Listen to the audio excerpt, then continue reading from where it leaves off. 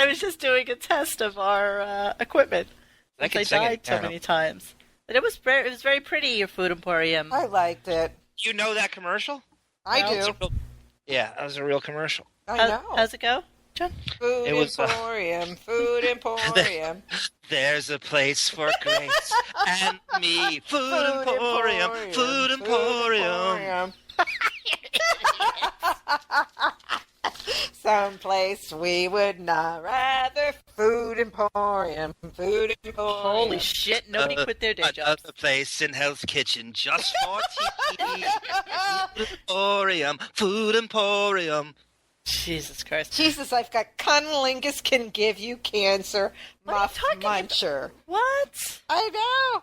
Swing back. Okay, hi everybody. It's RadioGunk, and as promised, we're doing our 2 weeks worth of week in review since we didn't get to it the other night, since we had that scintillating interview with Reverend Bob Levy, who I just found out is not Jewish. Did you know that, John? I know. I've been thinking about that for 3 days straight. You know, I guess the mom would be a shiksa? Is that how that works? Yeah. Every Levy I know is a Jew. Your mother is Jewish. If Mama is a Jew. Right. Yep. So technically, okay, so his father is a Levy and his mother is Italian? Or is he kind of like a Eugene, like Ronnie?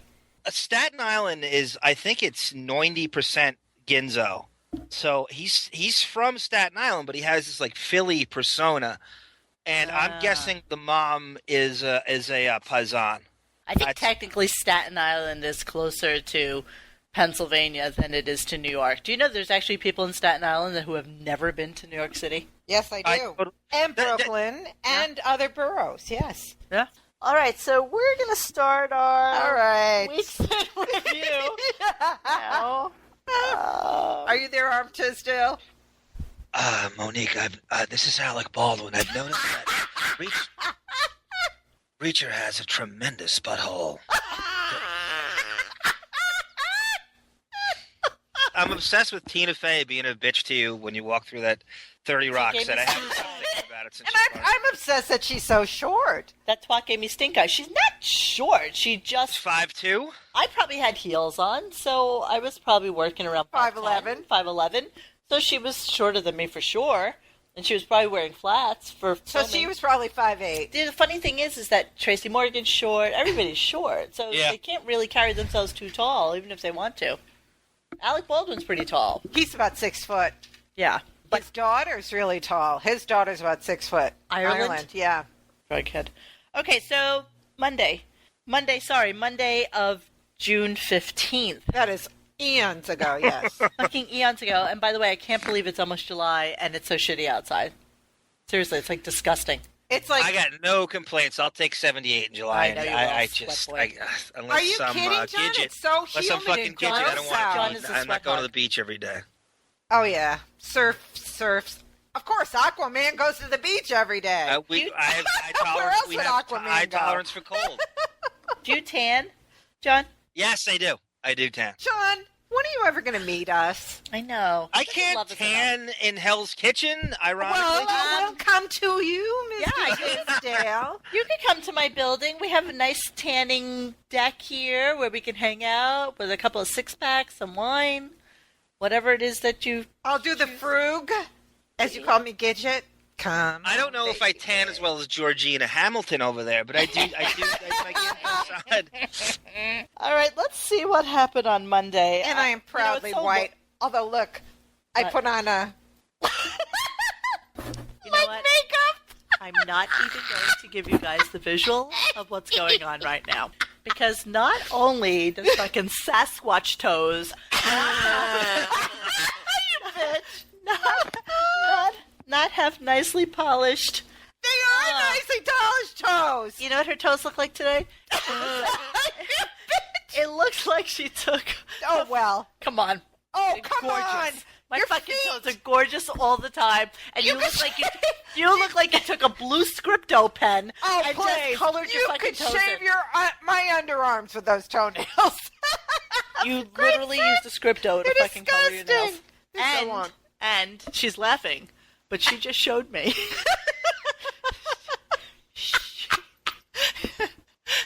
She just showed me her tea-colored legs. Her tea-stained legs.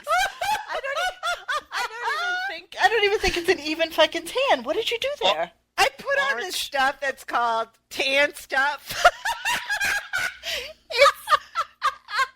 It's supposed to not streak. You look like a fucking spotted leopard. Seriously, I don't know what the fuck is going on I there. can tell people have Philtigo. Isn't that what Michael Jackson had? Tihigo.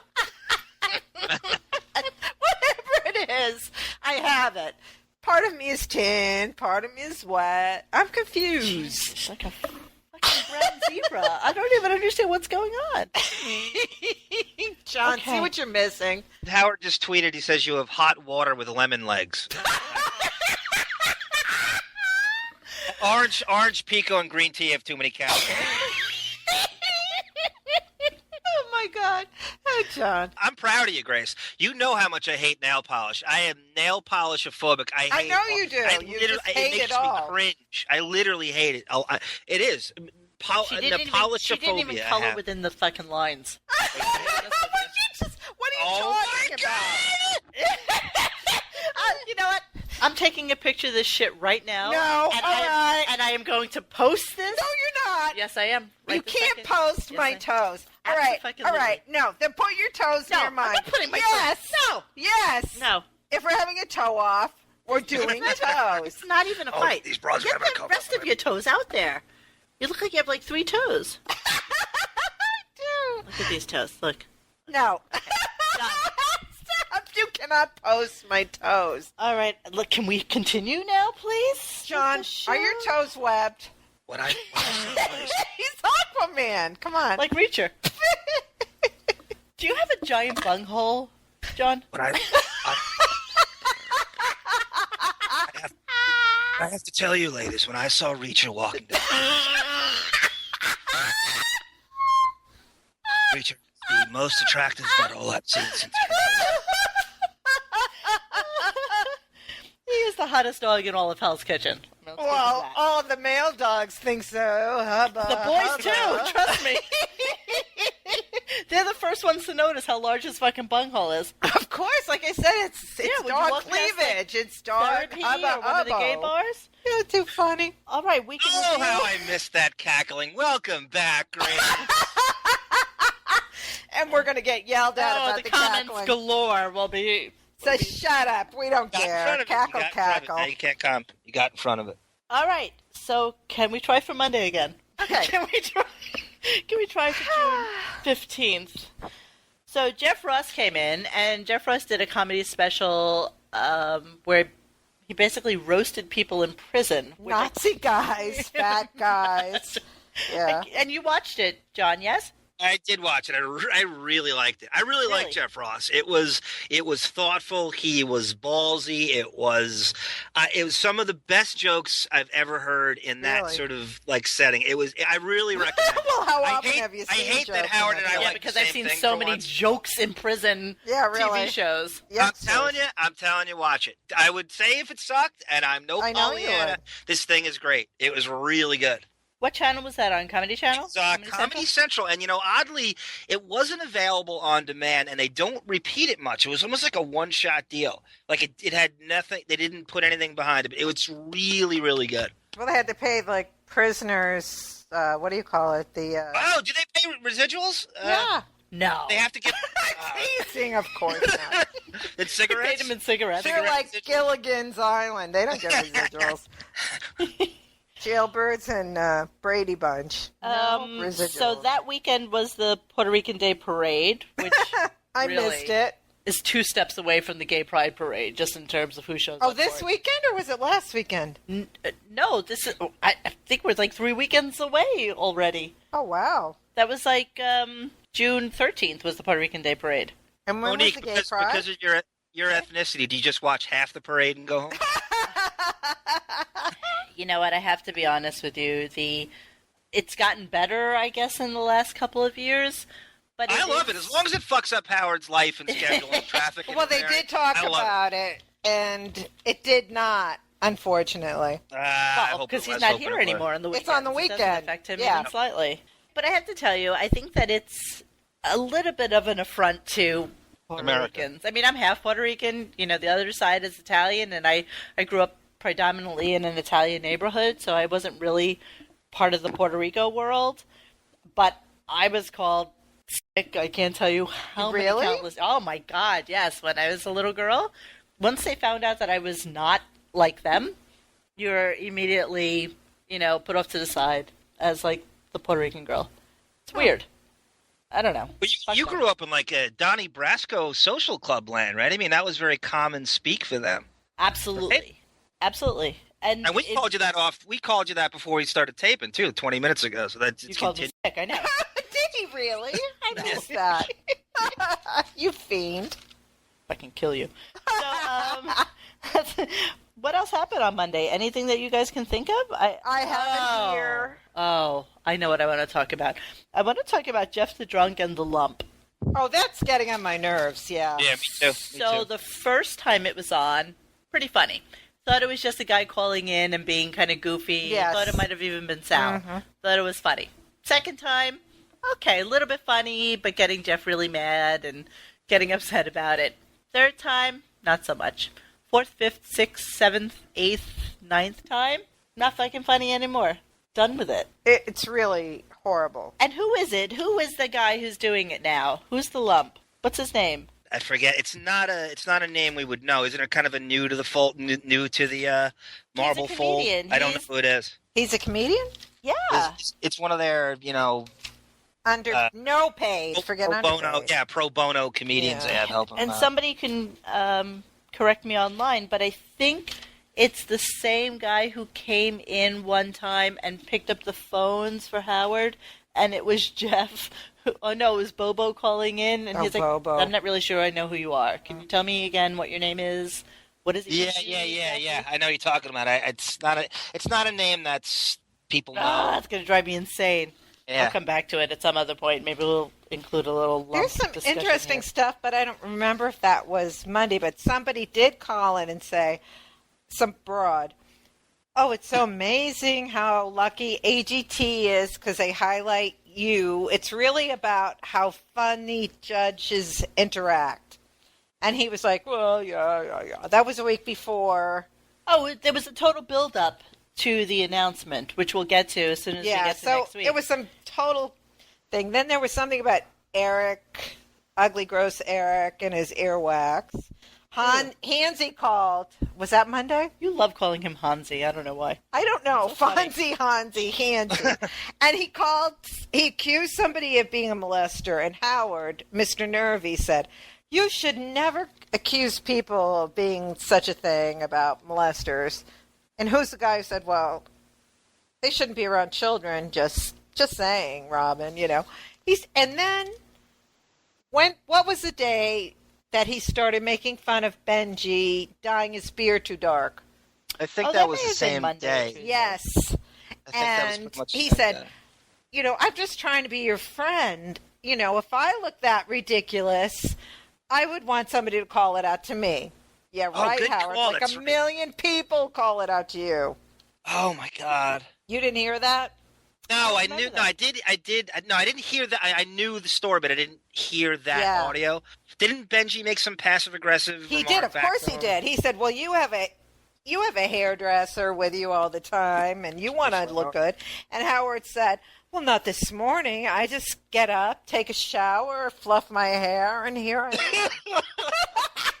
Just a casual guy, I don't remember any of this conversation. I got to be. You know what? I wasn't really listening. Me on either. Monday. But I It's a just- great that's day to good, miss. You 'cause can we look at missed it's horrible. certain It really things. is. You could say we're just slogging through this day. It's Well, in bullet points. slogging. We It did, looks but worse that was than a it good is one. like listening in bullet And points. no, but it was very funny because Benji did do it, and And I love the way. Okay, they started talking about season finale of Game of Thrones. oh yeah, Right, so he was The going nudity, yeah. on and on about how hot Cersei was while she was, doing that walk of shame back to the castle. Never even comprehending for a second that it was fucking CGI and that it wasn't really her body. Monique, that's the same walk of shame Beth used to do in 1998 when Howard was cheating on Allison, right? Yes, it's exactly the same. I don't fucking think she had a walk shame. of shame. That chick doesn't Shame. have an ounce of shame. Shame. In her bod. Good point, Dee. Yeah, not an ounce of shame. I'm going to go on to Tuesday because I don't really recall anything of any note that happened on Monday other than that Jeff Ross thing. Tuesday, that would be June 16th. Who was in? Oh, Judd Apatow. Judd Apatow. Judd Again. Apatow. Again. The comedy Again. freak. He loves stand-up comics and wants to be one. They talked about the chick that pretended to be black. Oh, Rachel Dolezal. Yes, which is fascinating to me in a way. It is kind of fascinating considering that most black people say that she's the best NAACP representative Really? they've had in a dozen years. And if she wants to be black, let her be black. And they interviewed some black people who said, hey, you know, gay people can be gay. A lot, and yeah. A lot transgender didn't can be care. transgender. Why can't she be what she wants to be? And you know what? All right. But you want your white woman, black woman thing going on? Knock yourself out. I don't care. Can we call her a wigger, or is she not qualifying in the traditional wigger She way? does Can we not call her wigger? qualify at all. She is She really thinks she's black. yeah. I think she's a actually bigger. psychopathic. I think Yeah. she's crazy. Oh, I think she's insane. We gotta hook her up College. with What's Chet it- Hayes. Howard. Isn't that- She is like a female Chet Hayes. The ultimate wigger power couple. You know, the first one. Yeah, but he in doesn't. He showbiz doesn't history. have like he doesn't try to have a natural and get really tan, go to a tanning salon and all that. You know, she really looked black to me. If you didn't tell me, I wouldn't know any different. I would think Ever. she has some white in her background, but I wouldn't think she wasn't black. Hey guys, on that show, were they talking about a send off for Richie Wilson from Howard TV? Was that the same show where I guess Richard Christie and Ronnie had gone to a send off for Richie Wilson and Rachel Fine were moving to the Howard TV people? It was a Oh whole. yeah. Oh, is that where Ronnie had his pace car there or something? Yes, yes, and And that's why didn't I Robin wanted to go just also? because of the Howard TV people. We found out Ganji, not on there. Somebody on Dogs had said Ganji is with the Dan Lebitard show. He's a sports guy. He's like a Miami sports guy for ESPN Radio, and Oh, I think Ganji is like one of the producer guys on his basic cable Dan Lebitard show. So now we Hey, found out what happened to Ganji, and I on don't think that they note- mentioned it at all on the show. On that note, is Lieberman just around now too? Lieberman, I heard they're going to do a Sour Shoes embedded thing. And what bothers me about that is Sour Shoes getting paid for this. You Why know on he's not earth getting would paid. Not. No, why would you let these people into your home Because he's exploiting pitiful. and not get paid for it? And they're making fun of him. Doesn't Let's he get live in with his contact with parents or Sour Shoes. something? Let's force him to pay him for this. Did you know John Lieberman had a heart attack? I found that out No. last week. Yeah, that's why he started taking care of himself. He lost tons Yeah. of weight. But I think that Lieberman... He's only 40. No, but I think, and I could be wrong, and we'll have to double check this, but I think Shuli's taking over for the embedded because I think Lieberman now has his own thing going on. I think Lieberman may not be with the show anymore. Well, he was there last he was week. on last week, right? Yeah. I don't He's know. not going anywhere. Somebody had posted that Lieberman has his own show now, and that he's going to be doing That some he's sort around? of CB with truckers kind of thing. Maybe he's doing I'm gonna look both into because that a I little heard bit. him pretty. We'll come back to it. But What else Tracy, you're happened? right. He sounds like he's 65 years old. He's he only 40. absolutely does. Jeez. What else? Somebody on Tuesday, of course, called in and said about AGT. This is a week ago, Tuesday. About And what? they said, you're so great on AGT. What would they do without you, Howard? Do you think the show would still go on? And he said, oh, yeah, the show would be fine without me. Yeah, I but, think, I think, Robin. yeah. I think it might be okay without me. but that was last week. Yeah, but meanwhile, I'd love to know the backstory behind this whole thing. Somebody and the whole, he knows from WikiLeaks. and the told whole him. Simon Cowell, Sony Yes. leaks thing. A riot. You know he had a 3-year contract. Probably the last 2 years when he would, Howard, are you going to sign again? Of course he was signing again. He didn't even have to re-sign. It was probably a 3-year deal to Had begin to with. be. Had to be. All right. I mean, let's- if you're NBC and the AGT people, what about that makes sense that he's on that show? You Nothing. uproot the show, move it to New York, waste Exactly. millions of dollars, and then the ratings drop, and then you got to deal with that fucking wiglomaniacal pain in the ass. What on earth Yeah, makes that's sense about That's that? a good On one. any level? Yeah. He also, I think, on Tuesday said how much he loves his NBA socks, and they're the only socks that stay. It was such a weird Was it promotion. this Tuesday or the week before? The week before. It was such a weird promotion for NBA. But then he was saying, I don't like sports. I don't care about basketball. I don't care about hockey. Yeah. And then he said, but I do like going to the games. No shit, Howard, because you're in the front row and your little trollopette wife, hussy, on the big old Tronatron. Twunt. You don't know, as an NBA devotee, how much just that I'm just cringing here, like, to the point where I can't even utter a sentence. I just sit here and I think about how much I deserve those socks. He should be wearing WNBA socks, to say the least. What is that? That's Oh my god! Giant Oh my god! That's the giant Titsoon lesbian. WNBA? What is that? It's the women's NBA. Oh, those tall lesbians. The ones that look like yes. Kiki's Those legs. poor girls. They're like 6 foot When it first started, they were playing all this girl power music as like its theme music. No way. Yes, it was horrible. How about I Am Woman? Helen Reddy, baby. Stupid girl, da-da-da-da, stupid girl, and their mantra was "We got next." Get it? They got next. No. Okay, you don't. What does that mean? You guys never played park basketball at Rucker Park when you say "We got next" and you're the team waiting? No, I don't know what it means. You're no Cheryl Swoops, guys. Sorry. This is what happens when you're in a room with estrogen. Like, we don't know from some of these things. No, Johnny. not at all. I'm sorry. I'm sorry, too. No, apology accepted. At least you have the balls to admit it.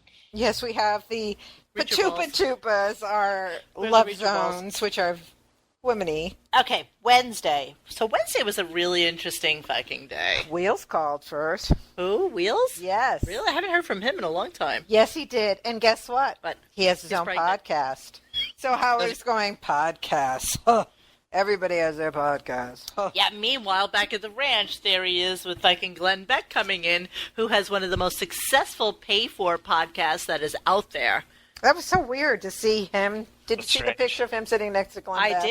I did. And Glenn Beck looked great compared to Howard, of course. Well, the Howard's jealousy- a Fox News shill, so there's something He going on does. with him. He and watches all right. day. I don't. Yeah, Weird. something's Yeah, he going on votes with him. Democratic. I don't 9 believe out of a 10 word he times. says. Yeah, I don't believe him either. all. I don't know. So anyway, so Glenn Beck comes in, which I thought was really curious. They had him in fairly... Oh, no, sorry. Let me start from the beginning. So he's, again, starting to bitch about having to be in Pomona for the AGT shoot. So he basically said What a he was out in the baby. fucking desert. Oh, boo fucking Sick as who. a dog. It was so hot outside. It was just so annoying, and I think. But isn't he always cold? He always wants to move fucking to cold. Florida. He's always Yeah, right, cold. guys. Manorexics always love to say they're sick and cold, right? That's like the humble brag about being Well, anorexic. it's like is women. It's you're like always women in New cold York. and- But you know what Fucked up happens? New Yorkers. You really do get fur. I had a friend who got down to 85 pounds, and you grow this like fine, Fuzz. beastly kind of fuzz fur. Yeah, you're right. All over her body, and I'm like, you.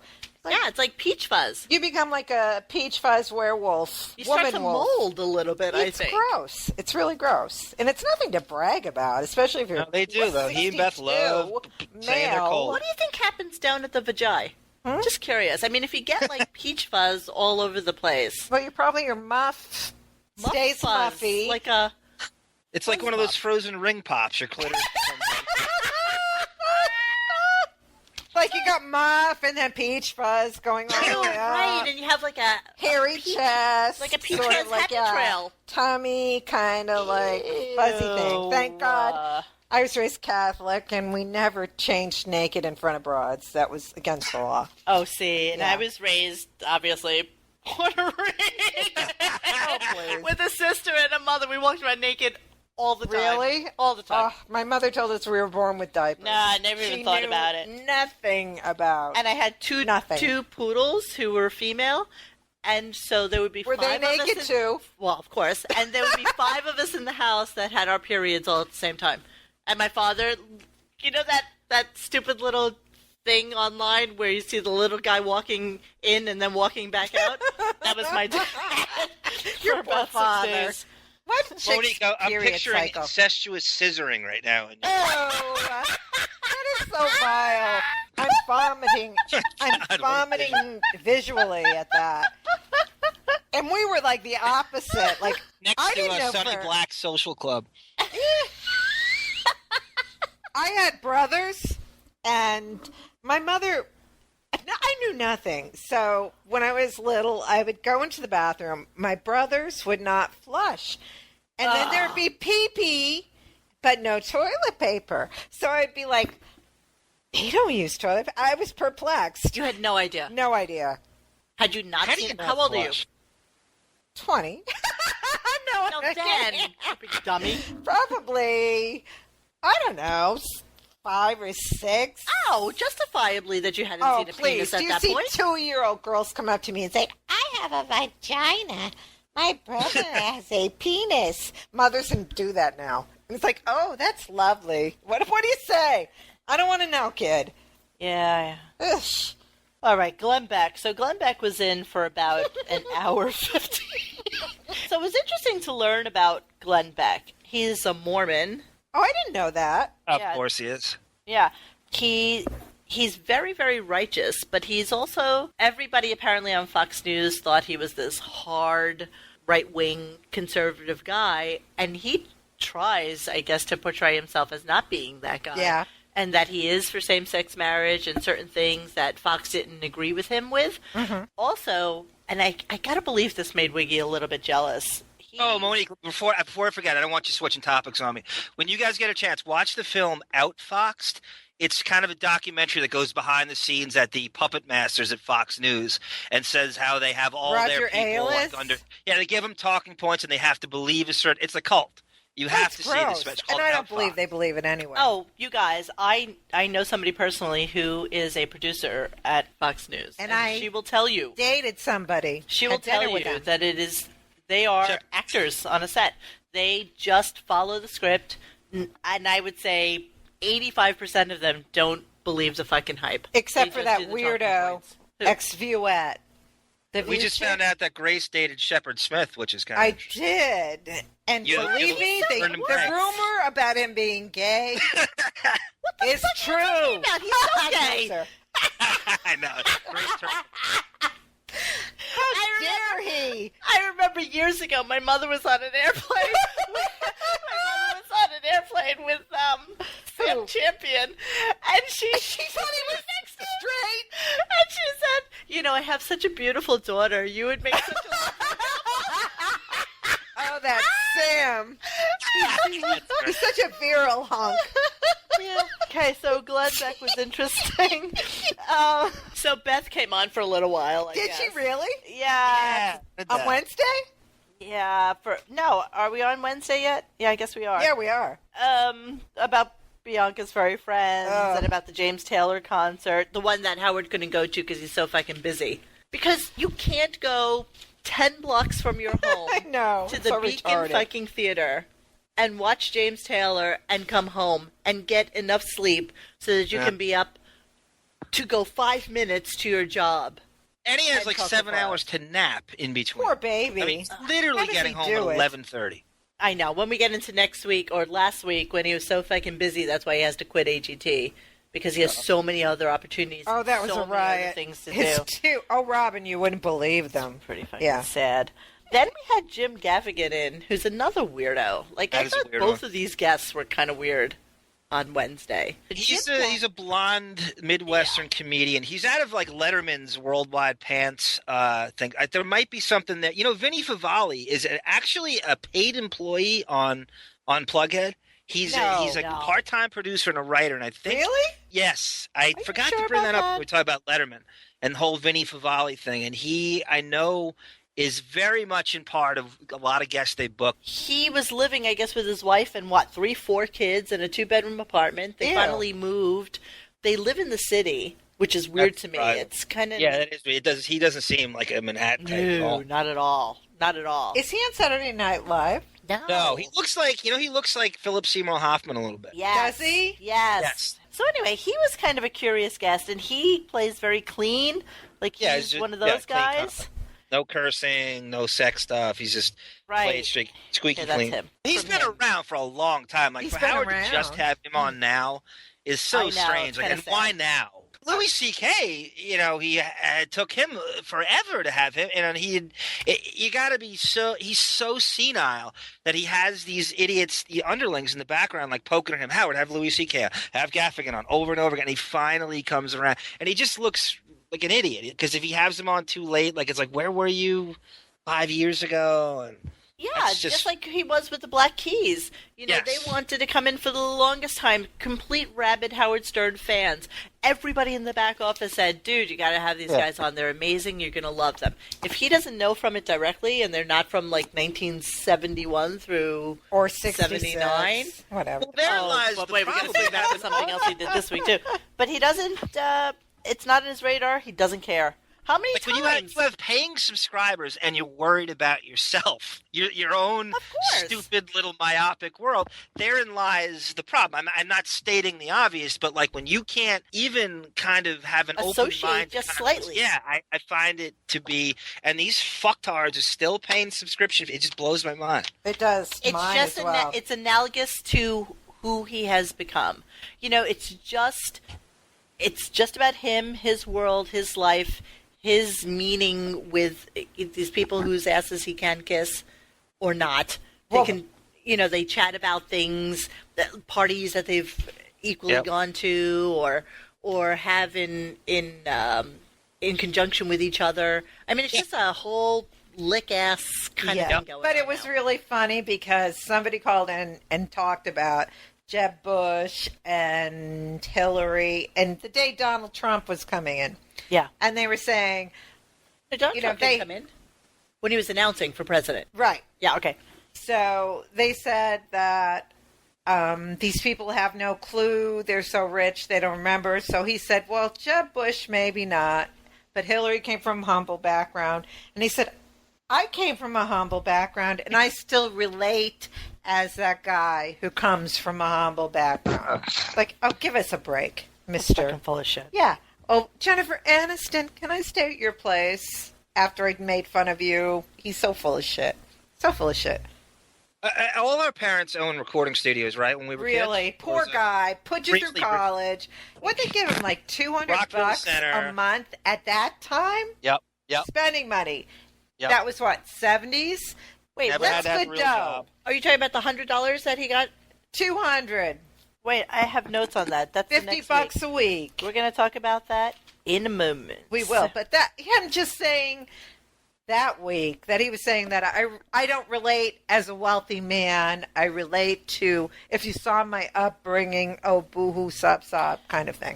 Yeah, because most people that we know could even afford a portion of the Manhattan home, let alone a $35 million home in the Hamptons and a $56 million home. That he overpaid $10 million for because Beth loved it. Yeah, and it was actually interesting. We're going to go to Monday's show now because I think that a lot of interesting shit came out on Monday's show. I took a lot. First, he was talking about his Florida place and how much he's dying there. to be there. Stayed there how as often well. he's been there in the last couple of months, and Because how they're much he always loves cold. it. He was bragging how we have no idea how often he's been there. Like he goes there and Yes. we don't know. Somehow he's fooling the audience into Or how Robin, many because times. Robin said, you've never been there. And he said, yes, I have. Many times. Yeah, so he takes the private jet down there, and with Beth saving fucking pussy and. Yeah, and then bringing them back to New York. 'Cause that Piscataway. just makes sense. Yeah. So let's start off with Monday Show. Okay. I thought Monday Show was singularly one of the most interesting shows he's had in a very long time. He did a couple of repetitive bits, but then he went into talking about Father's Day, That was good. and that he didn't visit his father because of traffic, but he did send him a gift. And the fact that he can't go visit his fucking father on Father's Who is Day. 90 what? I mean, I flew to Florida to see my father on Oh, Father's good for He's a Day. disgusting pig. And he can't have a driver take him to just go visit Yeah, his parents like he for an hour Really? or whatever. shame on him. It is Let me tell you shameful. something, guy. Just give you a perspective that you don't know Long Island that well. His parents live in, I think it's Rockville Center still. Rockville Center is seriously, it is about 15 to 20 minutes from Manhattan. But what if he was in the Hamptons? Either way, That you could do it on the way home. Either It's way, Father's Day, on his way he gets home. a Let's go chopper. say You hi. get a chopper and come into a fucking Nassau. Either way, it's repugnant. It is repugnant. Shame on him. Shame, shame, shame. So he started out the morning talking about his time in college. Right, and so that's what you were getting Yes. at. He actually did say that he was getting like $100 a month. Are you sure it was 200? I think it was I don't 100. know. I thought it was 200, but I think it was. And so that's why he was saying he couldn't really afford cigarettes and all the stuff that he was doing. Yeah. And he would go out with his friend Dr. Lou, who was much more handsome than he was.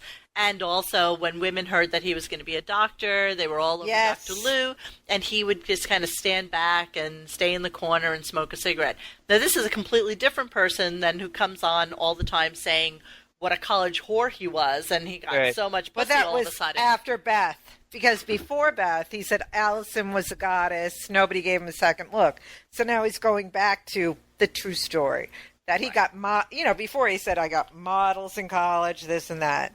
So he got like the hottest girl in the dorm or some shit like that. Yeah. So, interestingly, he said he quit smoking and drinking coffee at the age of 19. So he never went back to smoking? I don't think so. Coffee? Because I recall him He smoked heavily.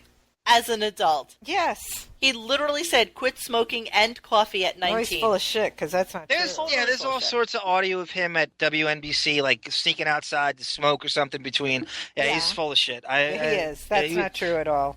Yeah. So that I thought was interesting. Then he went into this complete tirade about how Brian Williams deserved a second chance. Yep.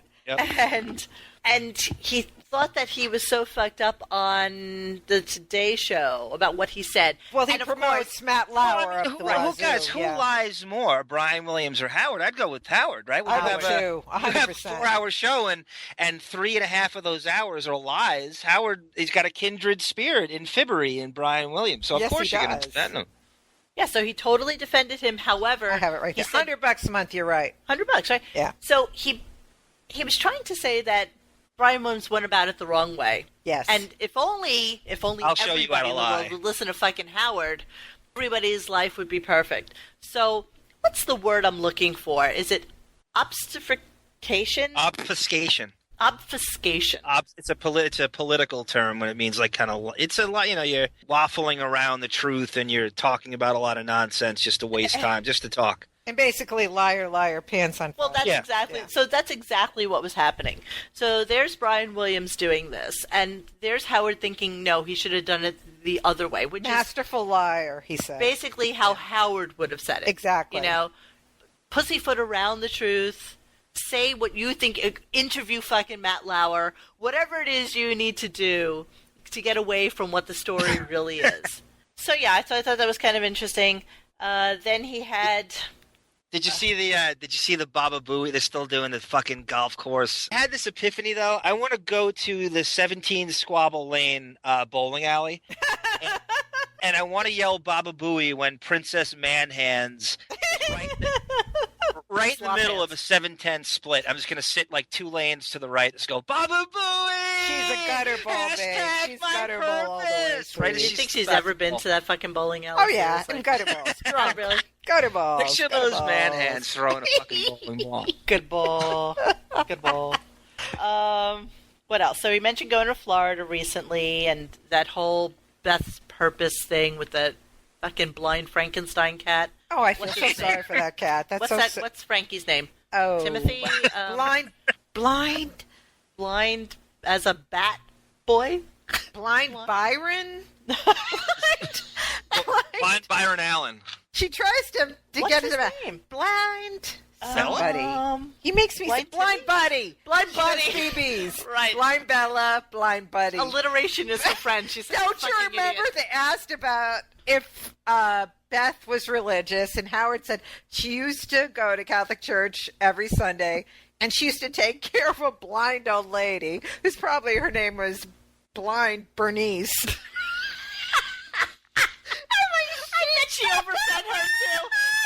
I bet she just like shoved food in her fucking mouth. Just to I shut know. her the fuck Just up. imagine. Poor Blind Bernice is probably dead now, so you can't take She pictures. took care of her, my ass. I went there once a week with a fucking bagel. Here you go. Here you go, Bernice. But like Frankenstein, I think Frankenstein Kitty is going to be the next book because she's really thinking about keeping him. I mean, he's really fucking blind. Like, literally, you should. I saw it. Made me sad. He Stitches in literally his has eyes. X stitches Oh, over it his made me want eyeball. to cry. It was like an evil Nazi experiment. I was so sad. I just was like, Dr. Mengele would have done a better job. I was so sad. It was horrible. Oh, my God. Poor blind buddy. Yeah, it sounds like it, because she did say something, I think, on her Instagram, that I think it would be a book. What do you think? And where's that rug, Yoda? Where the fuck is Yoda? He's yesterday's news. Where's Appo, who's dying? But I know the other ones are like fat and dying, but Yoda was like the king of the prom for the longest time. Hey, he's yesterday news. And she doesn't She need gave him him, anymore. I right? gave him No. to Dominic Barbara. Cat for 2 for 1. I feel for Yoda, guys. Stop for Yoda. Maybe now I can come back on the show. Probably so true. Okay, so he also talked about, oh my God, this was funny. So he was talking about being out in the Hamptons. Oh no, he asked Fred what he did for Father's Day. And he said that he spent it with Allison, Tess, and Allison's mother. Uh-huh. And he then took the bus back into the city from the Hamptons. The Jitney, right? The Hamptons He Jitney. takes the Hampton Jitney, right. So here he is, actually normal guy, which Howard can't comprehend for a fucking moment. You know. I don't think Howard's been on a bus in his life. No, I don't think he's going to. Guys, are we absolutely sure that Fred is with his wife? Was she with? I mean, Well, is We're that? not sure. They do have There's a a place house out there. there, so there's a good chance that they're there It's for quite the summer. feasible, right? She Yeah. doesn't work, takes the kids out to the Yeah. Hamptons for the summer. So could And be and how did he get to the bus too? So somebody had to drop him off. Right. It had to be. Get to the bus. It, He That's gonna be hitchhiked. Fred. Right, so then another planted call came in about what he's going to do about AGT and what's happening with AGT. You know, building to the build-up. Building to the build-up of what's going to exciting. happen. I was so excited. He said that he has so many offers, he doesn't know what to do. So, knowing probably fully well on Monday that he wasn't going back to AGT, How funny it was, he's just though. doing the build-up to the big announcement, which wasn't that big because nobody gives a shit about But it. the funny thing was also about the Father's Day, they had kids saying Oh, the most annoying things. What about annoys their them? fathers. Well, why don't you have your kids saying the most annoying thing about their horrible manorexic, wig-wearing, horrible, selfish bastard father that you never get a card for? Great point. Where do you think cheating on mom with an Arab escort would rank in that whole thing? I don't think it would rank. If you interviewed They knew she was bimbo. Emily, what do you think? Mom getting cheated on by Now, some who's the fucking Jewess? cunt. I know, we're always very confused about which one is Emily and which one Emily is a Jewess. Emily is Juja Jew. Yeah. Jew. She supposedly, on Father's Day, had dinner, or probably With 2 her- o'clock with him dinner, and Beth. with Beth, Shocker, and Howard. And that's when he said he told Beth, because they're always cold, to bring a wrap. Oh, And right. Emily, Emily, the Jewish It was girl. Emily. Yeah, that was Emily. Yeah. Jew. Super Jew. Uber Jew. Yeah. She played Madonna in that Jewish play where she went, "My breasts, my vagina, my breasts are godly, my vagina," and that's how the Super Jew stuff started. That's I Well, mean, I she know that is a was super the- Jew times 20. John, is there Yeah. video of that? Is there audio of that? I know this audio. There's tons of Please but I pictures. never No, actually if there's saw audio, the I'm going to put video. it in. We're gonna have to dub that. That's a great idea. Come on, that's perfect. Okay, so I also thought it was amazing that, okay, they had these really sad clips of Underdog Lady. Like, Yeah, I she's think depressing. it's so exploitive at this I point. do too. That I'm Yeah, Does like, she I give good it for her. away? Huh? Does she sign away? I was thinking that when I was walking the cats in the hallway the other day. I really was about underdog lady. She only talks to Shuli too, right? She won't So actually he talk. must bring her like Little Debbie's and Meatball Heroes. Well, I heard she's like things like 300 that. pounds. Yeah, she loved the food. She had a big hots for Tim Sabian. He was very kind to her. Is that right? Yeah, she wanted him to march with her as Prince Charming in when she was Cinderella in some parade. Yeah. I don't know. I just think it's a complete exploitative. I do too. Does she know that she's going on the radio? Yeah, I think she knows. He has to tell her. So that's why I think by law, if you're recording somebody, you have to tell them that it's for broadcast. I think he brings her food. I thought it was also interesting that Shuli was trying to get embedded with Crazy Alice. Yeah. So I thought it was amazing that they're trying to rehash all these old whackpackers because they've probably lost so many whackpackers basically to the wind and to death and to whatever else. But Crazy Alice was saying, no, I don't want you in my house. You know, I'm very unhappy with who I am and what I am. But the reality is, who wants to be exploited that way? She probably lives in a she knows. She's substandard on. housing. She calls him out on that shit. She should be paid for it. She should be paid handsomely for it. Yes, you she know, should. Gay Howard. she's a beloved whackpacker. I actually I love Crazy her. Alice. She's got to be in my top 3. She is great. I love her. Alice. But you know what? They're not going to get to her. So fuck him. And fuck you with your free content. What else? Oh, so how Did you guys back to Fred just a little bit? I want to did you guys find it odd? Howard hasn't seen Fred's kid in 10 years. Yes. She's 12 now. Yes, She's 12 now. He lives 10 blocks. You guys know the terrain over there. He lives 10 blocks away from her. He hasn't seen his kid. I actually is that crazy find to it you? odd. It's so Howard. He didn't even look at Jimmy Kimmel's newborn. You know, come on. Then Seth MacFarlane came in. You know, I always love to harken back to when Seth MacFarlane first came in, and Howard had no idea what Family Guy was. No clue. Richard had to push that on him, right? Like for Richard years. Pushed it 100%. Have him on. Yep. And so that was kind of a boring interview. I mean, I know he's doing TED, and I know that's kind of important for the show. And then there were a billion commercials for TED after Seth came in. But it was another lackluster conversation with somebody he's had in 1,000 times and had nothing else to report. Okay, so that was Monday. Can I say, I don't know if this was Monday as well, but Howard was talking about his drinking, and he said some friend came to visit, a she, and wanted him to do shots, remember? Yeah. So I'm thinking it must be Vodka Whitney straight up, Cummings, girl. because who else would want to do shots? Rosie, Whitney Cummings. It had to be somebody that doesn't know him well, because there's no way that anybody can come to his home and say, first off, that's the fake story. The fact that he actually invited somebody over who insisted never that happened. he Yeah, I drink go with tequila that too. shots. It never Whitney actually happened. Cummings. No way. She knows him well, and she knows that he's not that guy. Well, if she gets drunk, let's face it, the vulgarity that she did at Jerry Seinfeld's house, Miss Gross, disgusting, didn't wear underwear, and suction cup pussy yuck, girl. That was disgusting. You know they threw that couch out immediately. We've laughed extensively about that, Grace. You know that. Yeah, but that's why I'm thinking it was her, because she probably got drunk. And funny, he said that.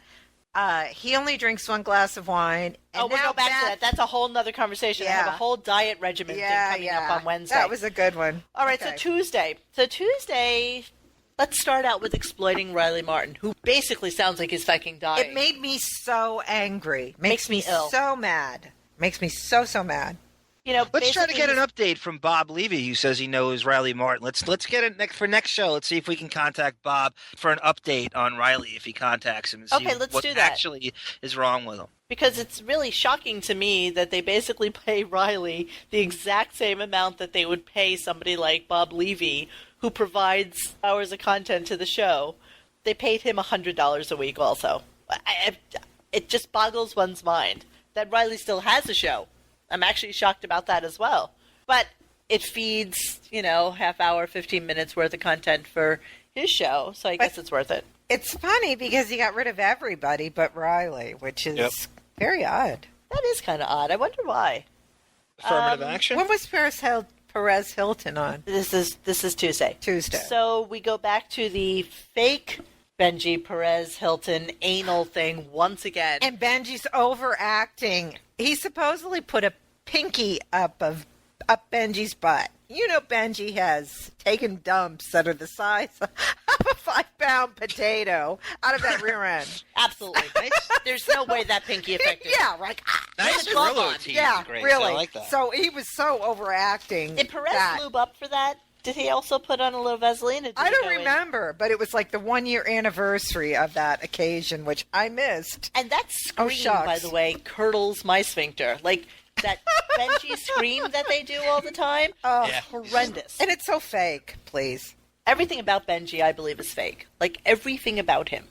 Except his sister, Is so right. which we will get to in another show. Yes, Jimmy Olsen. Robin Brunk, people at Dogs. Look her up. Robin Brunk. Well, I thought it was kind of curious that they whipped out some Tan Mom bits. It's like, Ugh. who needs her anymore? Oh, remember? Like pretending. Oh, Richard and Sal are pretending that they're getting blowjobs or they're Right. blowing each other behind Howard's console. And Tan Mom comes in. Doesn't Sal have some fake crush on Tan Mom? Yes, Isn't that the bit they're trying exactly. to portray? Supposedly hot for Buying Tan that, Mom. yeah. Oh, yikes. Fellow Tanner. What else went on that Ew. day? So Perez Hilton, I don't really have anything to say about him. I fucking hate Boring guy. Yeah. Can you believe he has 2 kids? him. No, Yikes. no. That was And then- Channing Tatum Day, though, wasn't it? Yes. Channing Howard was Tatum. like, Very big star. Your money to Riley. Oh, wait, I'm For sorry. that Can show, we go back- for that show, that's a huge booking. That's I gotta say, like that's for. That. I don't even know who I mean, he is. let's but I go guess to the I'm old. origins. How do you think they got him on? Let's not give the show credit. He's No, we Kimmel's give the buddy, credit to Channing that- Tatum, and then that- Big Jonah Hill. Yeah, but you know what? Channing Tatum's like, ew. Who gives a shit? Okay. But- Channing Tatum happens to appeal to women, which I have to believe most of the people listening to Howard Show, nobody could give a rat's ass about Channing Tatum. You know who I think Channing Tatum appeals to? Me. Gay men. He appeals to you? He appeals to me. Yeah, he's too buff for me. I don't like that. I think he's more buff now, but I'll tell you, my girlfriend insisted I come see Magic Mike with her, and not only can he dance, but he's kind of hot, and I'm He was a male stripper. I have no appeal to, like, the male stripper thing to me does Yeah, not it appeal grosses at me all. out. I went to Chippendales once. Oh my god. Oh, horrible. Ah, I think he appeals to people, and he probably wanted to come on the show, but maybe his press people didn't allow him to go on. Yeah, Like, I feel like he's probably been a fan of the show. But one quick thing, I'm sorry, I wanted to come back to. How fake was the Bobo thinking that Egyptian terrorists were after him? I've had that myself. That pissed me off. It was so fake. Wait, what was worse was that Shuli then, Yes. I guess, called him and started to breathe into the phone? Yes. And Oh, that Bobo was bugged thinking me. that was somebody that was tapping his phone? Oh, Are you yeah. kidding me? Horrible fake bit. Well, was it like when they had Bobo believe the world was ending, and instead of wanting to be with his wife and child, he came to the studio when they told him the world was ending and there was a bomb shelter. Fucking idiot. I mean, it was just Could he be that stupid? ridiculous. No, seriously, could he be that stupid? No. Yeah, I have No, a certain no doubt. one's that stupid. No one's that stupid. Bobo, Egyptian terrorist trying to get. Monique, this points to what Levy was saying last week, how they make you act stupid. It's the same exact manipulation Levy got in like 07. It's Right. the same. You don't think he's getting bullet points before he gets on the phone with them? There's no way he's just coming But they on. all do. That's why Yeah, you of think I'm course he obsessed is. with Miriam from Brooklyn. It has nothing to do with it. She Yeah. calls in every show That's her shill. That's to his shill. do the shilling for Howard, and Howard And Beth. then makes fun of her. That's her job. They say, okay, and she doesn't get paid, but She Yeah. does it As just for far the as we notoriety. know. yeah, I don't think so. Well, Who I does he look pay? forward to when AGT is here in the city at Radio City Music Hall this year, because I am 100% going over there to interview Marianne and all the That's rest of great. the sycophants that hang out outside. I'm curious about their opinions on the future of his show. Let's go to Wednesday, which just fucking blew me away. Oh, that was Bat Oh, Dance and it's Wednesday, right? AGT. Howard went on about how basically Prince, Oh, yeah. his opus, was something called Bat Dance. Are you fucking kidding me? So strange. That So was so this was the strange. music from the Batman movie of 1989. Yes. And he started playing that and just talking over it about Prince and how he used to dislike him and that it's not his kind of music. But when I heard this, This was the most amazing music I've ever. The best soundtrack ever. It was like that classic, cheesy, almost disco with words thrown in, and nobody could believe that he was fucking saying this. And then, so he then asked Robin, "Well, what do you think the best soundtrack ever is?" Now, you could come up with a bazillion things. Saturday Night Fever, Flashdance, so many things. She says... West Side Story. She says Shaft. Sound of Man. Who said Shaft? Robin, The one behind the glass. Well, I do love that song. That's the best soundtrack. Shut your mouth. I love that. As she's concerned. Oh, my. So That's funny. Then he made his big announcement. So some caller calls in and says, "Oh my God, AGT had me in tears yesterday. So emotional." The sad story, Like, are you fucking kidding me? That's like crying while watching the Brady Bunch. Like, seriously, who cries while watching AGT? Who? I would say the executives who saw the ratings when Howard. Really? Exactly. With Howard. The executives who are paying this man $15 million. There's a balloon floating on like the 40th floor. Do you see that in Manhattan? Look at that balloon. Cool. I'm still thinking about how much I hate Prince.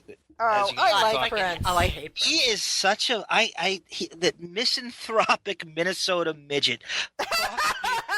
Nice. I hate him so fucking much. You know what? He's a fidget. You ever Like watch Marie Purple Antoinette Rain? Heels. They're so weird. Yes, right. It's His horrible. acting is so bad. That movie Purple Rain. But the music was that was phenomenal. a huge the music. The When music Doves was Fly. The whole thing was fabulous. It was like his the acting Grease makes of that Beer year. League and Ooh Super la la. Twink look like fucking Shawshank Redemption. Yeah, well, that's so why he didn't bad. quit his day job. Oh, did you guys see? He also Howard had this thing, new recording of him when he was a child. Yes, and and his they mother wanted him singing. to sing. And that had to be planted also. There's no way somebody would call in about new recordings. But it was a riot because Howard was such a pissy little shit when he What was a a kid. spoiled fucking brat, right? I mean, Oh, you could I wanted to that smack him. translate to I want adulthood. to sing that song. I want to sing this song. Yeah, he was such a whiny little bastard. Right, but we missed the biggest part of the whole show was that he's not coming back to AGT. And Which I how love. sad the world is. Yes. Oh, world it was is in mourning. It was all over the place. Yeah, it was How- like And it horrible. actually was. How long did It you give it was. before he sues them? Before he sues AGT now? Once it finishes playing the live shows. Yeah, I'd just- say September or October. Just as a segue, we have a really great show coming up soon. I'm not really sure when, probably in the next couple of weeks, entitled The Litigious Howard Stern, Lawsuits, where we're just going to uncover a bunch of his lawsuits and kind of delve into that a little bit. So that should be really interesting. So all you legalese out there who, we'd love to have you on. Yeah, absolutely. Let's go into Howard's new diet. Cut down on fish? Okay, so here's what happened. So apparently he went for his yearly checkup and found out that his mercury levels were a little bit high. And I think it's because he basically eats salmon What would Charlie Twice- the Tuna say? Yeah. twice a day. Totally, yeah. every day. And so apparently his mercury levels And were going beautiful super sushi. high. And he now has to figure out different meals to eat. And he's such a fucking creature of habit. So he decides that what he's going to do for breakfast is to have yogurt and granola in the studio. But he can't figure out exactly how he's going to get the yogurt and granola to the studio. What a baby. Because he was a little concerned that the granola was going to get soggy before he was able to eat it What with a the yogurt. baby. So let's talk about his 2-minute, 5-block commute to the fucking office. And the fact that there's probably a refrigerator there where In he can every bring the yogurt room. in Yes. 3 days Yes. and keep the Got- granola there. Guys, What let's a set it freak. up for people who don't know the city that well. Howard lives on 101 West 67th in Columbus. Right. The Sirius Studios, you know this better than I do, Monique. What's the actual I street don't- and It's and 6th Avenue. It's 6th Avenue. We're and looking like at 50, it, right? 6th, It's right here. yeah. Like 52nd, 53rd? 53rd. All right, so it's 6th and 14 53rd. streets downtown he's got to go to, which takes 5 minutes. With a driver. Exactly, with a a driver. driver. It's And no nothing. traffic And at at 4 that o'clock in time the of the morning. day, Yeah, too, which nothing. is no and if you traffic. walk, max 15, 20 minutes. This is his conundrum. You know, how do I bring my breakfast in? And now what do I do about dinner? And what do I do about my food? So he doesn't eat chicken or turkey. Oh, God. but he'll eat eggs. So this is like a weird thing to me. So you'll eat the fetus, Yeah. but you won't eat the mother. 2 nights a week for eggplant parm, Yes. and then he'll do fish 3 or 4 nights a week. So that's 4. Why is eggplant like the anorexic like filet mignon? Why is that like the big? I actually like. You notice that every eggplant anorexic parmesan. loves eggplant? Like it's the big delicacy. Well, would you ever eat it 2 nights a week, every fucking week of your life? No, I would not. That's like a special treat, maybe. Yeah, what is that? It's yummy, eggplant parm. Of course it's yummy, but who eats My it 2 favorite- fucking nights a week? Not me. My favorite race too. He's got an eggplant sitting across from him. Who needs it, right? You got an eggplant in your show for 4 hours. Somebody figured out that his total diet intake on a daily basis is somewhere between like 1,000 and 1,100 Six- calories. That's pitiful. I go lower. I'd aim lower than that. I'm saying 600 calories a day. You know what? Then he should be dead. You should be dead. He's getting there. He's getting there, and that immune system shuts in. When you get sick as an older person, and I saw this with my dad, you need a little skin on you. You You do. It's better for you to have a little bit of the blob. Yeah, you need a little Because if you cushion get on you. ill, then you're going to lose the weight. I don't get him. And he thinks he looks handsome? I don't get it. I just Well, don't get it. because he has a wife who tells him so, because she gets paid to tell him so. So that's, I mean, really, what the fuck? His ego is so inflated at this point that I'd be shocked if it. Let's make a prediction on what we think his next entity is going to be. Oh, I think Thelma leaked that. Thelma of the Plughead fame What'd said she that. say? She thinks, and I think this is very valid, she thinks that Howard TV is going to segue to Netflix. Do you think Netflix really want him? I don't know. I don't think, I mean, I wouldn't if I were the CEO of Netflix, but I don't, Yeah. it doesn't, I mean, I could almost see them trying it. It's interesting. That would be It yet makes as another much sense place. as anything because he's too lazy to do anything else. And as we've discovered, they're filming shit in the. Why are they running cameras? If Are they're not? they? I didn't know Yeah. that. Yeah. Yeah, they got caught filming shit. Somebody on Dogs had exposed that, and I had seen it on one of the rag shows like Access Hollywood or Entertainment Tonight, and you could see Howard cameras rolling while they were on. So something's going. They've been filming shit Can for people months. really want to see that, though? I mean, No. let's be No, honest. What's going to be there? But there's nothing fun or funny has happened in the No, longest nothing. time. They don't even have. I mean, he nothing. spends 2 hours on interviews on any given day, I'm boring plays people. an hour of clips, and then 45 minutes of the news. I mean, what else is there anymore? Very boring. I don't get it. I don't get it. I mean, maybe it's an interview show, but then wouldn't that Perhaps. bastardize the serious show? Well, what would you guys guess then? What predictions? I do you have? can't even fathom because in my eyes, I wouldn't hire him for anything. He's failed at everything he's done Exactly. on television. But he brought 30 million people to Oh, that's Sirius. such and a he's crock proud of that. shit Did you hear also. that this week? Yes. Yeah, 30 million people. So I'm Yeah. very proud. Because they merged with XM, and all Yeah. those people were just dying to hear fucking Howard. yeah, Yeah. 30 million. I'm so proud of that. Listen, Robin. let's be honest. Sirius is a dying brand. It is. And then he's scoffing at podcasts. Well, I think the interesting thing is, I don't think he even asked Glenn Beck how much money he's actually making from his he didn't podcast. ask him. I don't think so. And It was funny. I heard last week he said, "I don't care what anyone's net worth is." When he was talking about Jeb Bush and Right. Hillary, Right. all you do is ask people how much Yeah. they're worth. That's all he cares about. Glenn Beck net worth. Looking this up for us right this second. Glenn Beck gets, his net worth is $250 million. Wow. And his salary is $90 million per year. Do you From know what? anyone who regularly Suck on listens to that. him? No, No, but I don't know. Anyone, even the most staunch conservative people. We're Do you New know Yorkers. anybody We who wouldn't listens know to him? anybody. no, we wouldn't. I can't. I don't. Yeah, you wonder where all that comes from. I don't. How or who? I mean, maybe the red states, the flyover states, or something is his big crowd. I don't know. But it's hard to fathom that could ever accumulate to that kind I of number. can't. I don't know a soul who listens to him. Me either. Well, but think about it. Even if he charges $5 a month and Yeah. has 1 million listeners, that's $5 million a month, Yeah. right?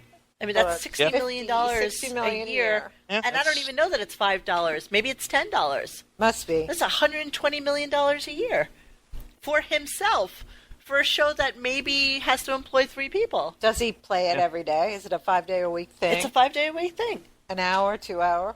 No one knows, Grace, because no one watches it. I'm telling you. But somebody has. I'm telling you, no one knows. No one can tell you. It's Dude, it's amazing. totally No one has any intel on this guy. He's making a shitload of money off of that, and I guess Howard didn't want to bring that up because he knows that that's a huge working profile for somebody. I mean, think about it. If Howard wanted to do a 2-hour show 4 days a week, he doesn't even have to tape it all at the. He can tape it all in one day if Just he don't wants yes. to. for it to be live. I You're mean, he right. can bang this shit out. Yeah. Bang out 8 or 10 hours. Yep. And do it on an ISDN line. He doesn't even have to be in the same room with anybody. Well, he was pretty much saying that he wants to move to Florida. And do this. With Beth, yeah. Yeah, so I think that there will be some sort of pay-to-play type of thing going on. You know, Well- he has that BlackRock deal, so Yeah. what's happening with that? Yeah. We don't know. what that. It'll be pretty shocking for him, perhaps, to see that he is not quite as popular as You know, he might think. I love hating him, but he probably does have enough people listening to him that he can easily make, you know, $50 million a year. Really? Yeah, I hate to say it, but it's Eek. true. I I do. can't imagine. Has Howard ever even uttered the word BlackRock though? Have we heard him? No. He doesn't. No. I mean, he's avoiding that, right? Is he called? No, he has all these great opportunities. That's code for That's his Moulignon Rock. Two companies really great opportunities that don't Robin. know about each other. Yes. Right. But And it's you wouldn't basically the believe same- it, Robin. It's basically the same deal. Of course. Right. Schwarzenegger was in. I kind of feel like the fake Schwarzenegger is just the same as the real one. Yeah. Like, Yes. I wouldn't know the Yeah. difference Yep. between the two. Yes. I thought it was interesting that he brought up the bastard child with the cleaning woman, Right. and Howard never pursued it. Like, didn't say another word about it. Just well, I let think it that kind was of sort flow of the by. deal. And then how Arnold blamed basically the marriage counselor Right. on the fact that his marriage ended, not the fact that he banged every broad but Maria. And It was more homoerotic than Sam Champion and Shep Smith towel snapping each other on Grace's mom's Southwest flight. My More mom. erotic interview. my mother hated to fly. But my mother did believe that Liberace did not find the right woman. I have to say that. I didn't know the Village People were gay. I mean, I was young. I didn't know. I met them. Oh my God. I They didn't were know. very nice, but flamers. I up didn't the know wazoo. YMCA meant bungholing in Oh, a fucking yeah, gym. yeah. Let me I tell was you young. Who the stories. fuck knew this? Mm. All of a sudden, you're like enlightened when you get to college, and you're like, Yikes. oh, Yeah, I know. right. Construction Bing, bing, man, bing, bing, Indian bing. guy. Cop. Fuck This, I know. that. Jesus. Yikes. So, yeah, body, so- body. Gotta feel your body. Yeah. That was a nice little babble fest there, Graceful. So That then I almost think like Mary... sounded like Cylon singing YMCA. We should have him call it and sing that just for shits and giggles. That would be a riot. Oh my god, I'm gonna text him right now. I thought it was really interesting. Mary Ann from Brooklyn calls in yet again, Of course. and this is so psychotic What's so to funny? me. I'm on the same thing as you. Marianne from Brooklyn. Love Mary Ann. So Love I thought her. it was really funny that she needed to call in to tell Howard that Beth was crying on Good Morning America because she gave away cannoli and Schmiedel. Biscotti. Biscotti. Cannoli and They're- pinoli. They're starving, these people. They are fucking Eat. starving. They're Everything's naming about their food. cats after food. But she was crying because Yes. she gave away these cats that she fostered for all of, 3 weeks? And these are the ones that they airlifted from Florida. All- And Lois Pope, Right. the widow of Right. the guy Right. who owned the National Enquirer, took biscotti or one of those cannellonis. Mozzarella. And it's all for the Hallmark Channel. Oh, right. It's all filmed, of course. Woofitarian of the Year Awards. I don't know what it is. It's like, Humane Society thing.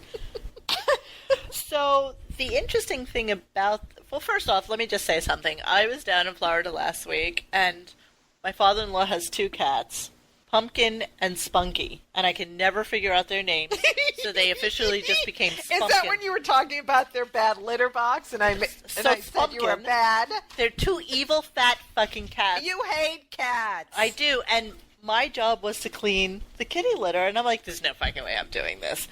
And You were complaining. I actually posted a picture of myself in a And full what face did I mask. say? I said, you are a mean, evil person who thinks all cat people are fat Well, all I and a know, bad cat sitter. all I said that. know is that I cried with joy, not with sadness, when I had to leave these two fucking cats behind You in an fiend. empty house. You fiend. I was the happiest girl in the whole wide world You're to leave Spunkin mean. behind. You're mean. So the fact that she cried over a 3-week, basically cat-sitting gig that she She's fucking full of had. shit. So anyway, here's an interesting thing. Howard said to her, if you cry, it will show your passion for animals.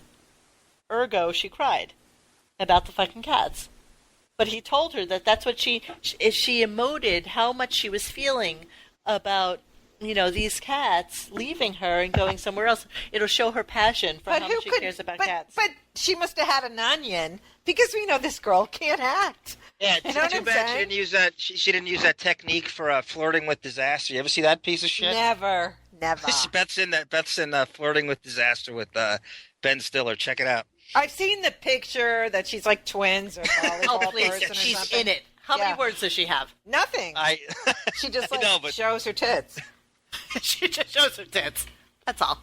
All right, I guess that's all that those happened. limited words ruin the entire movie. Trust me. Anything else happened that we... You know what's coming on? Because Marianne from Brooklyn said, the history of Howard Stern Part 6 is starting tomorrow. Quite exciting, and Howard feigned shock. I forgot about that. Marianne also said that, don't forget, you can bid on eBay to sit next to that Right. at AGT. Let's Oh, see the what- joy, kids. Let's see what that's up to on eBay Quit doing. right now. He said, I forgot about that.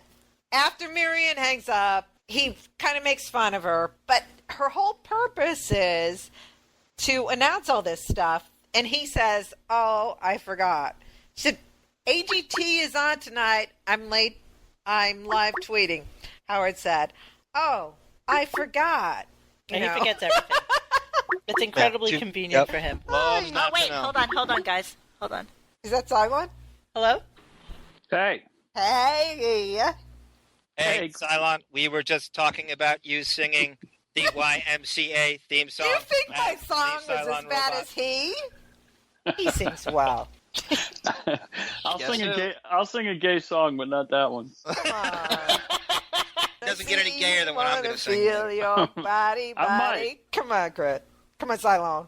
Now, let's not put them on the spot. Okay, Oh, no. don't put him on the It spot. has to be organic. Okay, sing a gay song for us. That's not YMCA. Let me think. How about some Smiths? Yeah, I love this. Go, baby. All right. He's so cute that he calls it to sing for us. Take me out tonight, where there's music and there's people and they're young and alive. Driving in your car, I nice. never want to go home because I haven't got one anymore. Take me out tonight. And if a double, this is where you sing.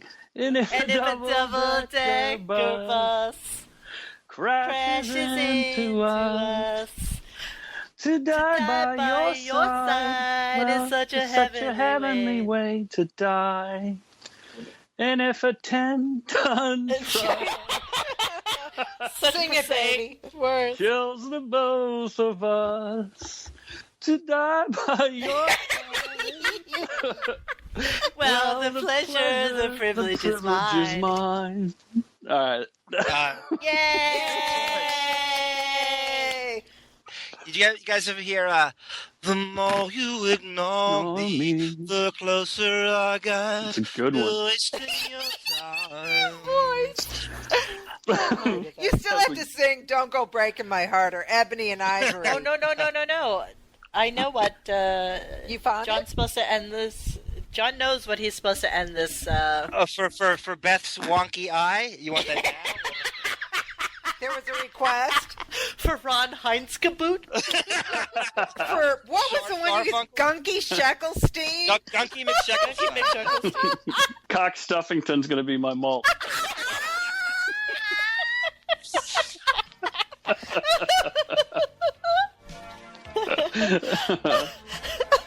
Go for it, John. We're going to wrap up with that. Come on. Okay, this is for Beth's wonky eye. This is Paul Davis's cool And he's night. a guy. He wants you to know. Beth Monkey. I sometimes wonder why all the flowers had to die.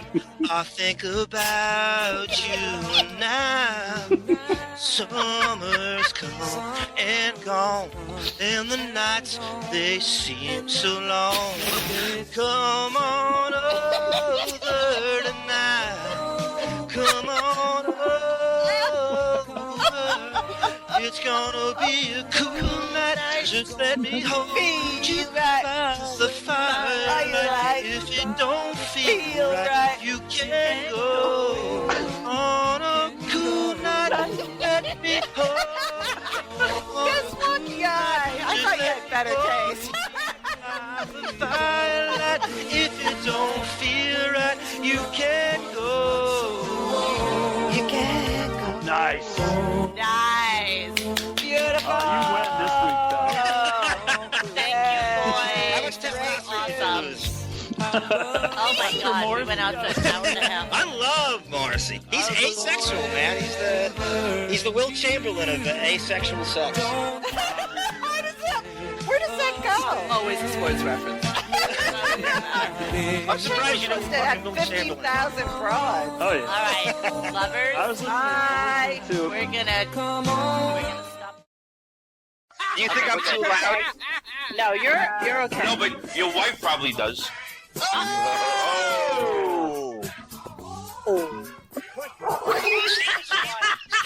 Steve is implying that if I have sex with my wife, my would-be wife, I'm the female in the relationship, and I make the most noise when we're having intercourse. That's what Steve. That would be sad.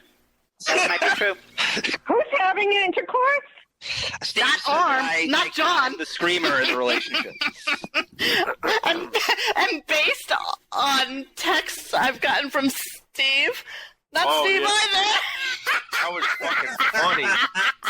That was funny as Summer hell. sky. Vintage summer sky.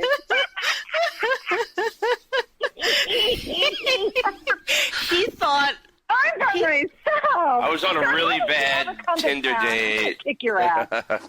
he was on a bad Tinder date with some girl who Some was like a Chinese true girl. Chinese. Yeah, right? she was definitely the president of the Continental Math League.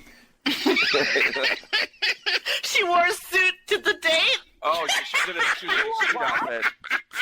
I was like, what the date? fuck? This is did she wear to not the date? gonna work. I bought her ice cream and then put her in a taxi. So wait, later on in the night, he texts me and he's like, so have a great trip to China. I guess this didn't work out. I'm like, what the fuck are you talking about? You guys. And then when she texts me back, I'm like, I'm blowing you up, bitch. Why are you texting me back? and then I I was wish like, her, really? I wish her avian flu. And then Oh, yeah. away. Too fucking funny.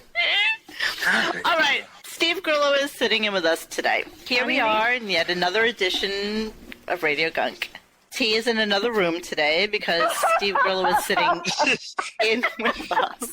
You stuck her in the bed, or stuck her in the closet like Really Bronx Tale. I'm like Robin. The mush, put him in the closet. Put him in the closet. That's it, you're in the closet too. Seriously, Grace, if you've listened to AM radio, that's exactly how it sounds. You sound exactly like AM radio sounds today. I don't even know what AM radio sounds like anymore. Oh, you're from 1930. That's all you listen to. Oh, shit. Oh, please. I don't listen to the radio. You love 1010 Wins and Cousin Brucey. Yeah. My cousin is on You that know the show. song. I Oh, can I tell you a funny story about Cousin Brucey?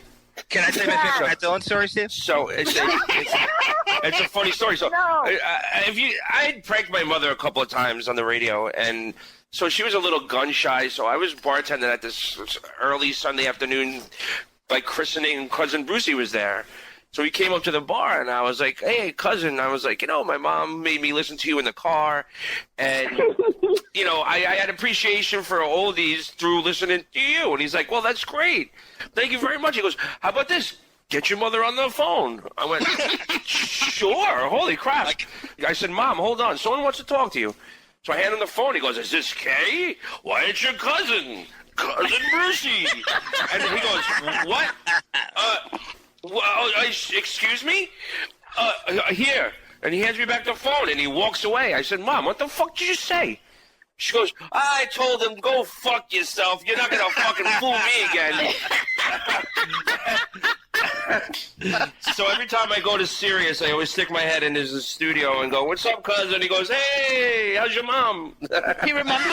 Yeah. I bet you that was the only F-bomb in the history of that show. That is such Well, it wasn't on the show. It was at the bar, but kind of show. He remembers me. Steve, whose hair do you think is more real, Cousin Brucey's or Howard's at this point? Howard's is real. See? Howard's is real. Listen, I worked there. I saw it for myself.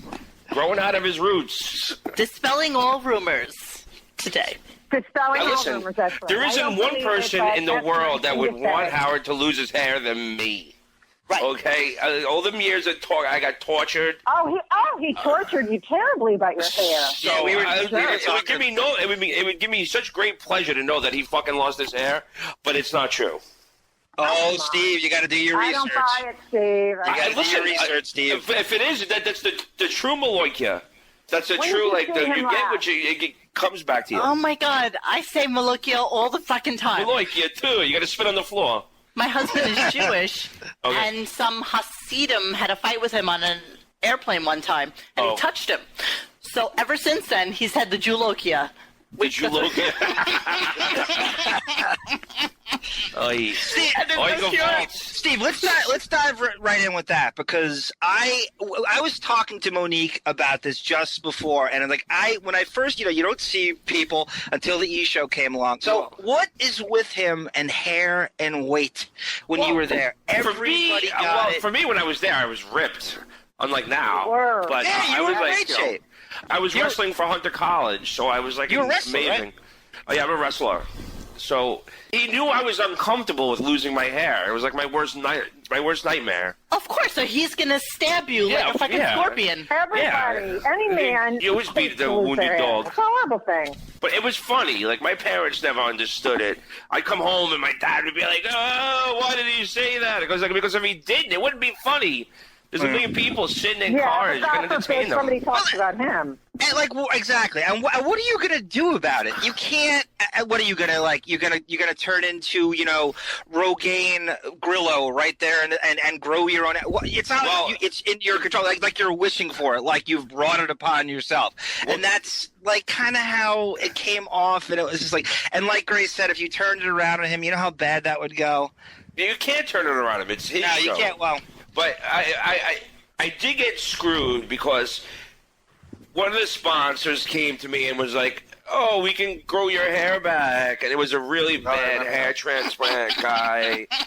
And he's like, Howard won't make fun of you anymore because we're a sponsor.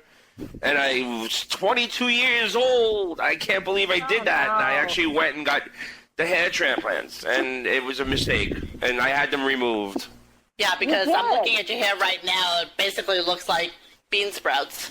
I can't believe they did that to you. What are you talking about? They're not there anymore. She is so charming. Oh, I don't. But I did get roped into that because it was like, oh, I got to wait for him to stop making fun of me. So what happened after that? Just No, he still made fun of me. I was like, wait a minute, they're a sponsor. What are you doing?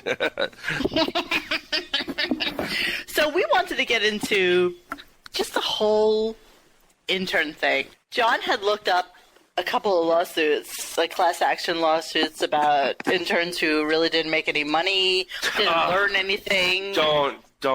Out of all of them, I was the one that could have sued them and brought them down. No shit. I didn't get paid for 5 years. Oh 5 years, At all. almost more than 5 years. At all. Not a dime. And nobody realized it. And the moment, one day, Chaunce Hayden brought me into his office, and he was like sheet white. And I go, what? He goes, oh, are you still getting credit at school? I'm like, I haven't got credits like since 92. It was like 96. And he goes, oh, you can't be here anymore. And I was like, what are you talking about? He goes, you have to leave. Because he realized that that's his ass. Oh, shit. And I walked Howard down. I said, Tom said I can't come down and back anymore. Is that when Howard goes, I'll fix it. So they started paying me $6 an hour. $6 fucking dollars. $6 an hour. This is New York City in the 90s. Like, it was different then. Like, today, Steve, would you not agree that you your parents have to be pretty much like a rich Jap from Long Island or North Jersey in order to survive? You can't Or you could be Monique. Hey, I don't know what's sitting in the lap of luxury up here. What was your hours like in a typical day when you were even then, like where it was basically what, 5 a.m. to 5 at night? I was a maniac, and I started a journal specifically because I don't think I would ever remember living like this. So I would get the radio station at 5 o'clock in the morning. I would work from 5 to like maybe 1 o'clock in the afternoon, go home and take a 2-hour nap, maybe go to another job or do a gig, and then go out drinking until like 3 o'clock in the morning, take a 2-hour nap, then go back to the radio station. Why? Why'd you do that? Because I was a maniac. I was working on the hottest radio show in the country.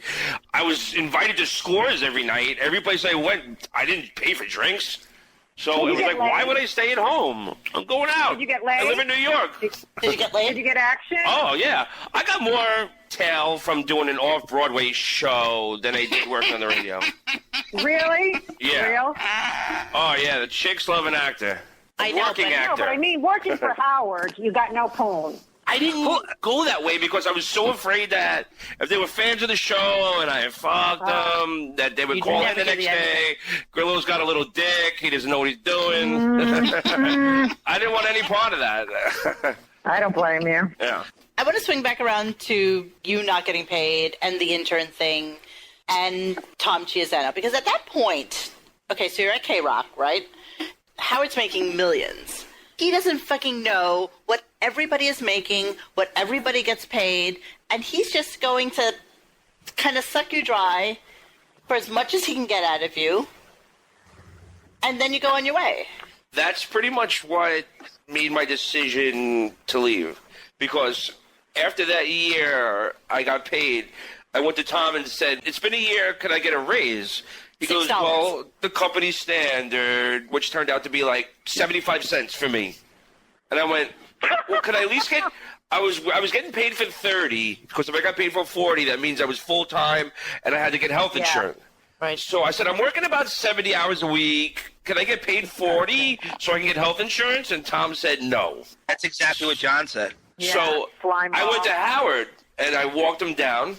And I said, I just wanted to talk to Tom about a raise, and he won't pay me for the hours that I work. He's not going to give me health insurance, and he told me that I have to leave at 11 o'clock every day. He goes, yeah, well, that's Tom. And that was the moment. Tom's Mr. Christian, right? Tom's Mr. like, take care of your brother, Mr. Oh, Religious. yeah. And he's Well, not he's worried Mr. about your health Catholic. benefits. He was Mr. doing what Catholic, he's Mr. put in the Religious. counter to do. He's not worried about your health benefits. Yeah. No. That's just inhumane. But when Howard said, oh, I'll talk to him, I'll go to bat for you, he did. He said, well, that's Tom. And at that moment I said, wow, I have to leave. I have to go. Good for because I'm going you. to come into work with a shotgun one day. But do you really think that Howard went to bat for you? No, he He didn't. did not. He wouldn't. He basically said that, no, that's Tom.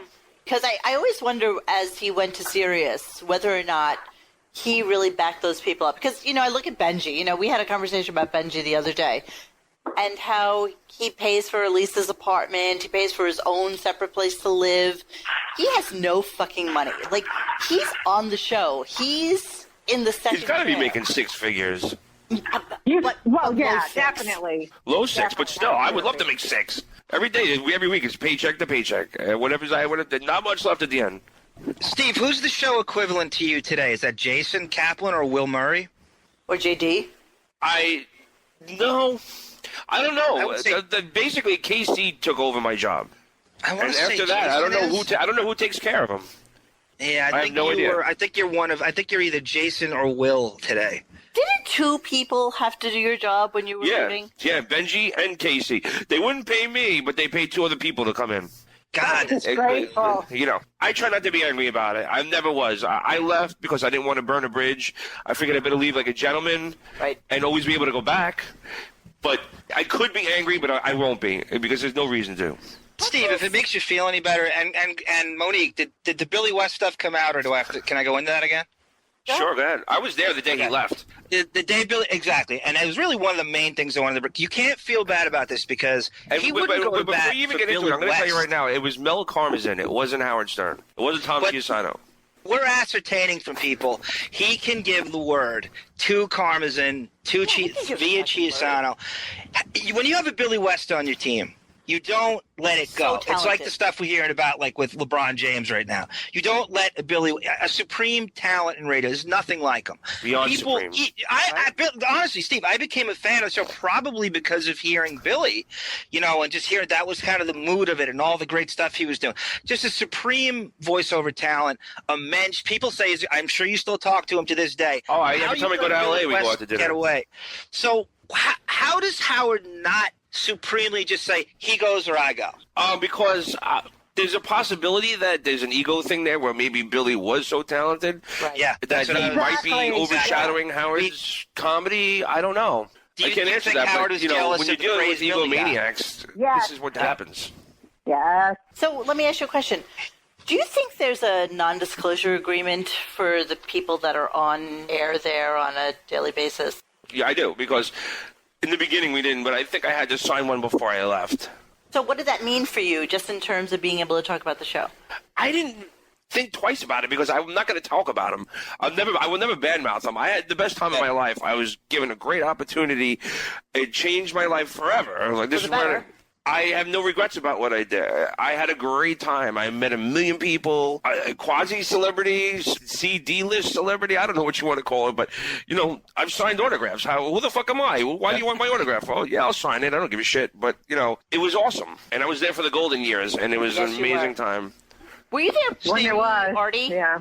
I was there pre-Artie, way pre-Artie. Yeah, you never saw him even as a guest, right? I think you missed him. No, I did see him as a guest because he came on one time with Norm Macdonald, and I didn't know who he was. Still there, right? That first one, you were still there for it. Okay. Yeah, and the funny thing is, Artie was on the show now. He's this big thing.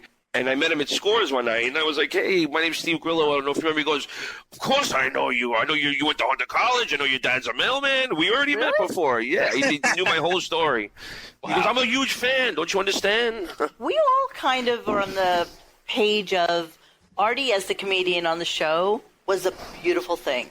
And then once Artie tragically left the show, that not having the comedian in the chair and just having fucking fleshy Benji there made the show a completely different dynamic. Because Howard's not a comedian. Not at all. He thinks No, he is. he's not funny on his own. No. He thrives off of people giving him back and forth and give and take and stuff Absolutely. like that. And so now the show has a completely different dynamic than it did when Artie was there. And I almost think that a lot of people went to Sirius with them because of Artie. They definitely I think did. there's a lot of factors where people went to Sirius. Maybe some people did because of Artie, but other people probably did because it's Howard. And you wanted to hear him be able to say fuck. Absolutely. Absolutely, right? I mean, But that also changed the dynamic of the show because he was so colorful in how he couldn't say those things about his descriptions about it, and then just hearing him say it kind of took away the fun. You couldn't say fuck for so long, and now it's like, woohoo! Right. He didn't do it for long, though. He doesn't say fuck. He doesn't say the C-U-N-T word anymore. He doesn't really say anything like that anymore. Yeah, he's a different sort of person, not but he's on Mr. him. USA. He's America's Got Talent. He's America's sweetheart. Where do you think he's going to go from here? What do you think I think he's done with AGT, and he's done with Sirius. So what do you think the future is? Me too. I think the future is whatever he can pick and choose whatever projects he wants. Listen, he's got more money than his kids can spend. Right. Okay? Yeah. Like he's got Rockefeller money. But do you think it's about the money anymore? No, it's about what makes him happy. And why not? If you're that rich, you live to make yourself happy. I think But he's not Sirius is happy. probably going to go the way of the wind, only because once cars start getting Wi-Fi in them and you're able to have Pandora or Spotify. Well, you can do that right now through your phone. You can, but once the car has it, it just makes it easy. Sure. So who needs fucking Sirius anymore? You don't. You're 100% right. That's why I'm doing the show with KC, because I think it would be a great thing, because there's nothing on FM that has that aspect of what the Howard did. You know, which is all DJs, tune in this morning. Yeah. But I want to do something with KC on FM, then bring back what we used to have. When they finally went to Sirius, K-Rock became Howard clones. It was an entire day of Howard knockoff shows. Actually, ironically, David Lee Roth was the only one that wasn't ripping them off. So the rest of the shows were sort of Howard knockoff shows. And they kind of don't work. Like, for whatever reason, it just doesn't. And I'm not saying – you guys have the cachet of the Stern Show, so I'm hoping it would work just so Howard gets pissed off. And I'm rooting for you, obviously, but just so Howard gets pissed off because he can't stand anybody that's even moderately successful. You know what the problem is, though? I think the working model that worked really, really well for Howard in the 80s and into the 90s is not really the profile of what people want to hear anymore.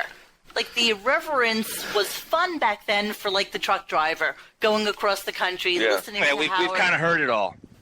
Right, we've heard that. We've heard prostitutes. We've heard them on the Symbiont. Yep. We've heard all of that shit. So what's next? You know, we all do podcasts. We all do all this shit. Slaughtering puppies? Yeah. You have to do, like, snuff films on the radio. Maybe we should bring back the old Amos and Andy show. Hello! And throw in a little puppy snuff just to giggles. I'm going to kill me some puppies now. Hey, Steve, did you ever meet that? We'll do a blackface puppy slaughter show.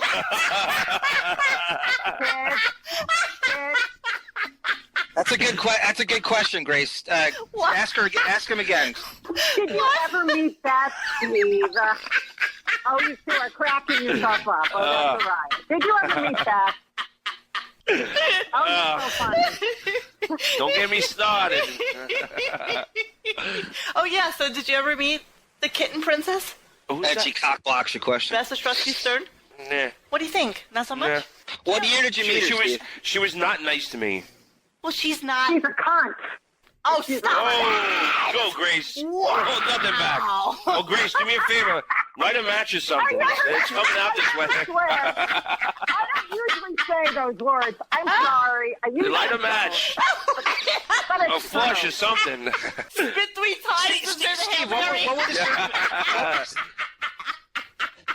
What were the circumstances you met Princess Man? Was it the premiere of the first one was that party that Robin threw for Howard. I think it was his 60th birthday. And Robin, Robin's a sweetheart. She's one of my really close friends. I love her to death. Really? Like, we were close. Were you ever her intern? Yeah, I was her intern. I was Howard and her intern. I did her news for her, and ran around like crazy for Howard, took care of the guests, answered the phones, had to deal with John. I love John to death, but he's fucking really hard to work with. Well, we had a discussion about John the other day. I think John needs to get his shit together. Yeah, well, he just tortured me. There was a whole show in the office. I was reading something on Mark Spriggan, and I was just laughing my fucking ass off about the time that he set you up with a acting audition. Yeah, and I nailed it. And the funny thing is, it was anytime something like that, like it was like on the air, that was like which way the bottle's gonna spin, and the bottle was on me, and then all of a sudden, like John totally ruined the whole joke because he had me actually do an audition, and I did okay. And the funny thing is, the woman that did the audition actually was an actress on The Sopranos. Are you kidding? Yeah, she played Rosalie Aprile. Oh, okay, yeah, Richie Aprile. Yeah, she was the one who auditioned me. Oh, wow. So all Howard wanted to get to was that basically you were fucking with them, and you were being a traitor to the show by going to California. I did go to California, but that was an excuse. I wanted to leave because I knew he didn't have my back, and I couldn't stay there. So I said I was going to go do I was acting. I did get a lot of stuff. I was on The Sopranos. I was on NYPD Blue, Law and Order. Weren't you on Law and Order? Yeah. Yeah, Good for and you. I was doing okay as an actor. I was AJ Stanton on The Sopranos. It was great. Yeah, He's doing Steve. okay. I was just talking to Monique about this. My cousin and I are very homoerotic. We saw Woody Allen's Celebrity together in a Manhattan theater. You in that? It's not as bad as Monique incestuous scissoring in Greenpoint. But Stop. You're talking my language now. I swear to God, Steve. My cousin and I both looked at each other. Were you a waiter in that movie with Winona Ryder and I got Kenneth to Branagh? Celebrity? No. I did You work weren't in on that? his Sweet and Lowdown. Oh my God! As a background. Well, I have Silent Predator on Blu-ray. Oh, you do. I know you're on not. that. That's funny. That's funny. What the hell is that? The funny thing is, I was going to go to Rayo's tonight, and that guy that's in that scene with me, he was in the scene with me, and he owns Rayo's. So every time I go up there, I go, "Hey, Frankie, remember me?" He goes, "No, sorry." I go, "You don't want to know where you remember me from?" And he goes, "What do you mean?" I went, "Silent Prey." He goes, "Oh, now I remember you." Frank Pellegrino, right? Frank Pellegrino, really nice guy. He was in a movie called Silent Predator, guys. It was nominated for a Silent Golden Prey. Globe. It didn't win. It's really underrated. Underrated. What are you talking about? It's horrible. my favorite is the guy who paid for the whole movie. Mr. Latherer. Wait, Steve, the are guy you who paid for related the to whole Frank movie. Grillo? We're screening the movie for critics and everything, and at the Tribeca Film Center, and I'm sitting next to a guy, and all of a sudden, like in the middle of the movie, the guy goes, and I'm laughing hysterical, and everybody's looking at me going, "Wake him up!" And I go, "Hey, buddy, wake up!" He goes, "Oh my God, was I sleeping?" I went, "Yeah, man." He goes, "Oh shit." And I went back into snoring. Sound like a fart too. I hate to say it. What was the movie about? You know, guys, that's a pretty good segue, Monique. We were talking about this before. Speaking of that, Steve, when, they launched Sirius. I'm just having a visual that I'm going to insert a clip from that fucking movie. Oh, yeah. It's on my acting reel on YouTube. It's on there. Hi, you live here? Yeah. You're not from around here, are you? I'm visiting with my dad. Your dad. He's a cop.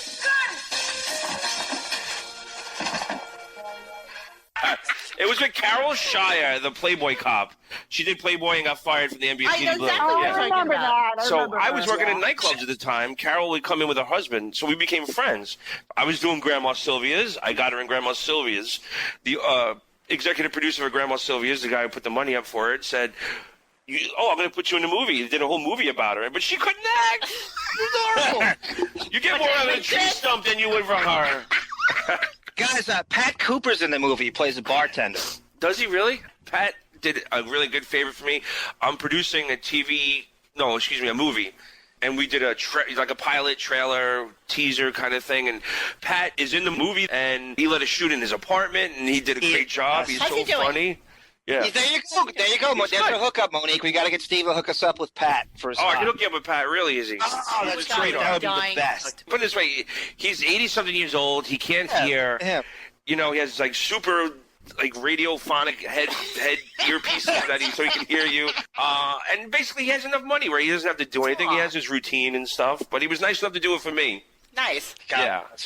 He was my favorite guest. Him and Gilbert. He was fabulous. Him and Gilbert. He was so Who good. both can't be on the show anymore. Nope.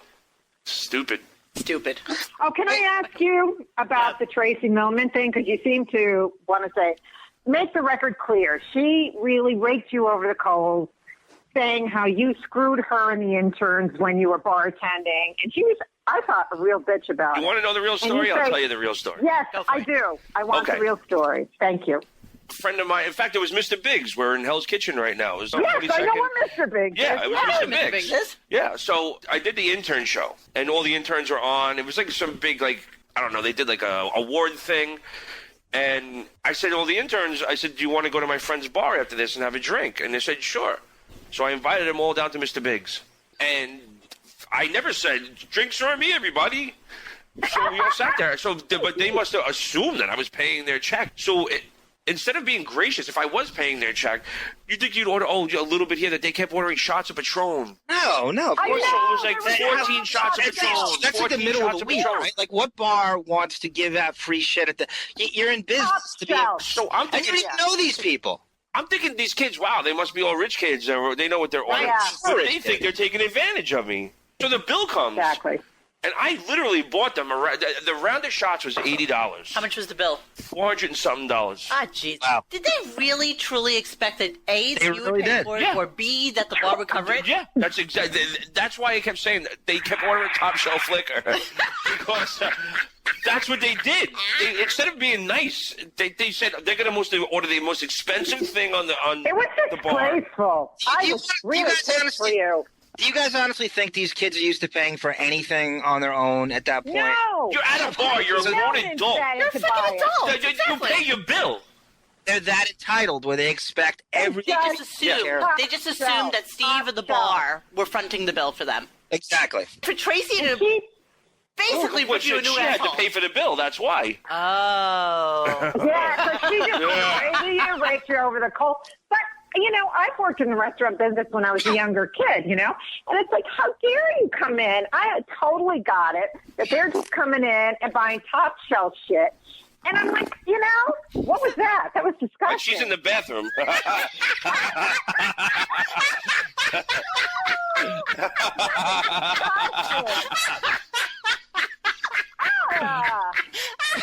Yeesh.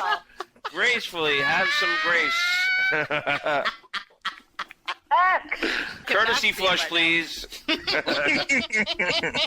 Wait, I actually learned the term courtesy flush from Tom Arnold and Austin Powers. Oh, yeah, you know where they got heard that the term from? It's until from that. Howard. Oh, yeah, that was a huge issue with the bathroom at K-Rock. It was a tiny little bathroom. He had his Go over private there and took a bathroom. dump. Yeah. It stunk. So Howard, I think he might have coined the term courtesy flush. Because he'd be like, I just went there to take a piss. Oh, somebody blew up the bathroom. Oh, my God, it's so disgusting. Why don't you flush before you, make a courtesy flush? 100%. Let me tell you something. He coined the term courtesy flush like he coined fart man. He stole that from Steve Dahl. Really? Yeah. Yeah, you got it. Steve Dahl created fart No. man. Steve Dahl did not create Fartman. Oh, Fartman was No, Mad National Magazine. Lampoon. But Dahl was playing it, and Howard took. I don't and even know who Steve Dahl is. She'll show you the whole You don't know who clip. Steve Dahl is? So Steve Dahl was the DJ who worked out of Chicago. And he was the first person to be really, really Say it irreverent again. on the radio. Okay. And Howard used to request tapes from him back in the early days. Really? I don't know if you recall, back in the day, he used to do this this bit about calling this gay theater called the Bistro. Oh, sure. Yeah. Yes. So it was the Bistro Theater in Chicago, and Steve Dahl used to do the exact same bit. So he took it. He basically took it from him because he was working out of New York. Nobody could hear him in Chicago. Yeah. Steve Dahl was one of the original people to call, like when an airplane crash Still happened. alive? Yeah, he's still alive. Get him on the show. I have tried. You have Very no idea. aloof. But so many Not people very- will tell you Is he still in the business? he's still in the business. He would talk so much about how much Howard was ripping him off, and nobody cared because it wasn't the time of the internet, so nobody really could hear it. Nobody knew that he was doing it, but that's what formed Howard's personality of being this irreverent, because he was basically a fucking Nerdlestein DJ. Yeah. Of course he was. Oh, he was a big gork. Gunk, that's what we call him. And all of a sudden, he became this persona of being irreverent and talking shit about people and stuff like that, and that's kind of our theory on where he got it from. Who hasn't ripped somebody off? Everybody gets an idea from somebody. 100%. Opie and Anthony, because they came out and they came out right out of the gate saying that they were Howard fans and Right. they were inspired by Howard and everything, and then he exactly. totally did to them what he hated everybody doing to That's him. exactly right. He did exactly to them what he did to everybody But else. he in the really fucking went over industry. the top of the fact that Mel Karma's in after them. Yeah. And then these people come out, they pay homage to you, tell you that I know. They love you. and they love you, and this is a tribute to you, and you shut them up like that? Yeah. I He's didn't like that. evil. He's horrible. Horrible man. He really Howard. bastardized his whole legacy with that move. I mean, you can't possibly Such a hypocrite. you can't be more of a hypocrite than that. His whole persona is based on being a First Amendment martyr, and that to He's me such that a liar. was a huge strike. And I was still drinking the Kool-Aid back then, and I kind of let Are it you pass. sober That now? was certainly strike one. Yeah, he's sober. You're We're all sober? sober. Good for you. I wish I could be sober. Do you listen to the show now? No. Not at all. Good for you. It's not because I'm boycotting it. I don't drive. I live in Manhattan. I take the subway or I walk to work. I don't listen to the radio. I don't go home and listen to the radio. This isn't the 1950s. I have a TV. I don't listen to Fireside Chat. Like, give me a break. What do I need radio for in my house? I listen to Maria Melito in the morning when I'm in the shower for 5 minutes. Oh my and then God, that's a reference. Maria Melito. I love my Maria. I love my Maria. Maria Melito is on Q104, and we used to do the Best of Howard together. Oh. She's also on New York 1. But I love my Maria. Maria's awesome. Oh, quit giggling. Tell us what you're doing these days. Yes. Okay. Because you got a lot of shit going on. I do got a lot of shit going on. Before you say that, I just want to say to you, you're the Mark Cuban of Bright Shot Incorporated. Well, thank you very much. I've never heard that before, but I'll take it. Thank you very much. I have no idea what that means. 3 years ago, my wife left me. My wife left me. I got fired from my job. Nice. And my friend Chris, who was just here. Oh, yeah. Said, hey, listen, my friends own this production company and, post-production facility. And Is she married? What? Is I'm she legally married. Oh, wait, you're not divorced yet? No, Why not? because it costs money. I know, but so what? Go to a mediator. Do it online. I don't know. It's just not happening. Do you talk to her? I do talk to her. She doesn't live with me. She has a girlfriend, and that's that. We. Do you have children? No children. No children's. Wait. No children. So it shouldn't be money issue, because you can get it really cheap. No kids. You just missed out on the key thing that he just had. She has a girlfriend. Yeah, she was bisexual. Yeah, how did you guys gloss over that? That's the best way to get done, isn't it? I mean, nothing you can do. I married her for a lot of reasons. But One you of knew them she was being is bisexual? I didn't have to cheat because she brought girls home. You kidding? She did for both of you? She left you for a girl? No, she didn't leave me for a girl. She left me because she was nuts. Okay, so she's nuts. She lives elsewhere, but Yes. you didn't divorce. But We it did doesn't not have get to divorced. cost money. You could just. Why? Because I don't have that kind of money. But you don't have. It doesn't have to cost money. But you own property. What's that? You No, have we don't own property. anything. We have no ties. There's nothing. There's nothing in between us. You can get a divorce for $300. No, you can't. Seriously, I'll hook you up. You can't. If there's no contest, you can do that.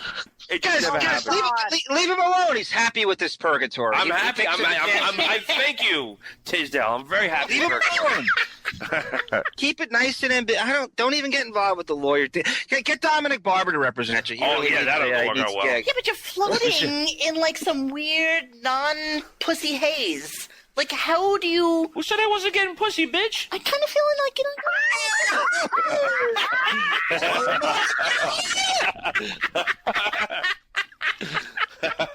I want you to know I just kicked him. God. Okay, so sorry. can I ask a question? Go ahead. Go. Steve, Yeah. do you have a chick? A tick? A chick. Are you seeing someone? Do you have regular No. poon? No. Oh, He's that's trying. He's on Tinder or Grindr or something. One of those. I'm on nerds. Tisdale. Tinder. So's your wife. Oh, I just speak on myself all day. I need more Jameson. Johnny's on Tinder. Grace, could you bring a bottle of Jameson for me? I tell you what, Grace, I tell you what, Steve and I had the same lunchbox. We had the same Marvel Comics lunchbox. Oh, isn't that awesome? Is that not the best lunchbox ever? I had a DC one and a Marvel one, and I would rotate them in school every day. I have my Empire Strikes Back one also. Hold on, I'm going to go get a drink, so I'm going to pause. Hold on, Grace, we need a beer. So, I was reading a really weird thing on Mark's friggin', and the headline of it was The Sad Life of Steve Grillo. Who said that? Mark Mercer wrote this? I don't even know what it is. You don't know who Mark Friggin is? No. He's the one who does the write-up on the Stern He Show. has never heard of Mark on a daily Friggin? basis. Oh my God. It's the Bible of the show, honestly. Oh. Howard said he was listening to the wrap-up show on Thursday, and they were talking about Steve Grillo. He said Gary was talking about how he loves Grillo, but he's like a gnat. Howard said that's not much of a compliment. Gary came in and said Grillo has a good heart. He said he's a nice person deep, deep down inside. Howard said he doesn't love him. When was this? This was, weirdly enough, 8/16/10. Okay. Gary said that Grillo was up there with a girl, and he had some food up there that he wanted to put out, but he didn't want Grillo and his friend to see it. He said that he kept coming back and not leaving, so he couldn't put the food out. Wait, explain. Start over again. Okay. I don't even know what That's you're talking really about. weird. I know. I just clipped this off of the interwebs. Basically, you were up there with some girl. Wait, basically up where? At Sirius. And that you were going to eat all the food with I the never brought a girl girlfriend, to so they Sirius. didn't put it out.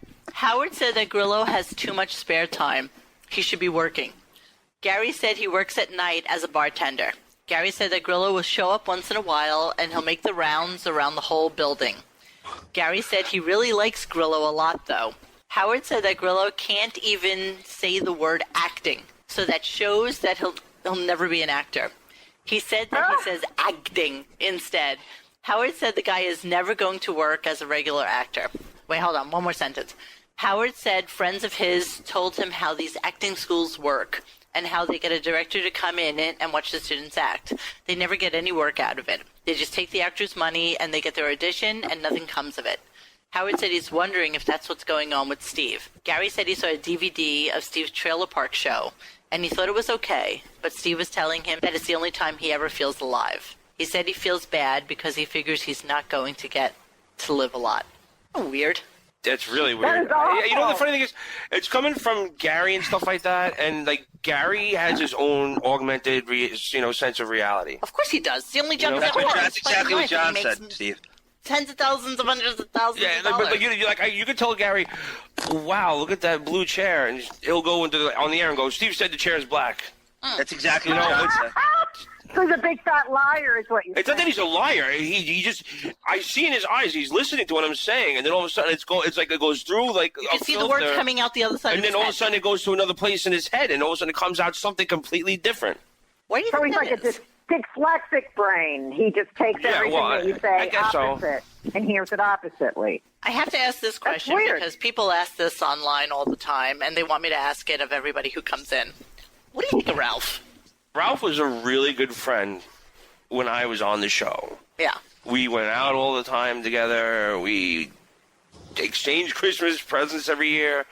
Wow. And then when I left for the show, Ralph turned his back on me. Just course. cold turkey. Boom. You know All that of he's them, the or just only Ralph? employee of 112 Productions? He's the only employee other than Beth. Yeah. They get 401ks from... Isn't that amazing that Beth gets a freaking 401k? That is Isn't that just crazy? That says it all, doesn't it? Yeah, I guess so. She's an employee. I don't really need to elaborate on everything. It's pretty much right there in front of you. It's Yeah, black right. and white. Can I ask you a question, Steve? Have you donated to Bianca's furry friends? Yeah. I'll give something to Bianca's furry friend. Steve, was 112 Productions was that around when you were, quote, around? I think it started right at the end when I Right at when the I was end? leaving. 98? Like right after Private Parts. I think he formed this production company and had one of Don Buchwald's agents running it and stuff. And they were supposed to be taking on all these like projects and stuff, and nothing ever happened. Nothing ever happened. Never became No. Nothing ever came of Howard 101 either. Yeah. Oh, so you had a show on there, right? Yeah. Well, I had a great idea, and granted, I was a little green when I did it, but You actually did a fantastic interview with Jodie Foster, who's never been on the Stern You did? And you were actually on it. And it's like the Kmart of Sirius radio stations. It is such a barren wasteland. And it was very ambitious in the beginning. He gave your show. I was hoping it would go on. Tell us about the interview and how that came about. And I what was happened. working on the Brave one at the time with Jodie Foster. I was her first team PA, which means that I met her in the morning and got her into hair and makeup, and then to wardrobe, and I had to make sure that I was on top of Jodie all day long. Jodie all along, and she was. You're the only guy that's been on top of Jodie. Yeah, basically. Yeah, the only guy. Steve, how great would it be if your wife left you for Jodie Foster? That would have Not been that great. That'd be great. Well, they did seem to hit it off. So me and Jodie Get became. alimony. He could definitely get alimony. That's for what that. Me and Jodie became buddies. So that was the same exact time where Howard started on Sirius, and I came up with the idea where I wanted to do a radio show that reviewed movies, talk about movies, do it on a Thursday, what movies are coming out this weekend. no-brainer. That's a great idea. Total no-brainer. I love it. I love so it. that when I actually got the news that they were going to give me a demo show, I happened to be standing next to Jodie. So when I got off the phone, I was so excited. I was like, Jodie, oh my God, I could have my own radio show. And she was like, congratulations. I was like, oh, you have to be a guest. She was like, no. No. No. She was like, no, Steve, no. I was like, come on, Jody. And she's like, no. So then, as things started to build up and the date came around, I was like, come on, Joan, you got to do it. Do my show. And she's like, no. So I wouldn't have the balls at the wrap party, the show was in 2 days after the wrap party, and I'm like, we got a little tipsy, and I was like, Jody, come on, please. And she was like, fine, I'll do your fucking show. So she came on, and I interviewed her, and it was fun. And I'm not going to get into the whole story about how Kaplan didn't want to wait around to take her phone call, and he left. Wait, why? Well, it's 6 to 7. That's it. I'm out of here. I'm like, Jodie Foster's calling in. He goes, I don't care, and he left. So now she's calling in at like 7:15, and I'm running around grabbing any engineer in Sirius to take a phone call, and finally I got somebody at the last minute. Boom, he turned on the phone. The phone rang. Boom, it was Jody, and I was like literally disheveled. Like I couldn't even Right, you can't formulate your thoughts. Right. So finally, and we did a great interview, and we had this kind of thing back and forth where we used to bust each other's balls, kind of. You didn't sound nervous at all. I thought I wasn't nervous talking to Jody. I was like, imagine running around. You don't think it's going to happen, and at the last second, boom, it does. You're not focused. Yeah. But you were friends with her, so it made it a little bit more intimate. It made it a little bit easier, and it's funny because I really didn't know. I was like, at one point, I said, not everybody has that gold statue you have. She goes, I got 2. Get it right. So I was like, and the funny thing is, I was on the show. Driver. I was on the show as a guest, and Jimmy Kimmel was on all day, and they were breaking my balls about the whole show, and they were like critiquing it. And at some point, I just go, Howard, you ever interviewed Jodie Foster? He goes, well, no. I said, Jimmy, have you ever interviewed Jodie Foster? He goes, no. I said, both of you, shut the fuck up. So, do you think he was a little jealous about that interview? Of course he is. Of course. Even that he's jealous about everything. Of course he is. Yeah, but he didn't give me another shot. Right. Now, why not? I don't know. Tim Sabian was all about it, and they just went to the wayside. That's too bad. Could you hit a bigger grand slam than your first show on fucking Howard 101? You have Jodie Foster as a guest on a movie show. Yeah. Couldn't do it better. And they wouldn't give me a show. Yeah, but let's think about the reality of that. He was working with Jodie Foster. Who's your next guest going to be, like Elephant Boy? No, I mean, really, what do you got? But still, I put out an effort, and I made something interesting. Yeah, you did, 100%. And I had the greatest idea ever. I wanted to take people that were not involved. It's just say, like, taking Chuck Zito to go see a romantic comedy, not his genre, and have him review the show. And if he says it's good, then it must be a good movie. Decent enough for another guy like him to go see. I took a homeless guy to go see Monster House. And I thought that was a great idea. It was a homeless guy. He stunk up the whole theater. All the kids were moved to one side of the movie theater. And I figured if a homeless guy likes Monster House 3D, it's got to be a good movie. The homeless guy would like it if he showed up like a commercial. I know. For, I put the popcorn in between us. He stunk so bad. That's what I wanted to do. Like, that would be my 1 week segment. Take someone completely out of that genre. Like, my father would never watch, like, a girl movie, and take him to go see it. Or just something out of the genre. And what do you mean a girl movie? Gives it a stamp of approval. Yeah. It's a good movie. Picture, I still love that idea. I still love that working profile. I think that's kind of awesome. I went to see Runaway Bride with Grillo. And after, exactly. Yeah, there was this broad there, and then she said, I want to fuck you, Chuck, and then I fucked her. Hey, John, that's like taking me to go see Captain America. No, you have to see Captain America Winter Soldier. I will not take no for an answer. I think that's easily the best superhero movie ever made. And oh my God. I'll put it up. Any of your black and white Fred McMurray bullshit. I'll put it up against any of that. Mm-hmm. But I want to know what you're doing with yourself. Like, give me, like, the litany of what's happening in your life right now. Wife gone, job gone, in a bad place. My friend invited me to this post-production facility that was having a party, and the guy there goes, hey, man, you want to see my invention? And I said, yeah, whatever. He goes, well, it's an LED light. Vulgar. Quiet, bathroom girl. So it's an LED light. It goes any color temperature. It's got built-in special effects. It's got no heat. Now, as an actor, a stand-in, I always hated the heat from the lights. Right. And it was just as powerful as those ones that used to give me headaches. but it was only 3.8 amps and it had no heat. And I went, yo, hire me, man. That's a game changer. And he was like, what? I'm not going to hire you. I don't even know you. And 2 days later, I called him up. I said, yo, get your light. Bring it to the Ed Sullivan Theater. I got you a demo at Letterman. Nice. And he was like, God, I did a demo at Letterman. And then 2 days later, I was like, get your light. Go to Sirius. We got a demo at Howard. So they hired me for 3 months. 3 years later, now I'm a partner in the company. Nice. Yeah. Yay! And what else are you also, doing? we're coming out with home LED lighting, which is we're going to have a recessed lighting. If you have any recessed lighting in your house, No. if you do, or any recessed lighting, we have a light that's going to last 25 years. That's Do amazing. you really? Yeah. Can you It's going to guys be come to my Home apartment Depot, and do it? Lowe's. Is that profitable, though, to have something that lasts that long? And I mean that Well, sincerely. it is because how many people have lights? How many lights are in that building across the Billions. street? But yeah. So how long would it take to fill every building in the city? Right. Let alone every city in the United States or in Canada or in Mexico. So is he patenting this? Everything's patented. It's being made right now. It's going to be in stores in September. So what's your function at the company? Like, what do you I do? am their promotions director.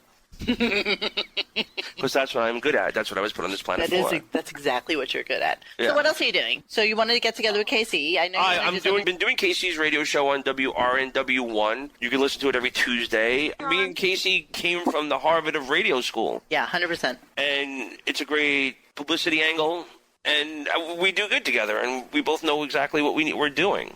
And you're getting paid, right? Well, I'm not getting paid a lot. I'm You're getting just paid doing to it come for out shits there. right now. Yeah, I'm getting my... Well, you're getting paid more than a lot of people to do these kind of things. Well, yeah. I'm getting paid in We Jameson get tonight. paid nothing. We made a little swag bag for you. Oh, you did? I love we you. did. I put it together. I like swag bag. Nice. Grace put it together. I had no thought about it whatsoever. Way to go, I'm Beth the and nice Grill. girl. Because I'm a selfish motherfucker. But Does it have Jameson in it? Point, Anything else you want to promote? Anything else going on in your life? I'm doing good. You are? I'm happy for you. Thank you very much. I'm happy to have met you. I think we're actually going to be me friends. too. Yeah, I'm pretty awesome. I am You're too. pretty cool, Steve, even though I'm in another There's a room. very big, odd speculation about who I am, and it's What do you mean? completely off. Yeah, you are also, it's interesting. Everybody we've had on the show who has been part of the Howard Show are completely polarizing figures. Stuttering John, people either love him or fucking hate him. Yeah. Bob Levy, you either love him or you can't Yeah. fucking stand him. Yeah. You're the same way. Like, people think you're like a weird douchebag or like a great contributor to the show who added to Radio history. Howard, years of brilliant. radio history. You added, you got nothing. Hey, how did you feel? Were you nervous when Howard always talked about the baked potato? Somebody Nervous? said you No. would shake and quiver about the baked I was nervous. potato. You don't know what it's like to be in that room. Tell us about that. You You poor don't understand. baby. You got Howard staring at you. You got Robin in your ears. You got Jackie throwing paper at you, and Fred playing sound effects. And then all of a sudden, there's a caller on the line. Oh, Jesus Christ! Who you know is going to rip you a new asshole. And then all of a sudden, Gary walks in. Like, you had it coming at you all. And I was a young, innocent kid, but I was also from Brooklyn, so I had a little chip on my shoulder. I was angry, and I But didn't you had understand how to street deal smarts. with it. You had What? street smarts, though. I you did. weren't some No. naive rube No, I from the grew middle up in of the fucking projects. Minneapolis. People don't know. The Seaview projects were up the block from me. Yeah, So so you had fucking attitude. yeah, no, I didn't have an attitude, but I didn't understand how to handle stress at that point. I was a kid. I was could 19 years old when I How started. could you? So, How old but were you? basically, that's what was 19. that's what was fun Oh, for him my. because he loved when I got wound up. Yeah. And if I was wound up naturally, and he knew how to get me wound up. So that's what was fun. Yeah, he always knew what buttons to push with you. Yeah, exactly. Talk to us With about all his of the breakfast, guys, because I'm all of always the guys. amazed Oh, by it that was a nightmare. story. It was a nightmare because I had to stand there and watch, and it was like 5 o'clock in the morning. These guys are all Nobody's doing prep. open. No, they were open, but they're doing prep work. Right. They don't want to. They got like 10 pounds of bacon pre-cooking. They're pre-cooking home fries, and he wanted these egg whites, and he didn't want any grease. So I had to go befriend these short order you poor cooks baby. to convince them to like clear the grill of all this stuff and cook his egg whites so there's no grease, and then the egg whites would burn on the grill, and they'd be like, but I was friends with them, so they were doing me a favor, and I could never let them know it was for Howard. Well, what about having to taste the orange juice and the milk? What the fuck is that about? I never had to taste Somebody anything. said that. Never had to do anything like that. This is what they said. No. No, It was no. a whole What? hour for poison? dissertation. Like a president or something, or He never drank President of orange juice Korea? or milk. Wait, He drank hold hot water with lemon. Always, right? But you don't understand, when his throat was bothering him, Yeah. I'd have get hot water and lemon every half hour. Just So so poor he wouldn't take microwave hot water. He didn't want. There was no hot water at the radio station. So every 20 minutes, on top of all the other things I had to do, I had to stop everything, go down, get hot water, and make sure he had it when the commercial break came. Every half hour.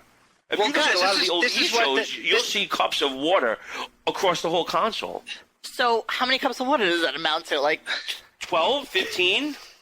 so what's the tattoo that he picked on? Oh, this you one. about? Let me see.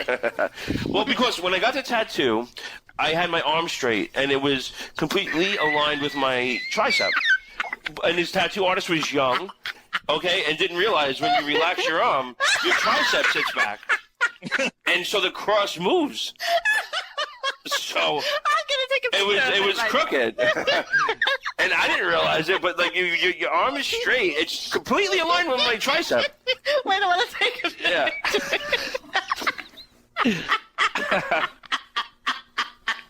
So, and then when my arm relaxed, the cross relaxed. Did you know Allison? Did you meet his first wife? I met all of them. Allison was a sweetheart. She wasn't like Beth. Oh, What about the can I kids? say that? Yes, please do. What Yes. about the kids? Emily was. Emily got me in trouble. Yes. Well, no, she didn't get me in trouble, but it was one of the K-Rock dysfunctional family picnics, Yes. and Rob Zombie's playing, and I'm backstage in the little area where it's like you couldn't see us, and I'm standing on a chair, holding the scaffolding, and I'm like banging my head. Rob Zombie's playing, and Emily's back there with her 15-year-old friends, and one of her friends jumps on the chair and starts rubbing on me. Like, Ew. Oh, my I was God. like, what the I was like, get the fuck off me. And I jumped on the chair, and she starts rubbing, like grinding on my leg, and I push her away. And Ralph and Howard is sitting there, and Ralph taps Howard and goes, look. Fucking Then all of a Ralph. sudden, Monday morning, I'm a pedophile. And I'm like, I did nothing to do. My hands were in the air. Like, get off me. It was like a dog in heat. Jesus Christ. You know, those, And now those Emily little wants to rub against your duesses wife. are a little wily. Yeah, obviously. God, that's terrible. I was just trying to enjoy Rob Zombie. Leave me alone. They fucking grind up on mitzvahs. Like, seriously, they're out of control. disgusting. If she's not a lesbian, then Jodie Foster is Jenna Jameson. Oh. Janet Jameson's both a ways. little lesbo-ass. You know what? Yeah, you're right. You know. I think she might as well be at this point. Yes, I mean, she's done everything. Steve, your acting is fine. Like I said, you know I have Silent Predator Thank you, on Gene Blu-ray. Siskel. If you ever saw Howard and Larry Sanders, you'd know Steve looks like Philip Seymour Hoffman in comparison. You ever see Howard and Larry Sanders? No. Wasn't Robin on? Larry, it's like your wife is on the perpetual rag. And he's not act anymore? Acting takes time and money, and I don't have that time and money right now. Oh, Training on fuck my it. The company. world's got enough actors, Steve. You're doing fine.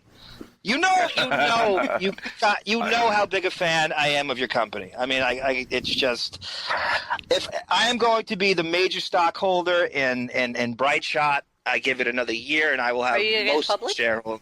Well, give us some time. How long have you been in business now? How long have I what? Have you been in business with Bright Shine? Right 3 now? years.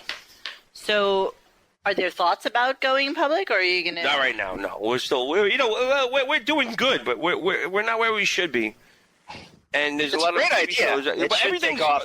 At the very least, Steve, you could take one of your lights, put it over Howard's scalp when he goes down to Palm Beach, or when he gets his plugs put in. And I think you could probably support your company for 10 years just off Howard's plugs and put the light over his The stupid reality is, if Steve says that they're not plugs and not a wig, like, I've never been part of the fan club that thinks that Howard wears a wig. I think Yes, that is you his do. hair. No, I really don't. I really She don't. didn't. Yeah, she said a couple weeks ago she didn't think Howard wore a wig.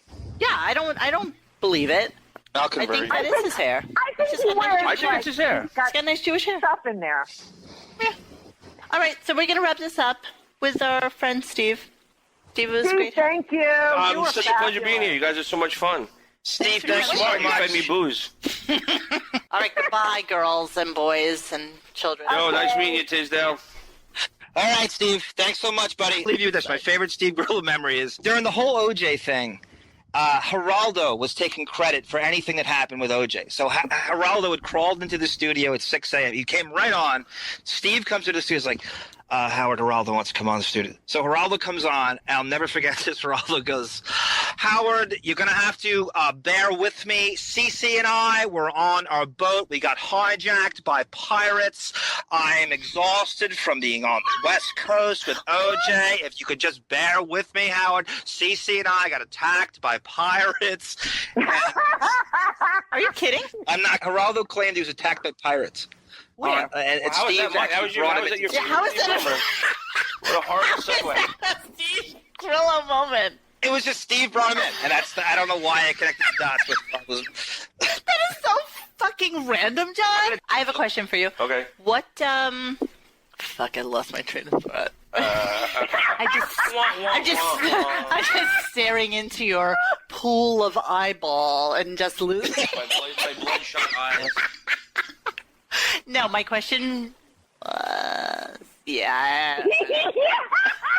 Here comes an edit. Cut that close. My favorite was Arnold Schwarzenegger came on, and I was like, Mr. Schwarzenegger, hi, I'm Steve from the radio station. I just need you to sign this release. He goes, I don't trust short people. Give it to my manager. I was like, wow, fucking Schwarzenegger just threw a dig. I love it. Is that true? Absolutely, 100% true. So, are you still friends with anybody on the show? Robin. Really? I just saw her. Did you see her when she was in the hospital? I did see her I went every day.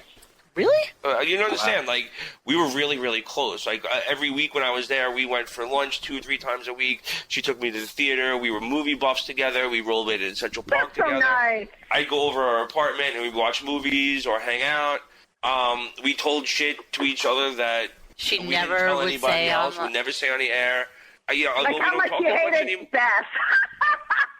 We don't talk that much anymore, but I saw her, Richie Wilson, who moved to Florida with Rachel Fine, and I went to the farewell party, and Robin was there. And it was every time we see each other, it's just like we didn't skip a beat.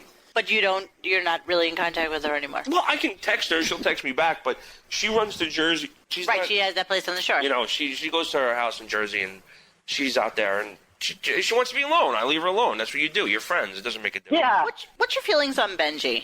I love Benji. Really? I love. You do? Makes one I of do us. love Benji. Like, the funny thing is, like, when he was an intern, one of the first time he ever got on the air, he did something that was brilliant, and I didn't think it was brilliant at first. I just thought it because there was so many interns that were connivers that tried to do shit to get on the air, and I hated that because I never wanted to get on the air. Like, because every time I went on the air, well, it's not that I didn't want to get on the air, but every time I went on the air, it was always something horrible. It was a shit show. Exactly. You were ridiculed. Yeah. Yeah. You were ridiculed. So I wasn't like looking to get on the air. I was always on the air because I was involved in something. But like, the interns would come on, something like that. Yeah, it was a whole new thing because there was new breeds of interns that were coming in. Specifically, I was leaving with Howard, and Benji said goodbye, and Howard touched him on his shoulder and said, "Good job today, thanks." And me and Howard walked him out. And the next day, Benji came in. He said, "I've had lifelong shoulder problems my whole life." And Howard touched me, and I've never been able to do this with my shoulder. And I went, "Oh," and I went, "Actually, that's fucking brilliant." And that was like the first time Benji ever got on the air. He said that Howard cured him of his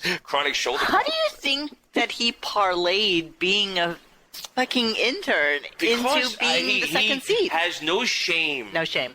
No fucking shame. Absolutely. And I had too much shame. I could never go through what he did because it was just something that wasn't a part of me. He didn't care. He can be naked, have a little dick, be ridiculed like that. And he was resilient. He was funny, and he found a niche, and he got there in the right place at the right time. And God bless him. I love him for it. Yeah, no shit. On Elisa's Spreecast shit show the other day. I'm supposed to do that show. They keep calling me. You're going to do it? I'm sure that I'm getting set up. I met Elisa once, and she You really hated are me. getting set up. Yeah. She kind of talks about just the most inane things. But you know what? You'll have... John's I got a got a lot. thick skin. Obviously, I can You handle have a thick myself. skin. Exactly. You're going to come at me. I'm going to come at you. You I can know a handle lot of shit yourself. about her, too. Exactly. Fuck her. What about John? I know you and I talked about it, but are you... John was hard. John was hard to work with. He's a tough guy. he, I looked at him like an older brother. I really did, and he basically just kind of treated me like a pawn, like he used me. My best example about John, or working with John, is he was Tom Sawyer. He got everybody to whitewash his fence for him. 100%. Yeah. That's a great analogy. Like Gary would come in the room, John, you have to be, this needs to be done, that needs to be done, and Gary would leave the room, and John would be like, go do it. Really? Yeah. So just point his shit off to you. Yeah. And then make you feel guilty about how you should do it for him. He was brilliant. He was Tom Sawyer. Well, yeah, it's the master. Steve, when you left the show, like that intern, like the Melissa Turney broad was saying, were you like the skills you learned on there? Were you kind of nervous that how does this translate to anything but this show? Like Monique's brought this point up before. Like you walk into a place and they look. What am I going to do with Lotus Notes and Muldred anywhere else besides the Stern Show? Were you kind of nervous that this shit just didn't translate to anything else outside of that studio? Other than your notoriety of being on the show. I'm not worried about that. I never thought twice about it. I just knew I had a path, and I'm on that path. And I never settle. I will not settle until I get what I think I deserve, and that's what I'm doing. So you didn't Good for you, Steve. Yeah, exactly. You didn't think that you should be part of that class action lawsuit that happened with the interns? To be honest with you, I did look into it, and it's past the statute of limitations. Oh, it's too late now.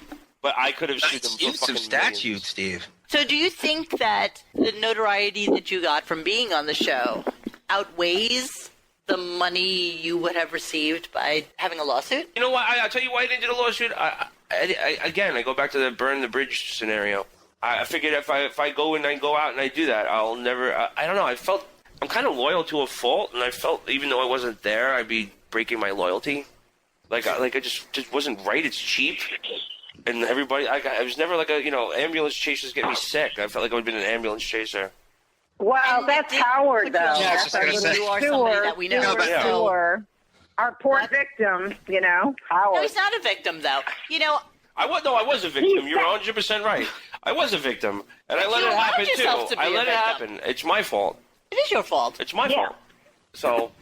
But at the same token, you would have never been this person that you are today. I had a whole conversation with John about this, and he talked about wanting to get on his motorcycle and go across the country and just kind of stop at different comedy shops, whatever shit he wanted to do. About how when he was in college, his professor said to him, what you should do when you graduate is you should just go do something for 6 months, 12 months. But the reality is he would have never been Stuttering John had he done that. Turn a different corner. You would have never been the person that you are today. I have no Doing regrets. what you did, yes, you might have been a naive kid who did things that probably in today's day and age you probably wouldn't have done. Like in hindsight, it would be a different story if I was in that situation now. Right. You would be a fucking apathetic millennial who doesn't give a rat's ass. I'm more responsible, and I know how to deal with people now. I was 19 years old. I didn't understand. All I know is I was dumped with all this responsibility, and if it didn't happen, I get made a fool of in front of the air. So I was a really tight wound coil. It was really easy to let me go because I was handed all this responsibility. I made it happen, but the moment they slipped up, it was right there on the air in public. Oh yeah, they're gonna expose it. They're gonna make you feel like says the I fool. was mean, but I was like, I didn't care. I had so many things that I had to cover. I had plates spinning all over the fucking place. Yeah, like hurting fucking cats in the back room. Yeah. You're going to be synonymous with the best years in the history of that Absolutely. show. You can't take that away from me. Like you're literally your years are all anybody ever obsesses over. And like I got a book dedicated to me. Yeah. There's Can we talk about that for a second? Why did that happen? I have no idea. All I can tell you is about a week before the book came out, I had a nightmare where Howard completely trashed the shit out of me in the book. Like, it was like I woke up and I have a cold sweat. I was like, what the fuck? And I said to him, I had a dream about the book. Yeah, and I was going to say that you trashed me. And I said, as it came out of me, I went, I should not say that. I went, the book's going to do real good. And he goes, what do you mean you had a dream? What are you talking about? And he acted really weird because he already knew that he dedicated the book to me. Oh, weird. But I was already having anxiety-ridden things about the book coming out. So that's why when he called me in and said the first book goes to Steve Grillo, I was already in hyperventilation stage. I can't even imagine. I couldn't breathe. If you watch that clip of me, I'm going, like, and that's why, like, when It was such a bizarre thing, though, to me. So out of the left field, what the fuck? fuck? A book He was dedicated mad. to me? What? Steve, Some dickbag from Brooklyn? Steve, he was upset because he didn't think you had the right reaction, right? No, he did have Oh, the I right had the perfect reaction. If I would have been like, oh, like whatever, I fucked up. I said debt instead of debt, but you understand something? As I'm reading the dedication, I can already see 3 lines down that my name is in it. So already sudden, I'm already anxiety ridden about what's going on, and then I see my name in the dedication, and can you imagine the flood of things that are going through my head? No, I can't even imagine. So the word that debt looked like debit, real quick. There's something about that, though, as I'm trying to put 2 and 2 together, put you in the book because he knows he's not paying you, so this is somehow going to placate you. Well, that's funny you say that. Steve. I put you in the book, and Ganji could sort of say the same thing. It's almost like, look at me, I look out for the little guy. I care for the common man. It's almost like a desperate attempt to kind of keep you off his ass. Recently told me that. They said, you think he was doing something nice. He was just trying to make himself look like magnanimous. That's what I said. That's what I told Monique. Yeah, I know, but he did like me. We did have. I doubt he really liked cool you. I would too. rapport. I would if you did that shit for me. I would hope he kind of likes you. I did have a smile every day in my face when I hear you walk. Was he approachable back then? He was. I learned a lot from him, man. I never seen him be mean to anybody on the street. I never seen him deny anybody an autograph. He was always humble. And even during his book signings, he stayed there and signed everybody's book, no matter how long that line was. And it was long. But I think that's when we loved him the most. I think... Yeah, that's when I started following. That's pre-Beth. Pre-Beth. He looked everybody in the eyes at those book signings. He said hello, shook their hands, whatever he had to do, and he did it. It was an amazing thing to watch. I really looked at him and went, wow, that's brilliant. These are your fans. That's what you're supposed to do. Right. These are the people who made you who you are. Yeah. So embrace them But and then he love them. pissed on us. He pissed on us all. That's the horror of it. Exactly. Now. But now Grace pissing he's in evolved Beth. and he's a different person. And I don't know. I'm not the same person that I was when I was know, but you know what? Well, I may have evolved, but I didn't go out and buy a $52 million home. You got more money than you got a homestead, like $1 billion. What are you going to do? Why not buy a $52 million house? Shit, if I had that kind of money, forget about it. Pretend you didn't. Right, then we'd only be going to Rayo's tonight. Yeah. I wish I was coming with you, actually. Yeah, but it's still trying to pretend that you can associate with the truck driver going cross country. I don't think There's little people, right? Well, listen, those people. it is what it is. It is, and there's nothing we can do to change it. It is what it is. So we're here, we're happy, we're having a good time, aren't we? That's all that matters. Yes, except I'm over myself. Oh, shut up. Living the dream. Living the dream, Steve. All right, on that note, we're going to say goodbye to Mr. Thank you for having me, by the way. I had a very good time. I know, it was fun, right? Just hanging out with us. And Thanks, Steve, man, it's a pleasure, my man. You were great. You sounded Thank you great. very much. I wish you nothing but the best. all right, lovers. We'll talk to you later. Bye, guys. Bye. Bye. As sexy as my friend, there ain't a hair on my head. I'm Steve Grillo and you're not. Steve Grillo and you're not. I like to drink and smoke bud. Ow, my girlfriend yells at me. My girlfriend yells at me. Ooh, I'd like to kick her in her teeth. I'm an intern. I don't get no gash. And I always go out for Howard's broccoli. For Howard's broccoli. For Howard's broccoli. Don't put no butter on Howard's broccoli. I'm so sexy when I dog. So sexy when I talk. I talk like Jerry's kids walk. I get kicked out of my house. Get kicked out of my house. My parents think I'm a louse. I got an uncle who smoked cigarettes. He lost his throat to throat cancer. Smokes through his blowhole. Smokes through his, he smokes through his blowhole. It's a little break. Every day I bring the turkey. I bring my boss the turkey. I must be some kind of jerky. I'm too stupid for discussion. Too stupid for discussion. I talk like I have a concussion. Welcome to Radio Gunk. We're doing a call-in show today, which we're really excited about. And on the line with us right now is Hunky Dunky HD. Okay. HD, and My I realized that favorite his avatar is him dressed like Data from Data from Star Trek. Data from mask Star with, Trek. Like a glim. Yeah. Ah, I thought that was Andy Warhol. Me too. That's It's like what a I glam thought. rock Data. It's kind of bizarre. Tell us how you found the site. Tell us how you found us. I'm listening to the Ron and Fez show, and I'm called in and mentioned the shed. That's how I found my way to the shed. But you I know love what? your But you know accent. what? I think Armand called in as Johnny Depp at that. Yeah. Oh, no, not Johnny Depp. Yeah. What about Matt Dillon? Well, it was when Jackie Jokeman was on, and so like that. And then when I found my way to the shed, because I kept getting kicked out of Stern groups left and right, stuff, and I finally found a place where I can do it, and everybody else encourages it. I you feel found like your I'm forever talking home. to Whitey Bulger here. We love you. Hashtag It's great to forever have you. home So for you're one of my Hunky new Dunky. favorite posters, and I'm so honored thanks. you got there because of hearing me on there as Depp. I mean, it's just nothing cooler than that. Nothing. Yeah, thanks. Awesome. So I wanted to start off tonight before we start going into conversation with the boys. Our topic for the night is, at what moment did you realize that the Howard Stern show or Howard Stern had jumped the shark?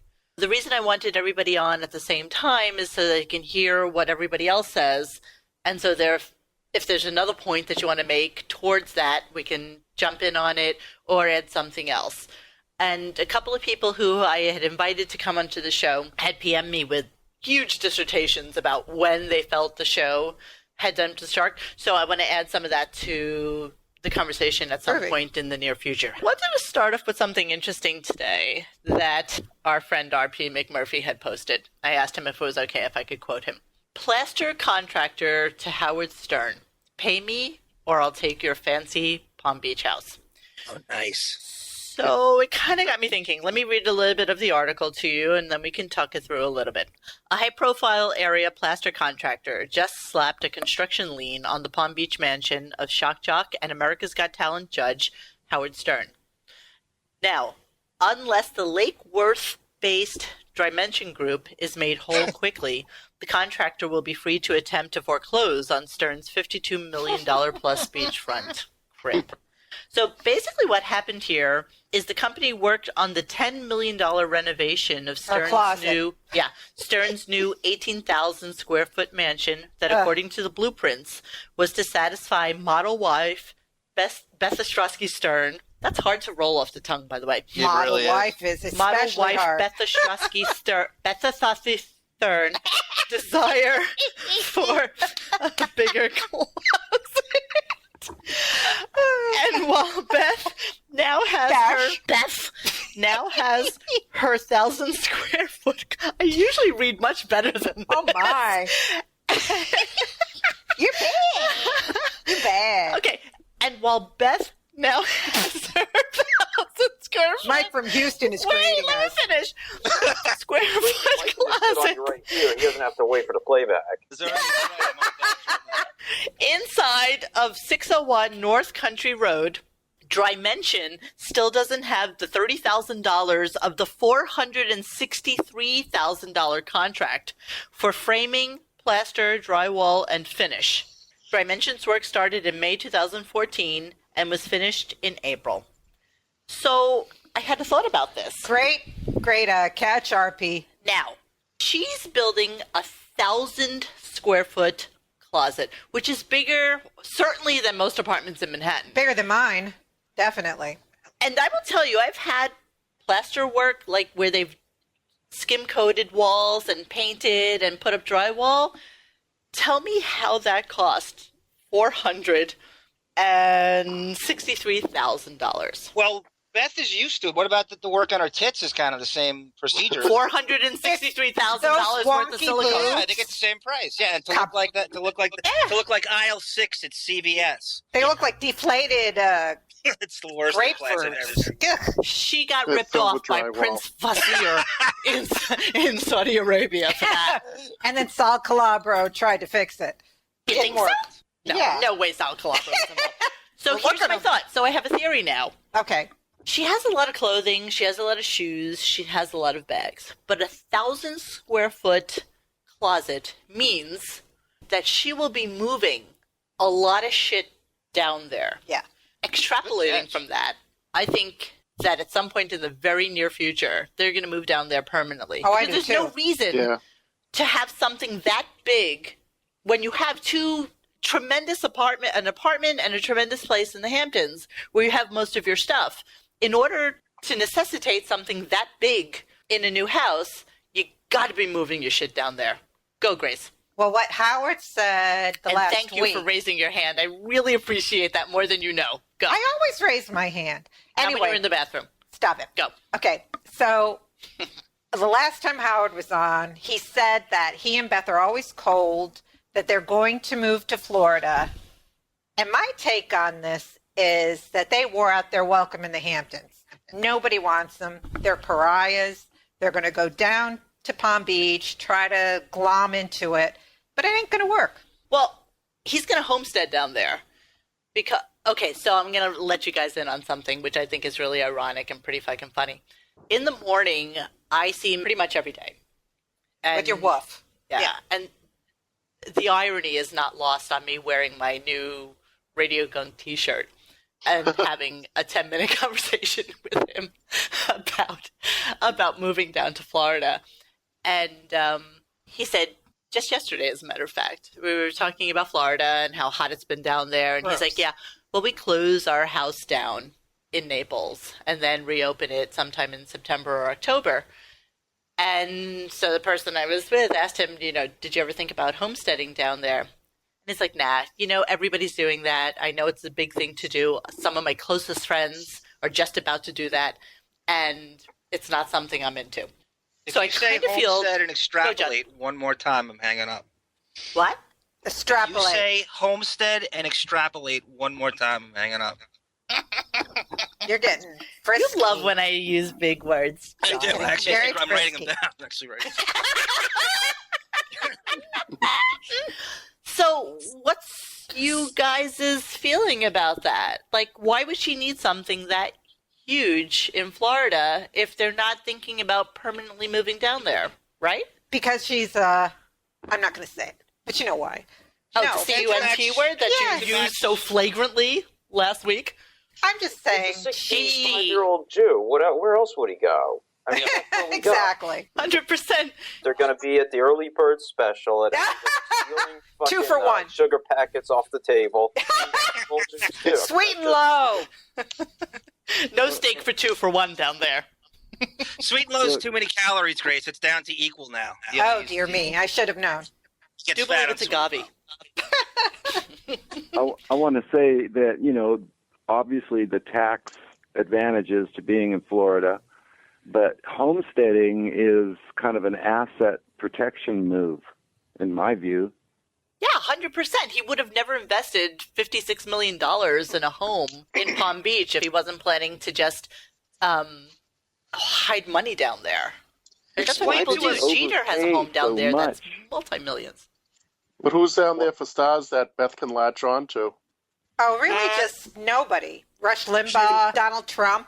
She can be the star. Yeah, exactly. But not long. But let me ask this. Why would he overpay so much for that property? Beth wanted that doesn't make sense.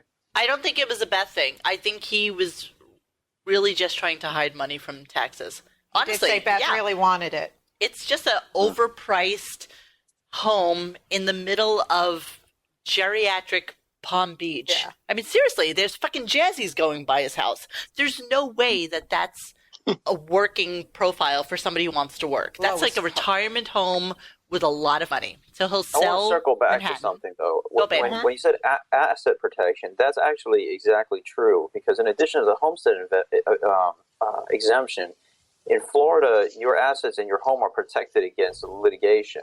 So anybody bringing a lawsuit against him could not take his house and could not take certain other assets because of the way the laws work in Florida. And I do believe that extends to divorces, too, right? I don't know. I think that was the first theory I heard, too. He's exactly right.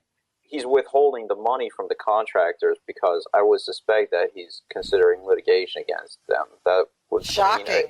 It's not that he, $400,000 or whatever. That's chump change. So why else wouldn't you pay them? It's hardly chump change. It's $500,000 for 1,000 square foot of fucking paste and spackle. But it's to him, it's not big money. So why? But to him, $30 if he loses it is a lot big of money. You're right. He's a cheap fucking skate. Let's face it.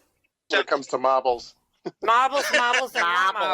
Marbles. Gracie, He wants those Gracie, you're about to moonies. say something anti-Semitic and you stopped yourself. Continue. Who, me? Yes, you're about Yeah, to he was say going to bring up the J something word. Stop yourself. The J word. Go ahead. John? Judgy. Yes. The judgy word. I don't know. I just think after Steve Grillo was on last week, where he honestly believed that he's not going to re-sign his contract with Sirius. Oh, and who brought up the other day about Baba Booey interviewing for some sports show? What was that about? The Mets have a sports channel on in higher and deep cable, and it's kind of like a round table kind of topical show, and they bring in sort of non-sports media personalities to give their spin on the week's sports stories. I think Jim Brewer might have been on there, and Gary is now posing as a fucking sports expert. The guy knows less about sports than you and Grace combined. Nothing. I know about baseball. You know about Red Sox baseball. No, I was a Mets fan. Okay. One of the hosts is leaving that show, Adam Shine, who has a show on Sirius, and that's kind of why they're bringing in Baba Booey to at least audition or be a part of the show. That's what I've gotten out of it. What a huckster. How do you flim-flam your way into not knowing anything and getting an audition for something like that? They've seen him throw a baseball. They know how he knows shit. And he still gets these offers. It makes me the John Hine thing is more infuriating. I don't know who I hate more out of those two. John Hine, easily. That's like Paul Lynde doing a show on pussy. I mean,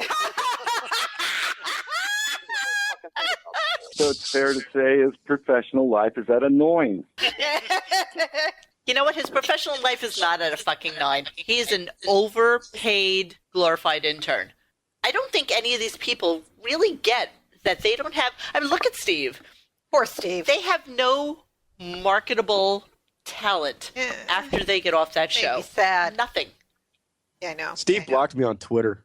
Did he really? What did you say to him? Well, because I just simply asked in a sweet little way about what we were going to do as soon as Stern hung it up, and he blocked me.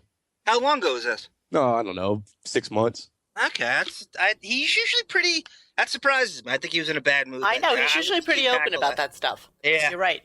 Let's be honest here. He's 42 years old. Is he? He's been off the show, 15 years? Yeah, I didn't know much about him. Okay, Yeah. so the reality is, if he hasn't made it by now in this business, I'm not talking just in his business, life, yeah. but if he hasn't made it by now in this medium, the odds are that it's going to be kind of hard for him.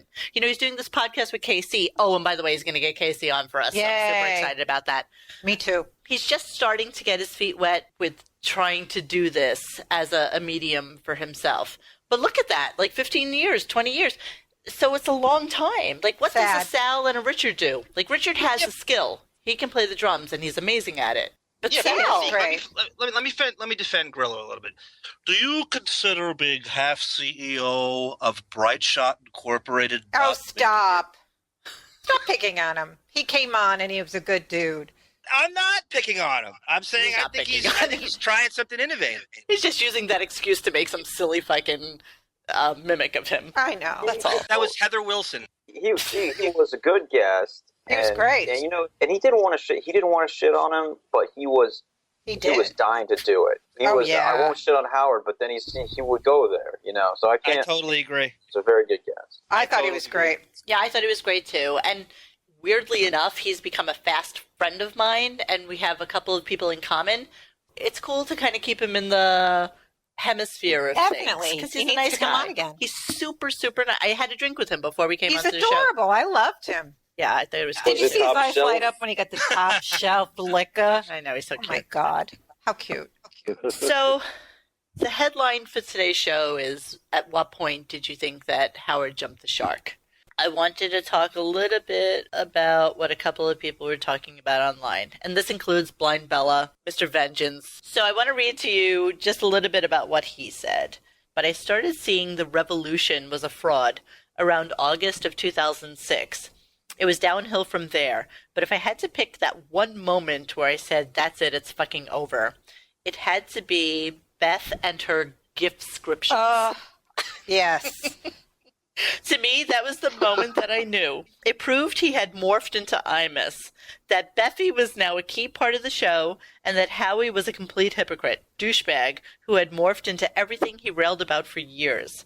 Add to that the fucking sycophantic bullshit out of people like Robin gushing about how she loves the subscription, and it ushered in an era of the embedded ads on the show. I'd rather have a piranha suck my dick than ever hear the gift scriptions segment again. I just had to get that out there because I thought it was That was pretty great, funny. Mr. Vengeance. And I love your outfit. MV. On that, I was not an aficionado on the gift scriptions. You want my jump the shark moment, or do you want my on why Beth is a cunt? Let me count the ways. How long is this show going to go? If Really? My personal jump the shark moment, and if we're harping on me, was I think the Opie and Anthony gag order in 05, 04, when I found out Karmazin was in party with Plughead and gagging Opie and Anthony. And John, First you're Amendment echoing, martyr doll. You're echoing had really now badly. Say again, Monique? You're echoing, echoing. You want me to pause it here and call back? Yeah, do I'm that. hearing it too. Radio edit.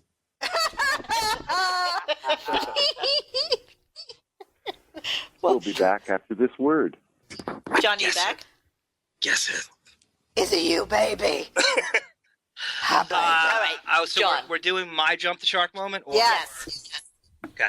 I'm going with 2004 into 2005 when Opie and Anthony were gagged. Not that I'm some Opie and Anthony devotee, but it was the sort of the hypocrisy of Mr. First Amendment martyr laying down any kind of Mr. Freedom of Speech, laying kind of any kind of gag order, and bringing in Mel Karmazin to do so, and then lying about it for 3 years straight until he got to Sirius and had to eventually fess up to it when many people, suits and whatnot, and people had worked there, had really kind of exposed him for the huckster, flim-flam fraud he is. Free speech is great for just him and nobody else. That, to me, is the worst of the worst. Good point. He threw them out of his press conference for private parts and did all kind of shitty things like that. They threw him out of the Christmas party. But they were trying to pull the same goofs that he would pull on everybody else. I know. It's the I prank nobody else bullshit. Exactly.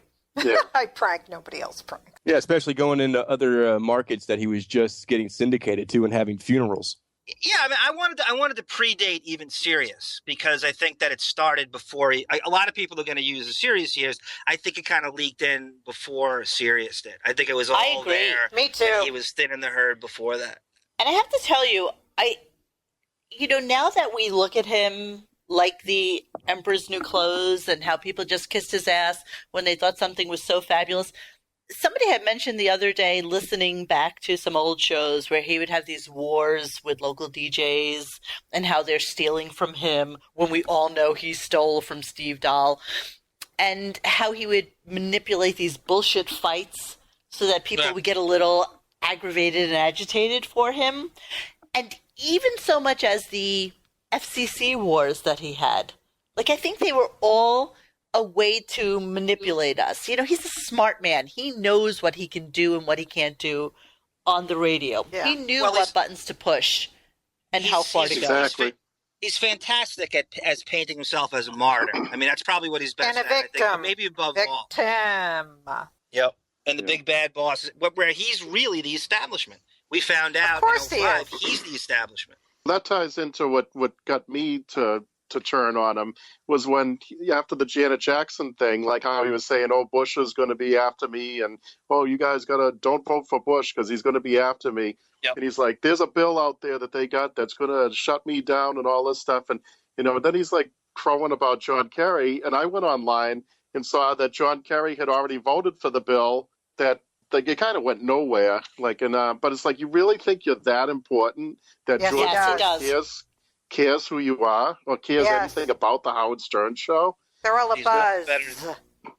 He said, that was 04, right, Honky? Yeah, and that's when I kind of tapped out because, like, I started doing like the morning thread back when he had the message board, and this is when another thing that got me mad is when he shut down the message board because he wanted the place where people could go and talk about bulldogs and How great I he was was. so mad Only about how that great message he board. was. That- He played like that "Hey Jude," like "fuck you" to the audience. Yeah. About the message board, I was like, "Fuck you," and then so we all went to the rubber room then, and then when the Bush thing came down, it was day after day of how George Bush was going to get him, and it's like, you're not that important. And then I just like, you know what? That was like, I was running the morning thread on that site too, and I was like, you know what? I'm done with this. And I just started going to the gym and tapped out of the whole Really? thing. I know. You know it's over when you say, I want to lift weights and not listen to Howard. Yeah. Oh my God, you know everything's over when I'd rather work out than do Yeah, really. anything Forget else. it. Yeah. Now I just listen to it on recording or whatever. I'm like 6 months behind on shows because I just Lucky listen duck. to them when I'm bored at work. You're not missing anything. Not a And then damn I thing. listen in the car, like, and just to see what there's my Boston accent too, just to see what's going on to catch me up. Guys, are they at more commercial time, break time than they were at terrestrial now? Is it officially more minutes? Seems like it. Yeah, I mean, it's even worse when he only does like a 4-hour show, and then you intertwine all those live promotional reads. Then you have the spot breaks. It's ridiculous. How about an hour and a half 15-minute Led interview Zeppelin song. or two? Yeah, Like depends. Do you add the commercials when he's not even on the air? Like the commercials during the fucking replays on Thursday and Friday? Because if you add those, it's probably 10 times more than it was. You know, show to commercial ratio has become absurd. Well, it's also a lot crazy. We're more. in 2015, and you look at what it is now as to what it was in 06 when they claimed that they never wanted to go to a commercial, and they never wanted that. You were burdening them, and they had all this great notebook of ideas. And what it is now, it's Still embarrassing. has a It is notebook. utterly just. I mean, you couldn't possibly rip off, piss on your audience any more than he's done in this day and age, this very day. I mean, right? Yeah, he's this just day. phoning it in now. Okay, who's next? Who wants to say they jumped the shark? Let's go to Scott Baio's penis. Okay. Because I just like saying that. Mr. Penis. Penis. You're on. SB Okay. Penis. I like Mr. well- Penis. You like peanuts? What about your penis? It's big. It's big. It's Scott Baio's. Medium. I did mention that I saw Scott Baio's penis, right? The real Scott Baio's penis? Wait, Scott Baio's penis. Do you know my Scott Baio penis story? No, I don't. I was in LA one time with one of my girlfriends, and we were staying at the Mondrian Hotel, which is directly across the street from House of Blues. So we went there, and I had a good friend who moved out to LA a couple of years prior to that, and he was really close friends with Scott Baio. He told us, come over, Scott's here, come meet him, he's a great friend of mine, whatever. And we go over to their table, and Scott Baio is as high as a fucking kite. They can barely keep his eyes open, almost fall asleep in your soup kind of high. And so we're hanging out with him, and we're basically goofing on him because he's just such a fuck up. And he would start asking us questions about ourselves, and then he would kind of fall asleep a little bit and nod out. He was just a fuck up. So we were getting ready to leave, and he said... You must have just had too much Hawaiian punch that day. It was That's the thing, way too darn. much Hawaiian punch. He drank way too much Kool-Aid. So, Monique, what year is this? Tell us the year. 1990. I want to say 9, only because it sounds good. But sometime around there. So this is post Charles in Charge. This is the the devastation of Charles in Charge getting canceled on your local channel fucking 11 WPAX. This is probably when the residuals are starting to run a little low. Yes, even better. Exactly. He was And a little Willie bit tired. Willie Ames won't return his phone. Leaf Garrett won't return his phone call. But that at least brought us Nicole Eggert running down the beach on Baywatch. Come on. She was hot. love He that. got hot People girls. love that. He really did. So he insisted on walking us home. And we were right across the street. We were at the hotel. So he comes up to our room. Honestly, my girlfriend and I had zero interest in him. But we just thought it was really fucking cool that Scott Baio wanted to hang out with us. And it's taking all the strength I have to not say Scott Baio's penis wanted to hang out with us. So Scott Baio comes up to our room, and my girlfriend and I were probably smoking a joint or something. We're just kind of hanging out. And all of a sudden, he takes down his pants and his underwear, and he's like, "Girls, you want to fuck?" I can't believe he did. That's really suave. We laughed until we peed. And then he passed out on our couch in our hotel room. So tell us about his penis. So Okay, so it's there's pretty much Scott a fucking Baio, deal at and this this is point. really before good internet, because I would have taken a shit ton of fucking pictures and sent them into Perez Hilton. So he passed out on our couch, And we were sharing this suite, but we only had one bed. So we were in this king-size bed. And there's my girlfriend and I just staring at Scott Baio and his penis. So and tell us about his laughing. penis. And then we would like kind of start closing our eyes.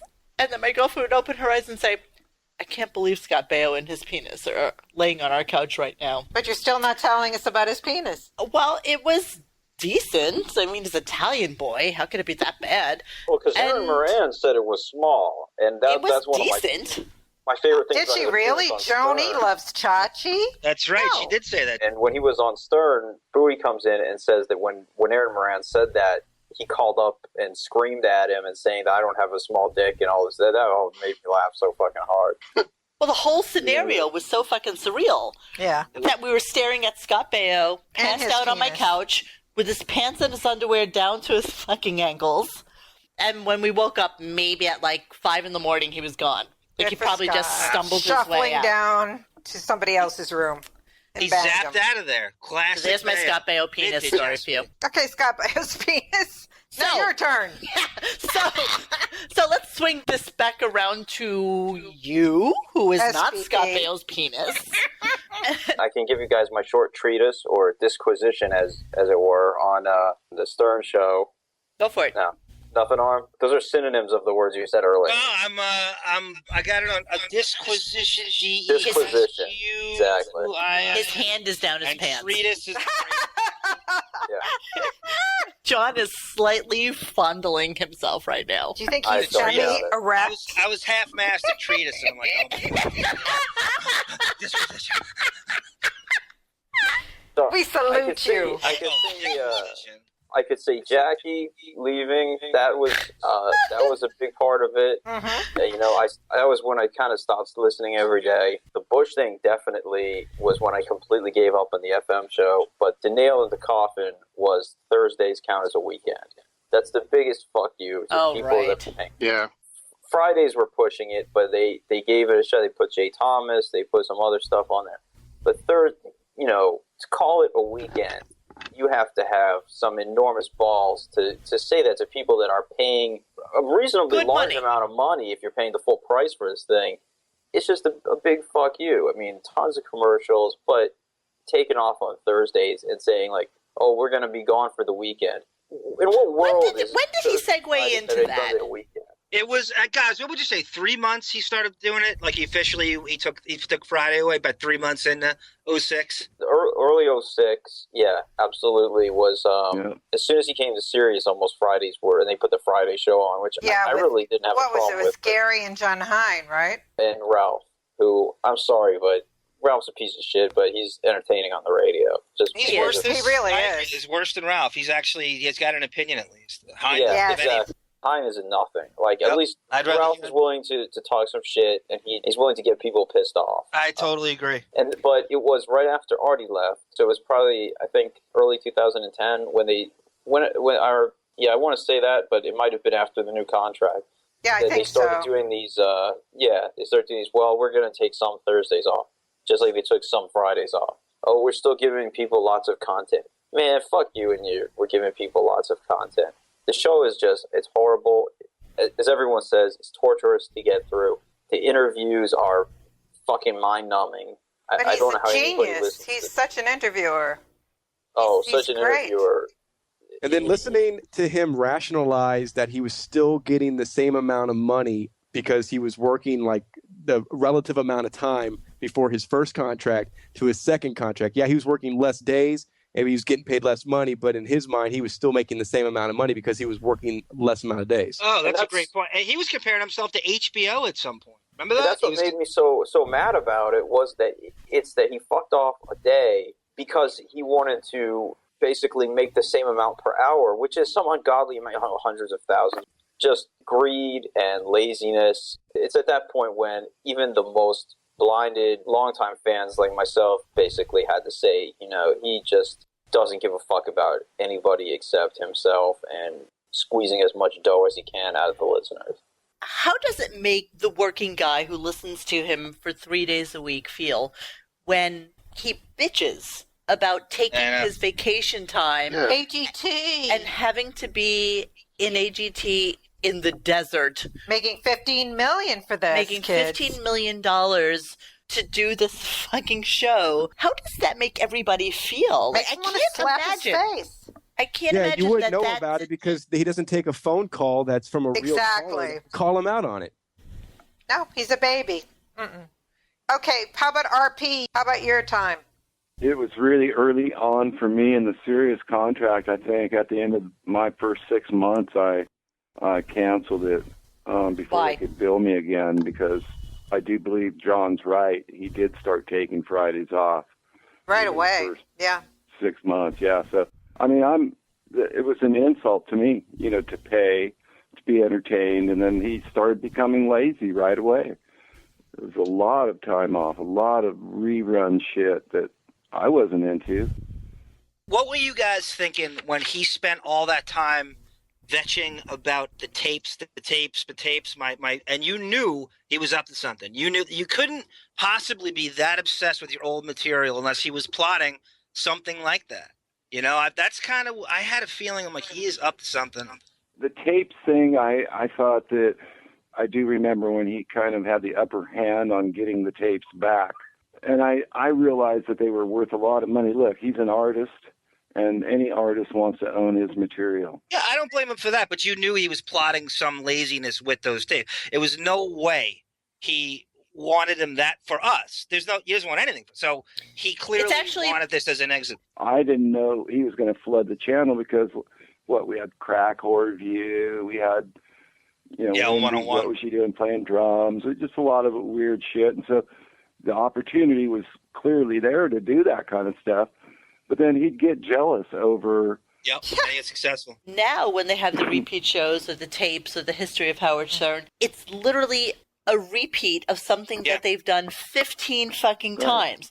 Like, they have such a wide archive of interesting conversation to mine from, but yet they use the same thing over and over again.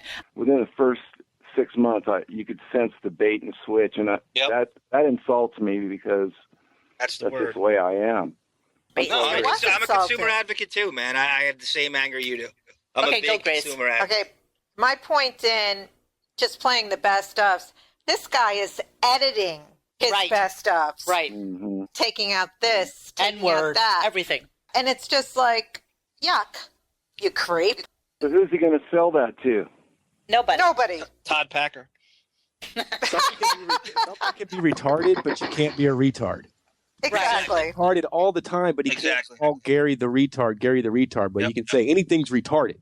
But why did that happen? Was it because he was now America's judge and children were running up to him and sitting on his lap and taking pictures with him? Honestly, like... That was going to be... Hollywood too. Yep. That was going to be his second stage rocket to stardom. Exactly. And he said, I'm going to introduce you to America, to Beth. Yeah. And you know what she said? She said, oh, am I going to get a wardrobe? Did she? Yes, for America's Got Talent. When he announced it, am I going to get a wardrobe? It's funny because I was driving home from work yesterday and I put it on 100 and they were talking about the O.J. Simpson deal on the history of Howard Stern. And they were complaining about how nobody except them were talking about the O.J. Simpson situation. What? How everybody was so politically correct about it, except for the Stern show. They were the ones who were not politically correct when talking about the O.J. situation. And guess what they are now? All just nothing but political correctness. Yep. Right. Yeah. It was one of the best segments ever, that crank phone call. That actually goes in the history of the Howard Stern show as one of the funniest fucking moments ever. Monique, how many times has the Best of played Best of Sam Kinison? Oh, that's an interesting question. I bet you it's about 70 times. You know what you won't hear again? Lady Di running into a cement pole. Oh, that's right. No. Hold on, we have somebody else checking in. Give me a second here. Hello? Hi. Jess? Hey, Jessica. A female voice. Hi. Listen to that Winona Ryder pipes. Winona Ryder pipes. Hi, Jess. Jess? Yes. Hi. Hi. We're thrilled Welcome to to the speak Radio to Gunk you. family, Jess. Oh, you be Thank quiet you. there, Tisdale.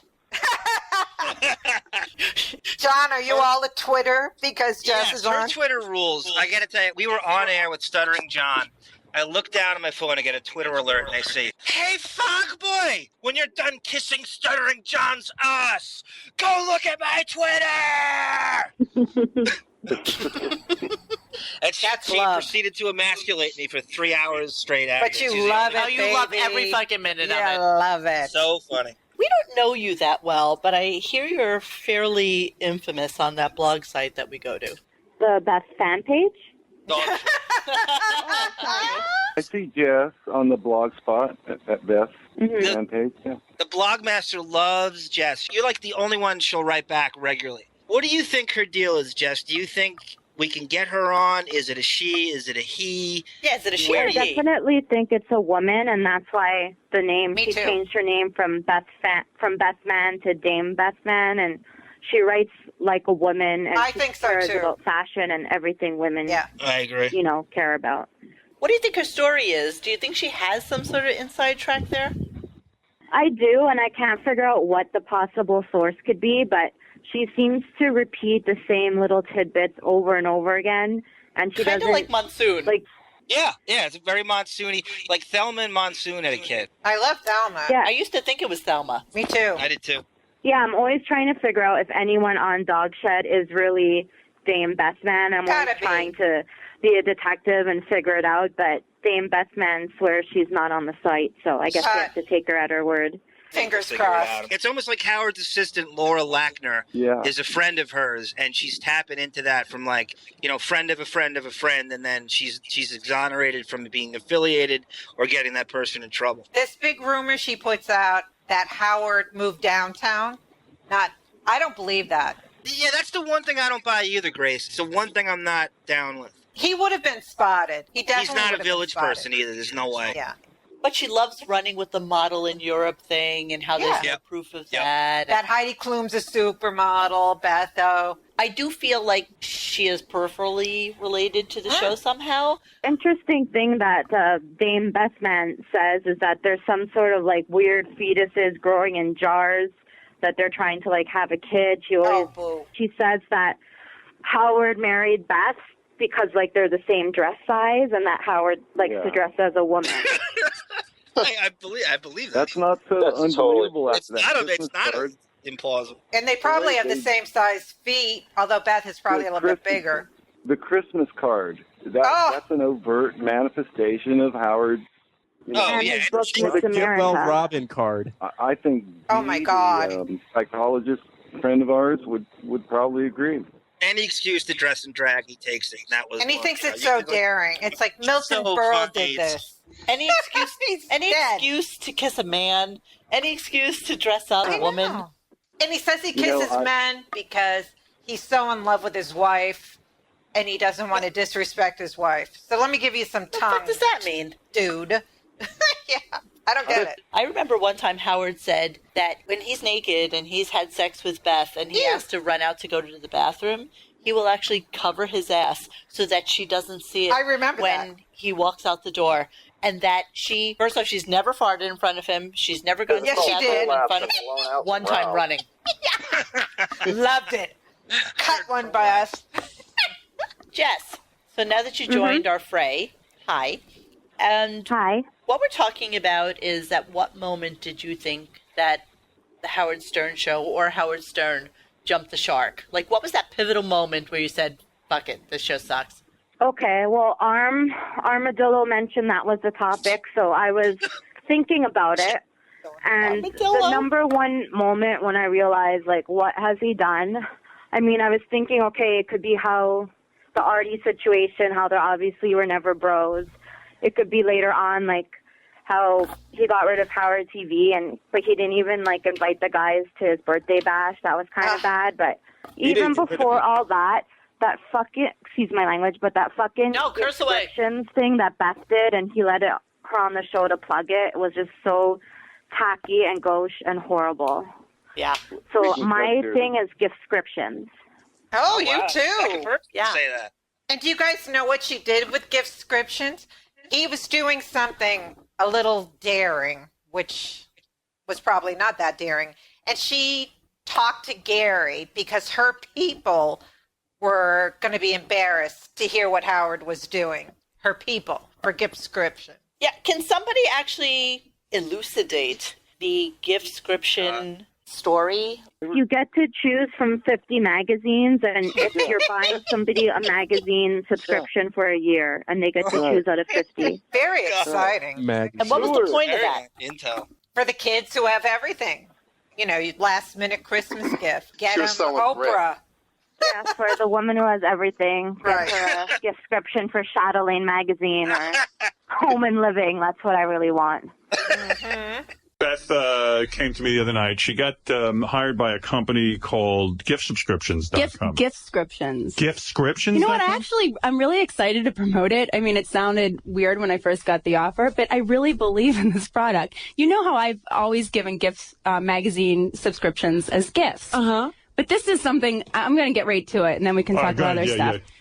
It's giftscriptions.com, and what it is, it comes in a cool box. It's basically a magazine gift subscription, but what you can do is pick out of 50 magazines. Oh. So the recipient can go online and pick what magazine they want for the year. Yeah, and it's under $20, and it's so easy to do. That is a nice gift. I took it to Emily Francis on the WB morning news, CW11. Whatever they're calling. Whatever they're calling themselves this week. Emily's getting one for her whole family. They were so excited. It's easy. It's fun. It's easy for grab bags for your business. Right. It's a great Secret Santa, stuffer, stocking stuffer. So I'm actually psyched to promote it for them. Beth got hired. She goes on, and tells people what to get people for Christmas. So she tells me get serious. But do you know what else I'm saying? When I'm going on these shows, I'm talking about, I have to mention, of course, gift subscriptions, which is what I'm doing. It's such a jump the shark moment is like, Robin was like, oh, that's a lovely idea. And then Artie was like, that's, I got a magazine subscription once, and that's a really good gift. And everyone was just playing along that an almost billionaire's wife needs to shell out for gift subscriptions for extra cash. And now let's pick names for Christmas gifts because it costs too much money for me to give everybody gifts. Right. Remember that? I think that was the year of that. No more Secret Santas. Cheapo. Well, they did get a stiletto, the gift that keeps on giving. He gave out stilettos. Yeah, exactly. Which he got for free. Of course. Remember this runs me into so much money. Some intern got the bag that Beth, picked out, right? And I think $500 in it or something. That's what Jackie and John had both said. Howard, for I think 5 years straight, was giving out K-Rock Christmas presents. Like he was getting gifts from the station, pretending that they bought them, and he would have Allison wrap them with their sort of Christmas labeling on them, and he would give them out to the staff. And wow, pretend like a K-Rock re-gift. They're all promo iPods. Nothing in my mind tops the picture. Yeah, swag bag from hell. I love the picture of John and Jackie like rustling through the popcorn and looking for their Christmas toy section, isn't there? Right, they thought it was like Cracker Jack. There's a check at the bottom and there's not. Some Photoshop genius has to do something on that. I want to see how that looks. I so agree with you. That the vision of that is the funniest fucking thing ever. Just have John's big their fat minds mess. couldn't conceive that a multi-millionaire would give them a fucking $5 thing of popcorn for Christmas. Because popcorn, it's like mostly air. It's just like you're giving somebody like a handful of kernels, re-gifting air. I like that. Very nice. When Christmas came, remember Penny Crone came in and she was complaining because Howard wouldn't even get them a fruit basket. Penny Crone is a jump the shark moment. Another one in my mind. Another jump the shark moment is when he reneged on that the news team had, what is it called? Autonomy, yeah, and that now they can't even cover Howard. Who's left on the news? George Flowers, right? Ralph Howard. And guys, it's almost seriously like they made that to think that he needs 8 people to cover him on a daily basis, hourly basis, actually, after the show is over. Remember, they used to have these little 10-minute quick segments. I remember, of what's going on the show, interviewing somebody who was just interviewed on the show, going out on the street and interviewing people about Howard. It's like, how could that be a working profile for something that would last on the show? There was 8 newscasters, all for Howard. And then he stopped because Lisa G looked into how much he paid for Beth's engagement ring. Langford and Penny Crone were the only ones worth a shit. I mean, they were 2 complete lunatics. I love them. Langford's interview with Elegant Elliot when he jumps out of the tank. It's one of the highlights of the series years. Elliot got too hot to handle. Yeah, he was suing. He was getting litigious. Was he suing? Yes. Hey, can you find him? Because that would be the greatest. Oh, are You know what? sure you want to sit next to him? Really? Not only, exactly. He's scary. He Not really only would is. I not invite him into my Yeah, home, he's very frightening. but the only time you ever see him is running down the street. Right. He always still wears lingerie all the time. Does he still wear support hose? All the time. All the time. That same outfit, the pink lingerie with the tap shorts. I'm sure he smells And the too. corset. Yeah. The corset. Yeah, he has that greasy, smelly, disgusting, Oily, homeless thing about him. Icky pooey thing. It's gross. Yeah. He's a crazy con man, like criminal rap sheet that you can't believe. Really crazy shit he did, like in Florida and stuff. I don't know. We got one day we get a show theme. We could produce like his criminal transcript. It's I find crazy. him so fascinating. He's like a supervillain, right? The scam that he pulled is so He did a fascinating. light bulb scam. He made millions of dollars selling light bulbs. No. Millions? Yes. 32 million.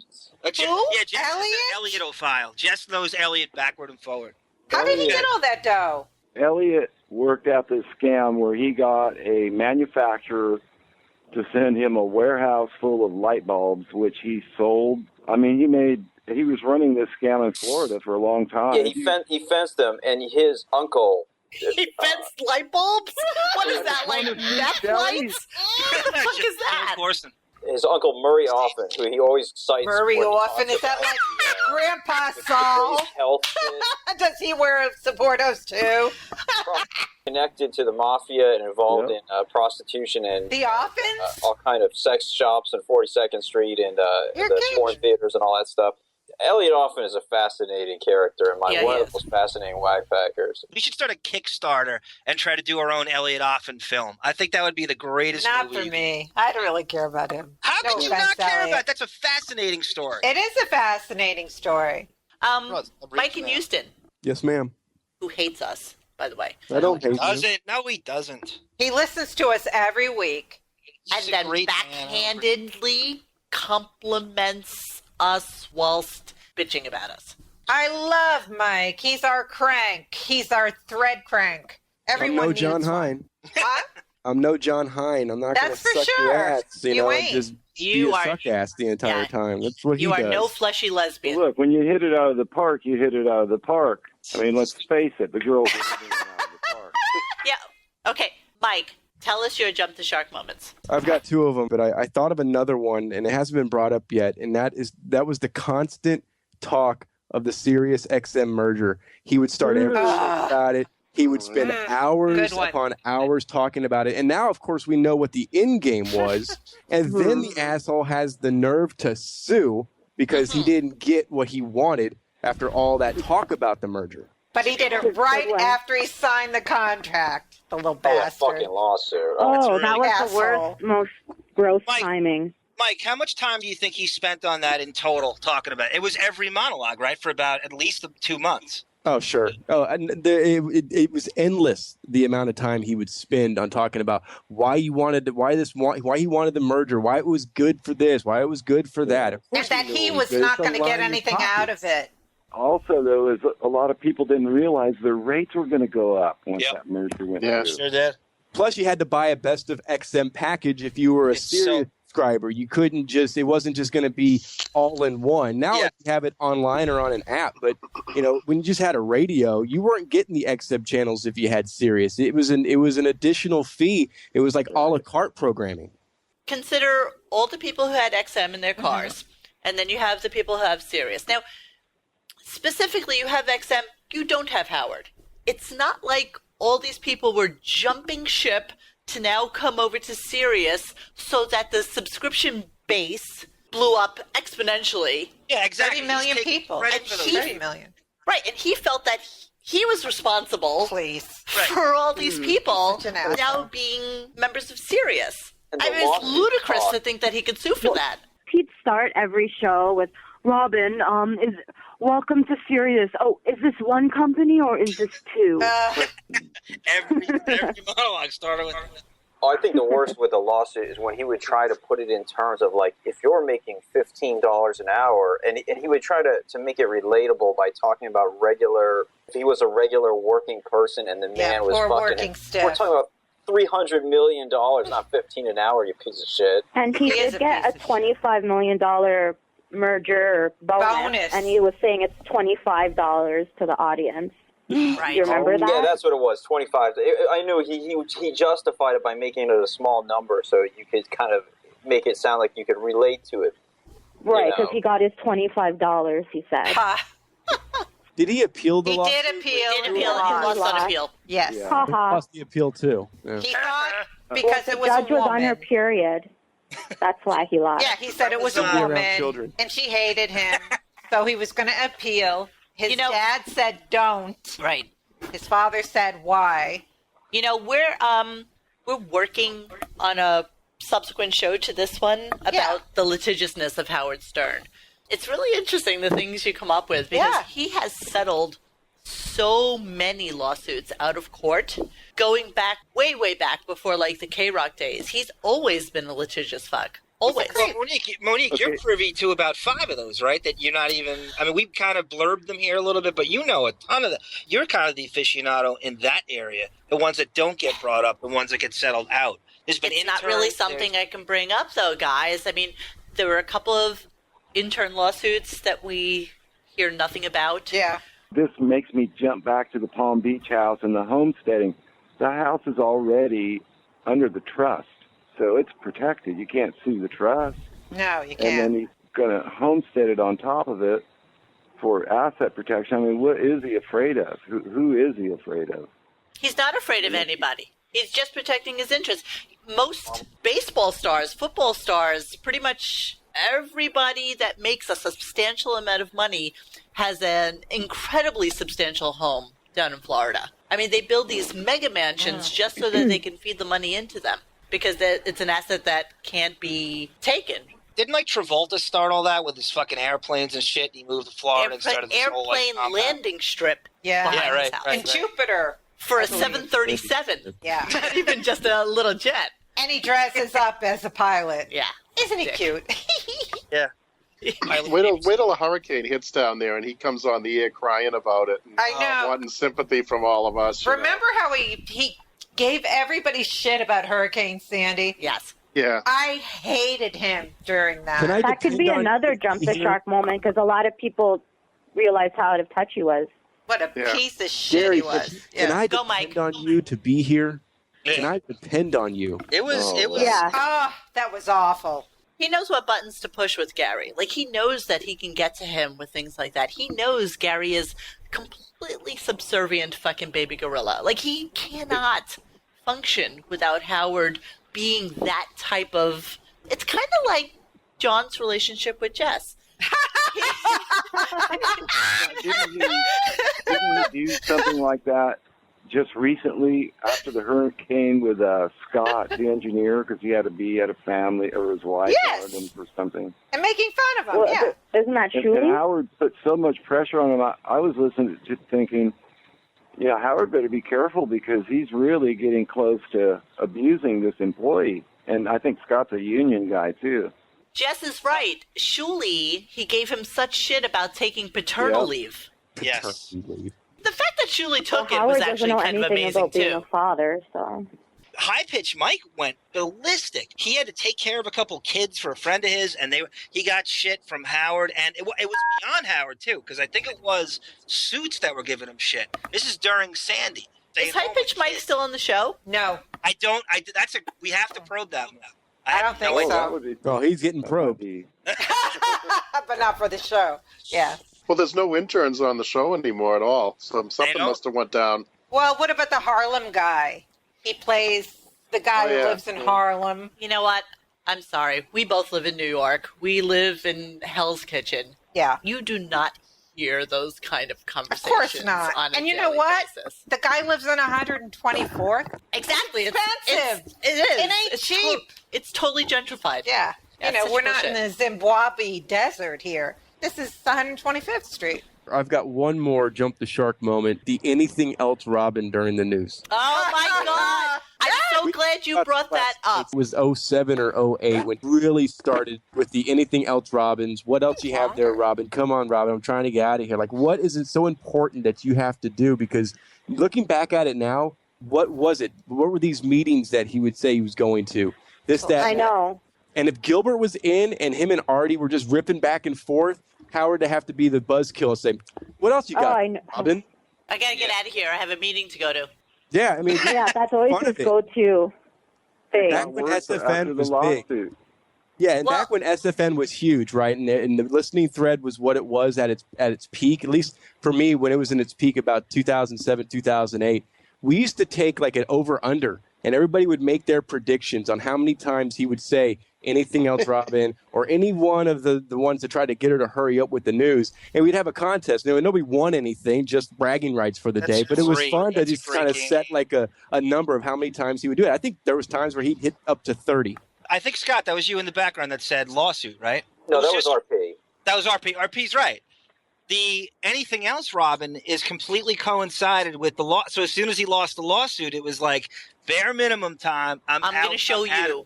No Howard 101. Exactly. That's no a great extra. correlation, RP. Yeah, he's like a you could also watching say the clock. The whistle blows and he's fucking out of there. Yeah, Fred Flintstone slide. Yabba dabba do. Mr. Hard Hat, Mr. Hard Helmet Hair Hat. Yeah. You know what? I think the only time I can remember in recent history, and I'm talking the last 5 or 6 years, that he's done any extracurricular activities is the one time that he did the Billy Joel town hall, and that was but only Monique, because... that counted as a day of work. It wasn't extra. It was never more. I'm just talking not in the normal because that 7 wasn't a to show 11. day, right? He didn't. No, it wasn't a show. Yeah. No, it was. It was on a show day, but the show started at 12 o'clock. That was considered the show. So it was like the Madonna thing when he. Exactly. Just like. But the only reason he did that Billy Joel thing was because he was contributing money to Beth's Ferry Cancer Ranch, second floor. It's $8 million. It's all a Hampton Circle. What the hell is that about? Yeah. And I agree with RP that was fucking abysmal. I mean, I listened to a lot of those town halls, and that was up there with some of the worst. I never listened to it. Tell us about it. You didn't listen to the Madonna one? Melissa Etheridge was on there covering one of his tunes, and that was pretty bad. Boys to Men.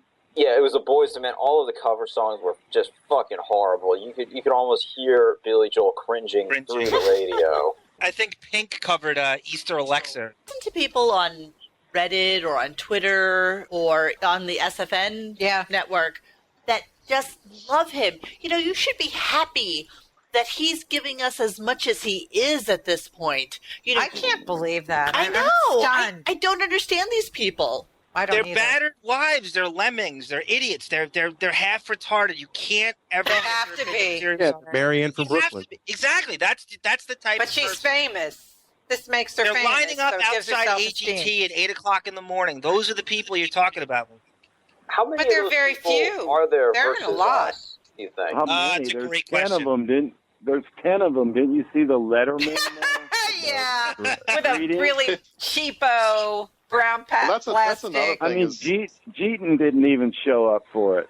Oh my. Oh, Gay Tony? Yeah. Oh, right. See, that's another big joke is how he compares himself to Letterman constantly, and that Letterman only does an hour show. He has a radio show. It's a radio show. It's not a TV show. Well, he's so jealous of Jay Leno. And he used to say, those guys only do this many hours. I'm like, they do a TV show. Jay Leno puts on a show. You could take your whole family to see it. And you can't, Howard Stern, you can't do that. Well, how telling was it?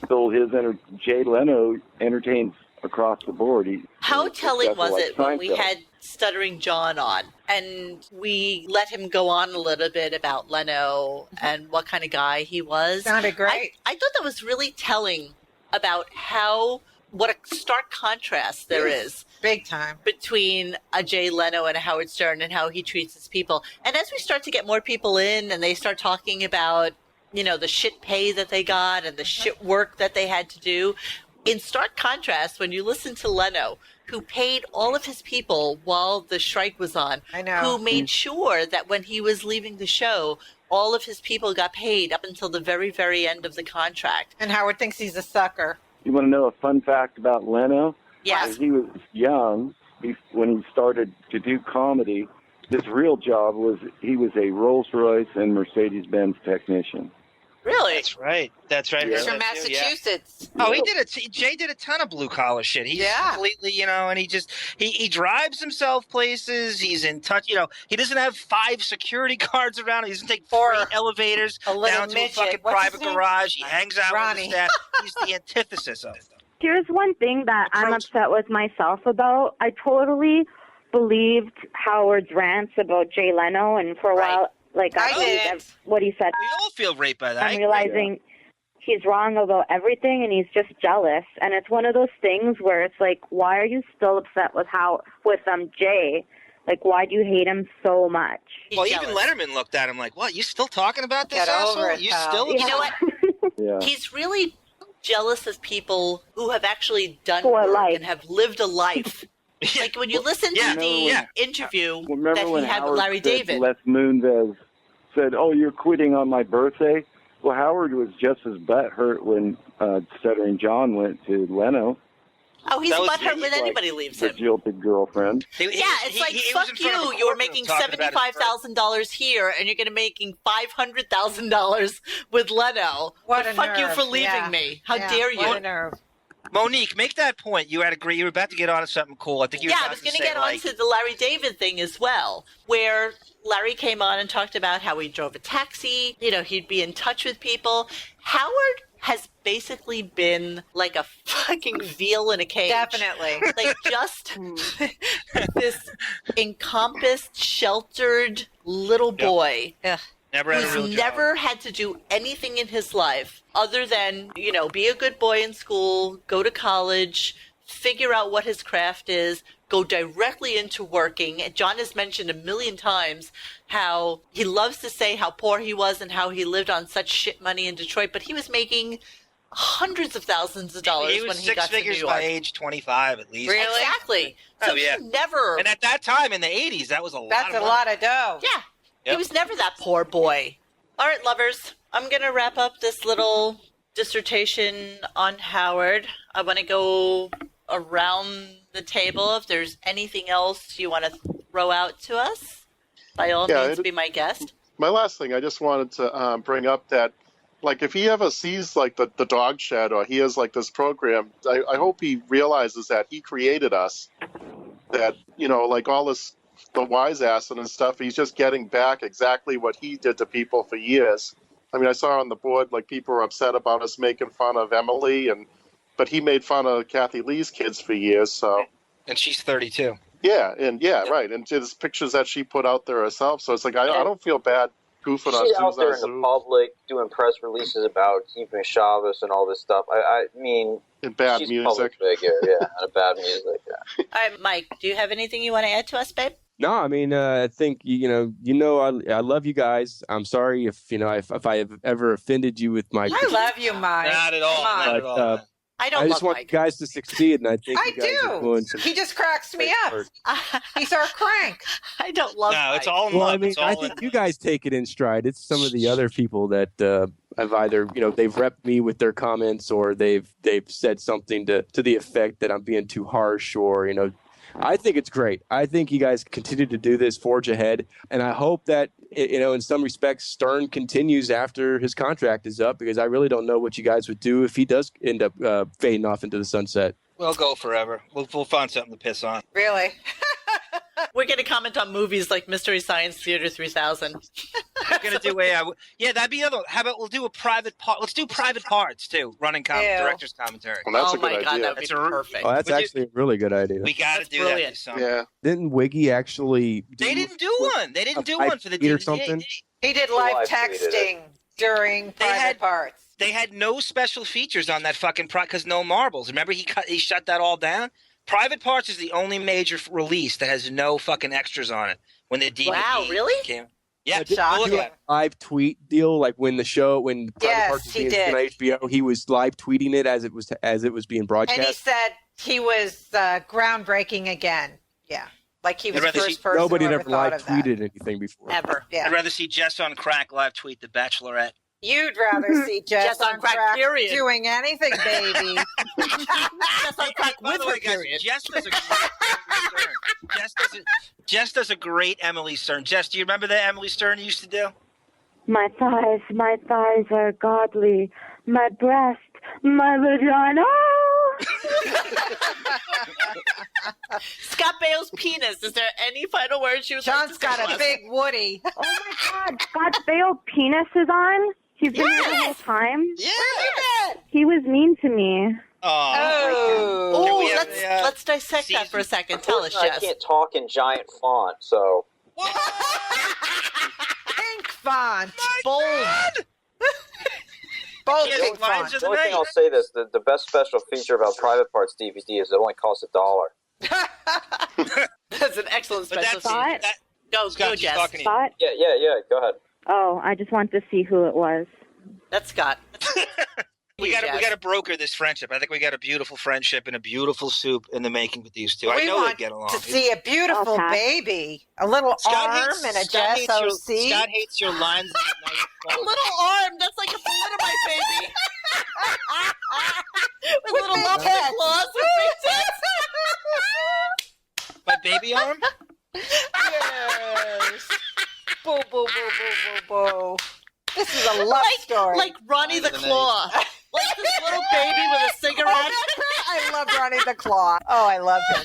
All right, guys, we're going to wrap up. And we really want to thank you all for coming on. So You guys, I love we had you all. Scott Bale's penis. We had Jess on Crack. Hunky Dunky. HD. We I had was on with RP my enemy, McMurphy. Love you, RP. And we had Mike from and in Our Houston. resident crank. Yay. So thank you all for Top of the morning joining to us. you all. Love you guys. Moni, can Had a great I time. get a song in?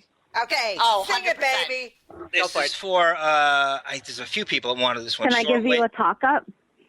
Sure. Oh, do it.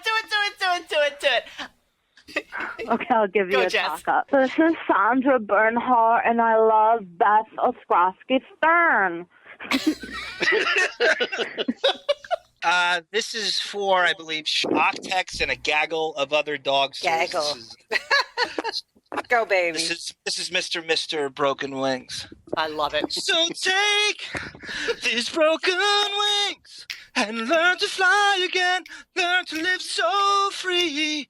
When you hear voices sing, the book of love will open up and let us in. Let us in. See, if you laugh at this, then we can't play it on record for the opening segment because you've ruined the whole entity that is John singing. Oh, I'm Broken sorry, Wings. John.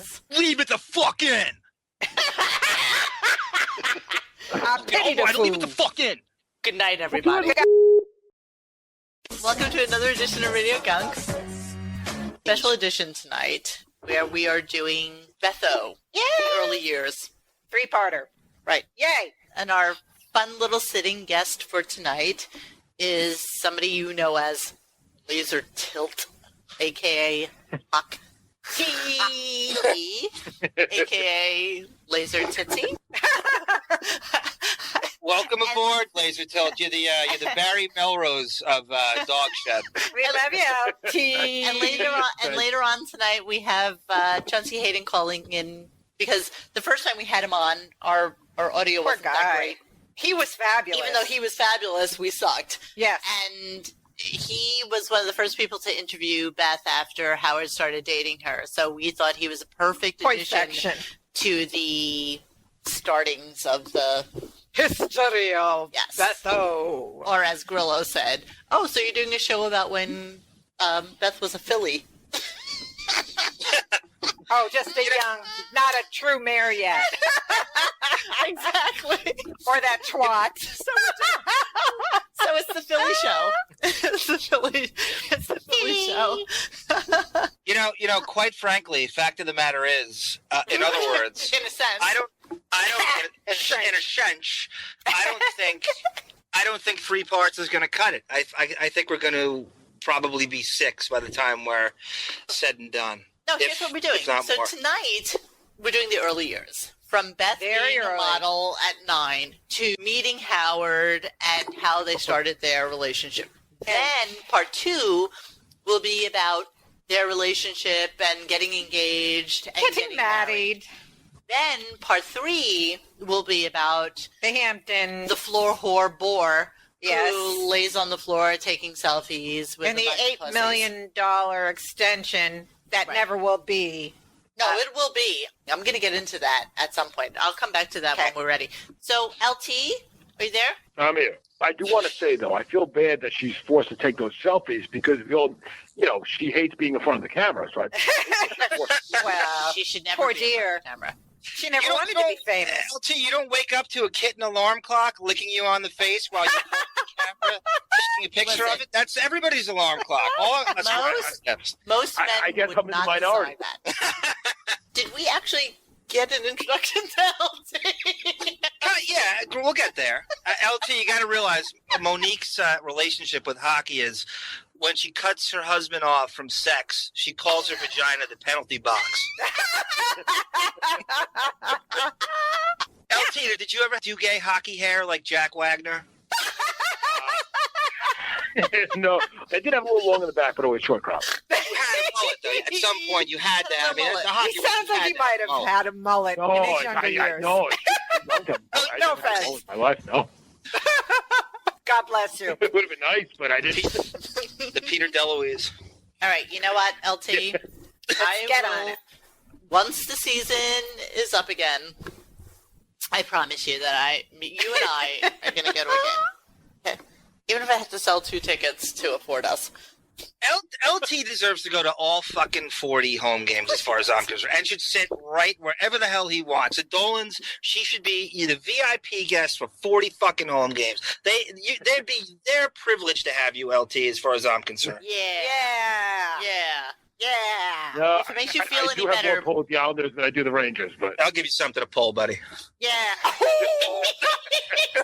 John, you're vulgar. If it makes you feel any better, my seats are about 4 seats away from who's the old man who all of a sudden has become really important lately in movies? Oh, Liam Neeson. The old man. That old. What an intro. Why? He's actually a really good actor. When he wants to act, he's really good. Schindler's Listen, he's List, making money. Rachel God Gould. bless him. I used to think he was a hunk. So we're going to start with our weekend review. I know we digressed just very a much. snurch. Miss USO. I got You- Miss USA. Hello, 1957. Yes, Miss USO. He was playing clips But and how dumb these broads were. Yeah, but he does that every year. And Yeah, JD but- just pulls these clips and they're all Beth. What Beth? I mean, she's stupider than any of these broads. How That's all you hear. Subliminally, all you hear is Yeah. Beth when he Beth, plays Beth, his Beth, Beth, I Beth. agree. Yeah. So I thought the whole show was basically a promotion for Ant-Man. Oh, boring. Takeaway of the day and is that he said to Paul Rudd, whom I love in other venues, but I'm not necessarily sure he's a superhero type guy. Yeah. Howard said that he had tried to buy the rights for Ant-Man from Marvel, what was it, like 20 years ago? And I guess they couldn't reach a decision on the numbers or something, so he let it go. Decision was he couldn't reach into his wallet and pay actual currency for the rights. If that even, I mean, do you even believe that story existed? I don't believe a word he said. He didn't want to pay any money. He thought it was an obscure character. No one's going to call him on it. No one's going to research it. Total lie, total bullshit. I don't believe But I think at the time, he may have talked to them because Marvel, if you recall, was in a horrible fatal flaw. Yeah, they had bankruptcy in the late 90s. Exactly. So I think people are snatching up rights to every single character known to mankind. So maybe he tried to get into play, but it was probably too many marbles for him to... Exactly. Well, you think that he thought that just because he was Howard Stern, they were just going to give him the rights and they would share in a percentage.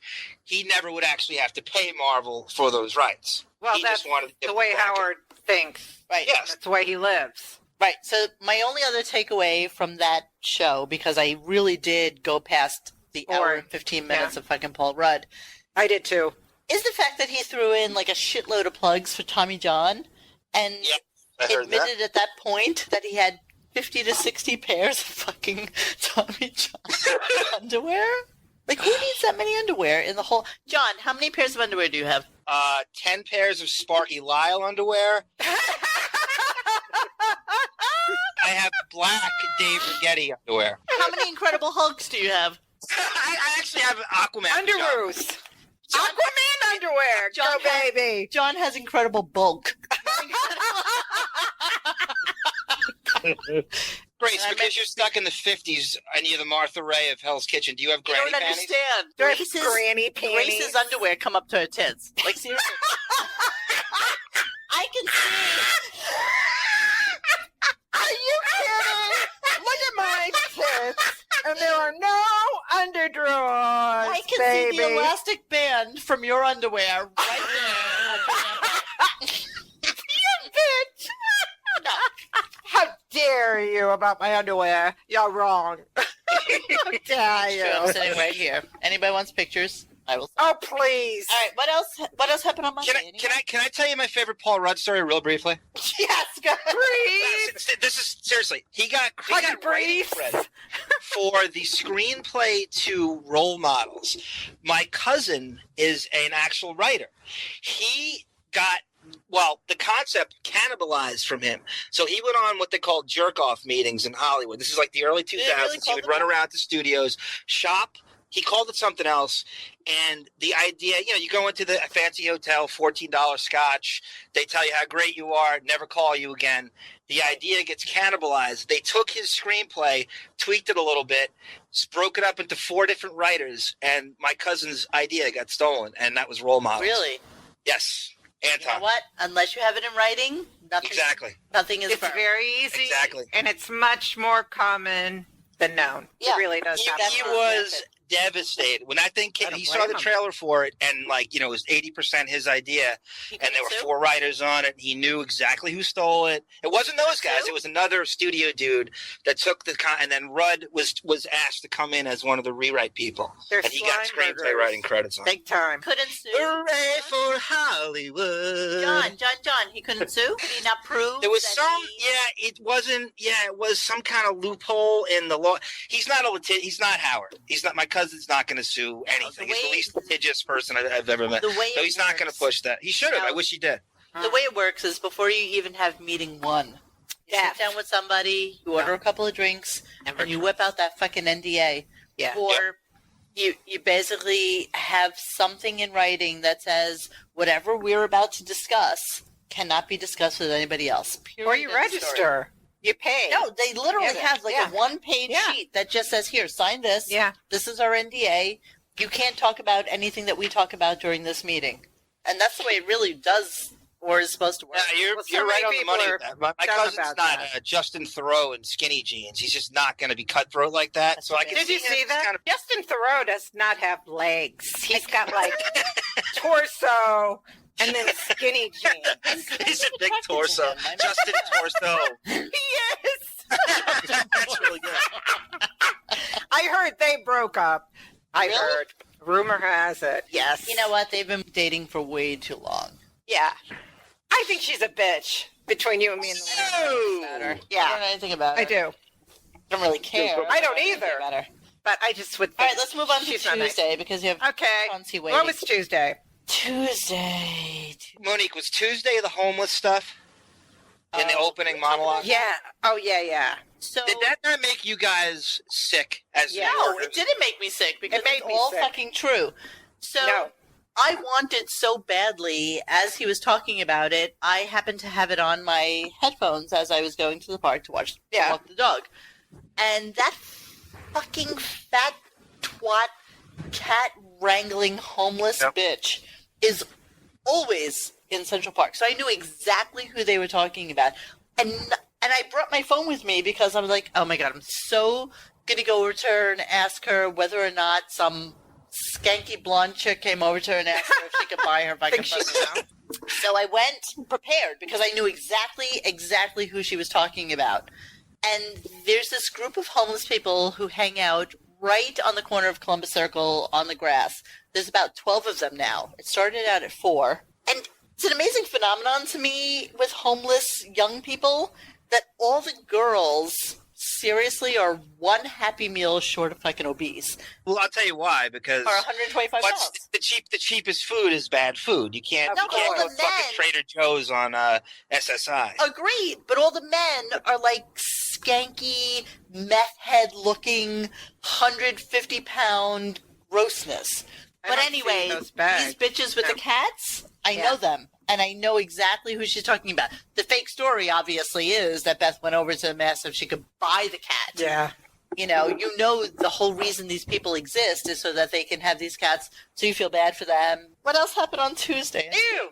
He squeezed his father's blackheads. Oh, that was disgusting. That was really vile. Disgusting. Jason Ellis, barf. I don't care about him. Barf. I just zoomed right through it. He was horrible. Right, John? Yeah. There was something interesting, and I went back and listened to it. He had a big fight with Dice, Dice Clay, Who's it, for Jason foisting his son's Ellis, nepotism yeah. on. It was kind of interesting, and I kind of like that Ellis called Dice out for the nepotism move. Like, this is the worst thing about show business is everybody famous thinks they're just going to get their kids in without having talent or a product to back it up. And Ellis kind of called them out. If you get a chance, go listen to the actual interview, not the bullshit clips Howard played, but listen to the extended. It's a pretty good throwdown. It's pretty good. I'm repulsed by him saying you used to suck your father's cock or something like that. Spent 15 minutes on the 69. Yes. The incestuous 69. And also that he's in an open relationship. He goes with guys, and he said, do you get banged up your butt? And Jason was like, well, no, mostly I, bang them. Whatever. I don't really care about him. I don't either. It was just gross. I And it was know. like But you know Howard what? wanted to know. Okay.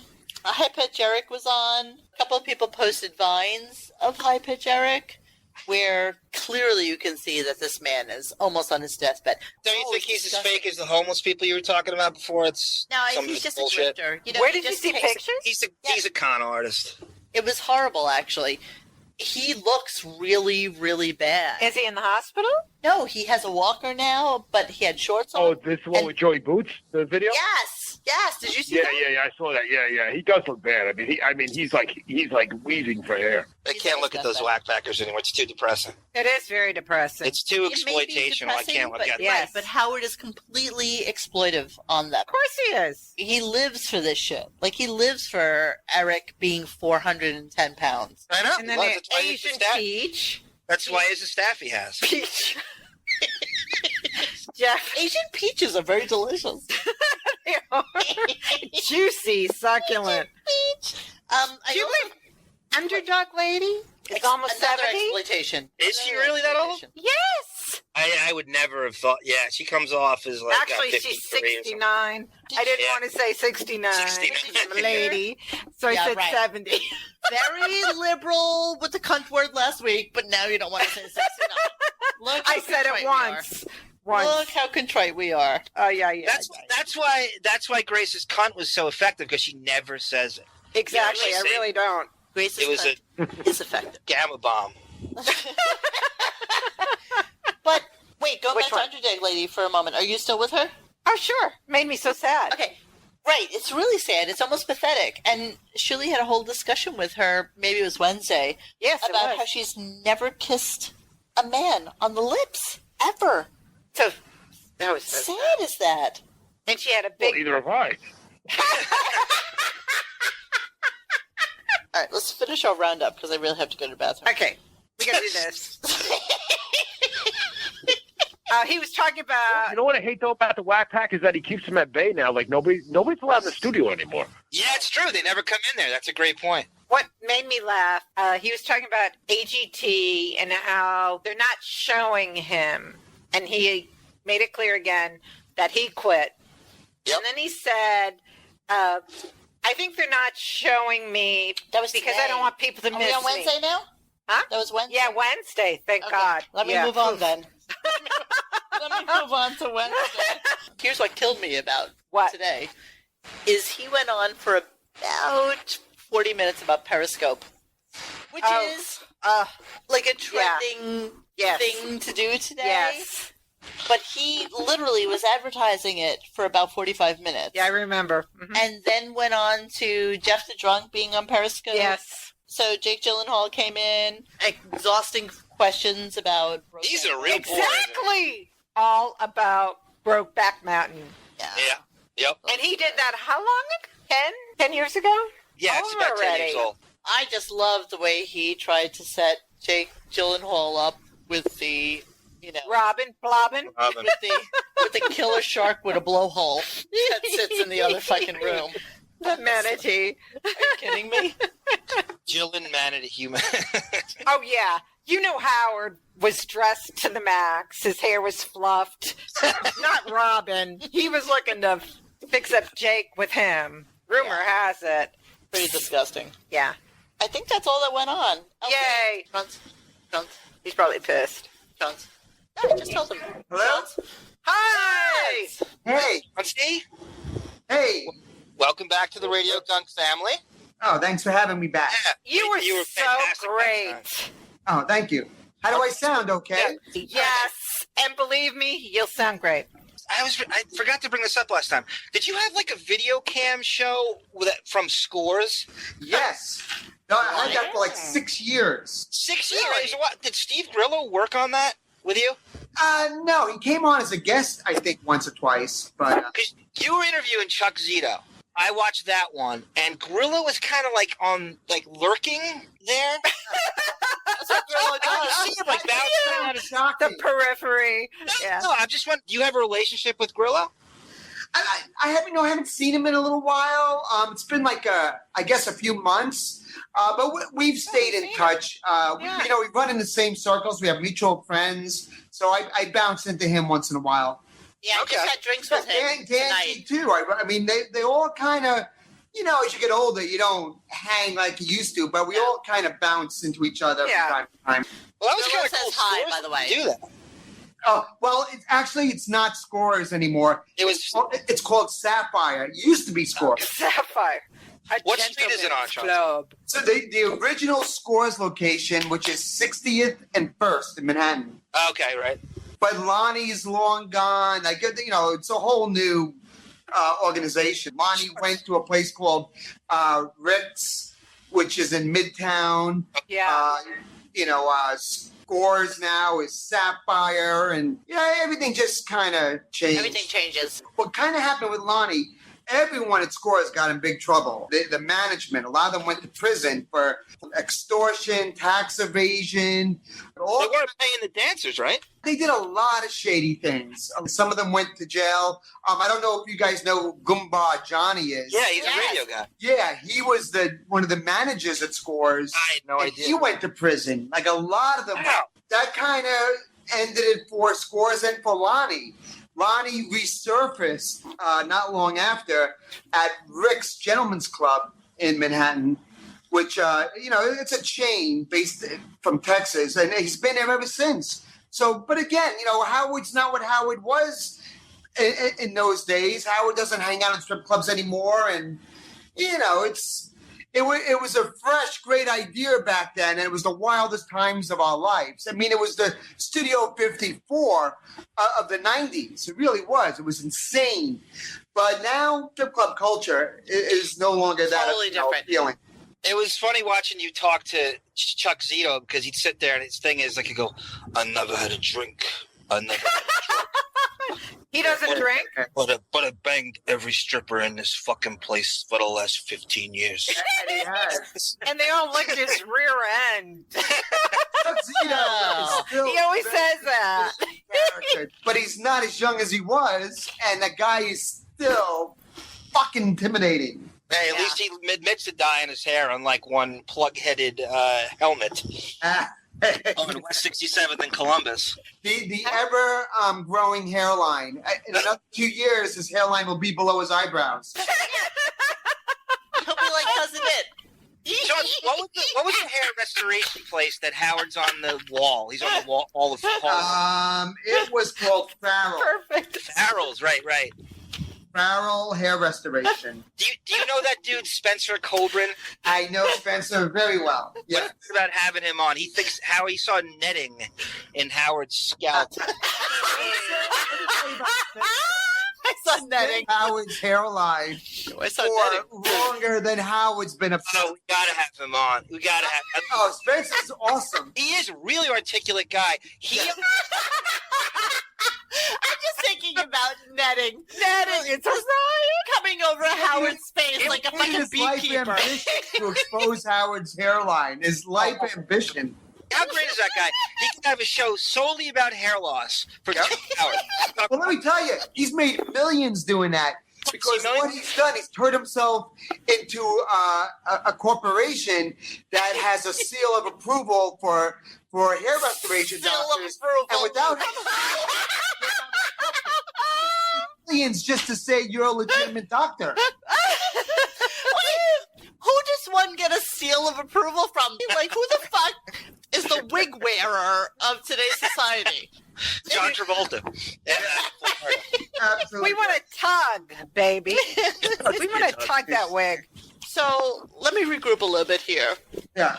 And tell you that the topic of today's conversation is beef. Beth, the early years. Yes. And we love having Chaunce on. And the interesting thing is, Grace and I were talking about it before we went on air, and we couldn't find anywhere the Chaunce interview with Beth. Yeah, why is that, Chaunce? Oh, really? It's not No, it's not I've online. seen her twice. I know. We I could had not her on the cover find of it. Stepping Out twice in the early years. Yeah. I probably have it on my computer. I could probably send it to you guys. Let me tell you about Beth. I grew up I had a house in a town called Glen Rock, New Jersey. And I knew Beth before she met Howard. She was a model, like a catalog model, really a small-time mail order catalog. and the company was in a strip mall in Glen Rock, this little town in Bergen County, New Jersey. Wow. She would take the bus from Manhattan to Glen Rock, and you couldn't miss her because she was this tall, striking blonde waiting by the bus all the time. And I used to always wonder, who is she? Right. And it took me a while to put two and two together when she started to get spotted with Howard. I said, oh, my God, I know her. She's always in my town. And then that's how we hit it off. I would always see her in Glen Rock. Wow. We became good friends. Really? Very good friends, yeah. She's such an un-Dana Cerrone Jersey broad. She probably did just stick right the fuck out, like in high heels, trundling around. She's from, the country. She's from Pennsylvania. Pittsburgh. Yeah, she doesn't have that city model mentality. She was always very innocent and mousy when I knew her, Yeah. She really was nobody. She does have molestation voice. No, God, I felt so bad for when she first started. I don't know if you guys recall this. When she first started dating Howard, it was about the same time that Howard tried an experiment. He tried to put out a Stern message board. I remember that. Yes. I remember it well. And he had to, within a week, pull it down forever because the fans were so fucking brutal. Yeah, that was the worst. I've never seen. She was ready to kill herself. It was so bad. Really? Chaunce, you were on there, right? You were answering questions? Oh, yeah. Yeah, I remember that. All the time. I loved it. I loved it. Yeah, it was a great forum because it was at the beginning of all this shit. It was when blogging and posting was still in its infancy. So, everybody was so fucking crazy for it. But you couldn't do it because the fans, they had too much access now to the staff and to Howard's personal life. He couldn't control it. He couldn't monitor it. So he had to stop it. He's all about control. It was so funny back then, Chuck, because he was making such a big deal. He called them the bulletin boards. Like, he didn't even know the term message board. And the Stern is so sort of antiquated when it comes to technology. I mean, they're still using Lotus Notes and fucking Muldred, and they put a message board out like it was revolutionary. But there had been millions of message boards all over the internet. In fact, it was very archaic. If you remember, it was really. I mean, it looked like it was 5 years behind the times. Yeah, it was almost DOS-driven. Like it was just. Somebody bamboozled Howard into saying, I know how to do this, and And he said, yeah, go for it. And it was like free. So let me ask you a question, Chaunce. Yeah. When you first interviewed her because we're trying to figure out the timeline of when she met Howard versus when he separated from his wife versus when he finally announced that he was getting a divorce on air. And we feel that it's a little fuzzy. I'll tell you this. Howard didn't leave his wife for Beth. Howard went on about a year rampage where he banged every stripper at Scores that ever worked at Scores. I don't remember the time when he bought a stripper a car. I remember that. Was that a true story? God only knows, to this day, no one really knows why. Either she had something on him that must have been off the charts. Well, maybe she pulled his wig off. I don't know what. But I think they did a threesome. They're claiming Beth was like an escort there. Like she would like go on like high-end dates with like Japanese like George Takei kind of business. You could say that about every low-end model. Everything got to be top. Right, I agree with that. You know, I think every low-end model is for sale. Exactly. You know, what they do, who knows? You know, but they call it a gig. It's a job. Monique is very avid about describing the scene and the types because of, like, I know that scene. I know girls from that scene. You know, we were always curious because there was always a rumor about her working as a hostess at Scores. Was that true? Oh, Beth? I know Beth. Beth never worked at Scores. She never did. Good. No, I can tell you because I was at Scores every night. I would know if Beth worked there. She wasn't being deployed as an escort, though, to like sort of not in the club, but she would like be I don't know. Honestly, I don't know. I don't think Beth could work there. She's not that good looking. The girls who worked at Scores blew Beth away. Yeah. And they had better boob jobs. That's for sure. Beth would not be what I would call a Scores type girl. Yeah, they had bring your own saline night on Wednesday, Grace. BYOS. Hey, Chauncey, if Howard's such a germaphobe, how would he be with all these strippers? That doesn't really jibe. I'm asking you. I don't know. Pussy talks, John. Well, no, I think Howard really is a germaphobe. But when it comes to sex, you know, Howard, you may not remember this. If you go real far back, this is going to test you guys. One of my best interviews was with one of the girls who was on his show, Son of a Beach.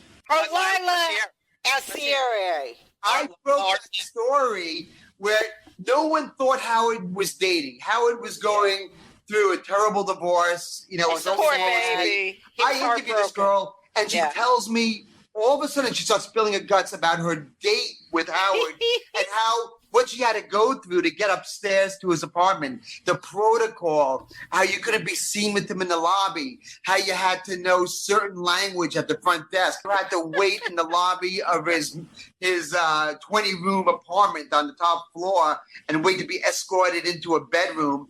And then she would describe the bedroom like it was Hugh Hefner's room. Did he have mirrors on the ceiling? The whole thing.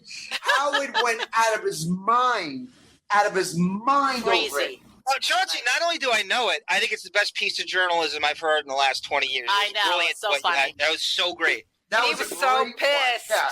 It really was the only look. It was the first time anyone had an inside look into Howard's dating life and what people go through that have to date Howard. But give Lila her props on that. She did her part. She was like, she didn't even think it was a big deal. She's like, I don't know. No, she was just being honest. And she had to call in and she wasn't happy. I'll tell you, I don't think, in the words of Ralph Cramden, I have a mouth. Like I'm sure she got a call from Don Buchwald. She hasn't worked since. I haven't seen her in anything since. Well, she called Howard. I haven't seen her in anything. She and I both worked again after we pissed off Howard.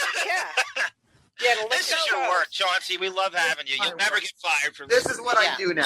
So tell us about your first interview with Beth, because I think Howard was really upset about what he feels was extrapolated from that conversation, because Beth came on air after you talked to Howard about it, saying, no, I didn't say that. She did. No, he took it out of context. This isn't exactly how I spoke about it. Just basically flat out denied that the conversation that she had with you was an actual conversation. She was an easy target for me. Of course she is. She's like shooting fish in a fucking barrel. She had never done an interview. I did the first interview she ever did. She had never spoken to the press. Was that before FHM? Yeah, FHM. I beat all those guys before anybody had sat her down. She, like I said, I knew her, so I asked her if she could do the cover for Stepping Out, and she couldn't believe that she was going to get the cover of a magazine. And I know Howard did not want her to do this. You know, he knew what was coming. He knew it. But he also wanted to get laid, and he couldn't tell his brand new trophy girlfriend that she couldn't do a cover of a magazine. Yep. Right. So to appease her, he said, all right, you can talk to Chauncey, but he knew what was coming. I played her like a violin. I got her to tell me things that I know Howard would not want to be said about him. And of course, knowing Howard and my relationship at the show at the time, he dissected the interview line by line by line. Yep. And this is why I record every interview. I put everything on tape. So I knew she was going to deny it all. And so I sent Gary the interview. So Howard knew what she said because he had the audio. So I never got in trouble for it because she said it. Chauncey, I don't know if people realize this, but I started reading some of Chauncey's interviews with random people. They're really good. Prostitutes, porn stars, B-list actresses, whomever. Howard Stern. Matter. Your interview technique is really stellar. You know, you circles, Cobra-like. Yeah. Like a fucking scorpion. I kill you with my smile. Yes, it's amazing. True. That's what Gary used to say. He goes, I fucking hate Chauncey. He goes, he sits there with that big smile on his face, and he's stabbing you while he smiles. Well, that's what Gary's known for at the back office. That's right. You're a scorpion, and I love it. Iago. And if you go to YouTube, you can hear my conversation with Donald Trump, which I think is classic. Oh, my God. We're going to have to play some of that. I love it. Yeah. Oh, it's awesome. Donald Trump called me on the phone at my office one day to beg me not to print a story on Dr. Remember Victoria Zadrock? Yep. Yes. Well, she told me a great story about Donald Trump, about a date they went on. He was so upset by it, he called me at the office, and luckily I had my recorder ready to go, and I said, oh, I'm recording this. And before I picked up the phone, I hit play record. And to this day, I have that thing. Chauncey, was Trump in between ex-wives at that point? Or what he was married. No, he was married to Marla Maples? Or, no, what he used to do. Oh, his new wife, okay. Do. Want to hear 2 seconds of it? Yeah, it's ready to go. Wait, hold on. How are you? You'll never fire. Can you hear it? Yes. We've been good to your magazine with The Apprentice. You saw the ratings that went to #1. I'm killing it. The show is huge. It's huge. It's the biggest thing, and then the NBC people just left. They said it's the biggest show they've had since Friends. It's what we both predicted. Yeah, that's true. Chaunce, this person, I don't even know who the hell she is. I never took her out. I don't know who she is. And by the way, based on her picture, I would never take her. She looks like a fucking great hooker. I've never heard her curse before. Yeah. I never took her out. Yeah, right. She's full of shit. I know. Take a look. Chauncey, look, I have good taste in women. Take a look at her picture. First of all, she's not a Playboy girl. She's like a Playboy something girl, they say. #1. Anything, it's all bullshit. How long ago was this? 10 years ago? Did you read her quote? She said that, I guess, you were considering using her for an ad campaign. That's bullshit. That's just total bullshit. And #1. #2, who the fuck? I use models for that. I don't use Playboy people for that stuff. That's why she said that. I guess she contacted Playboy Promotions. No, but I don't use Playboy people for that. We use models. Total bullshit, Chauncey. I sent her a couple of emails. I'm trying to get her to respond to me. I haven't heard back from her. It's total bullshit. No idea. Except I know one thing. She called up the office like 10 different times. Wait, so now all of a sudden he knows who she is. Like, and now all of a sudden she's called the office 10 different times. That was amazing. You could take down the whole Republican Party with that footage. Exactly. You could sell that to like CNN right now and take down What the I whole used to Republican hear Party. I have so much day. Oh shit, that's crazy. What Yeah, she used, I what agree. Trump used to do back in the day is he used to get the books from Ford, Casablancas, Click, everyone, and he would just go through the pages and see who he wanted to fuck. But who would bang him? That's He's how. so gross. That's how we found Marla Maples.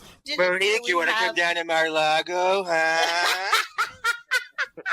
No, they meant She didn't have a. You know what makes me laugh about that family? Ivanka, the daughter. You ever watch The Munsters? Yes. Who was the daughter, the blonde daughter? Marilyn, the niece. Grace gets it in 2 seconds. She's so normal, and she's surrounded by all the lunacy. The kids are pretty normal, like even Eric and Donald Jr. No, they're No. It's just crazy. Good for you that you taped it. Never. So let's swing back to the topic at hand. So I was looking at the interview you did with Howard, which I thought was really good. I did a couple for stepping out, believe it or not. I did one where he got so mad at me because it was a press junket, the movie Private Parts. And I was tipped off that he carries a gun on his ankle. Yes. And I brought it On up his during phony the press ankle? conference, and he went on the air the next morning. The first thing he said at 6 a.m., Chauncey is banned for the show for life. Oh, I didn't know that. I'm surprised he doesn't feel fat with the gun on his cankles. Really? It adds 5 pounds.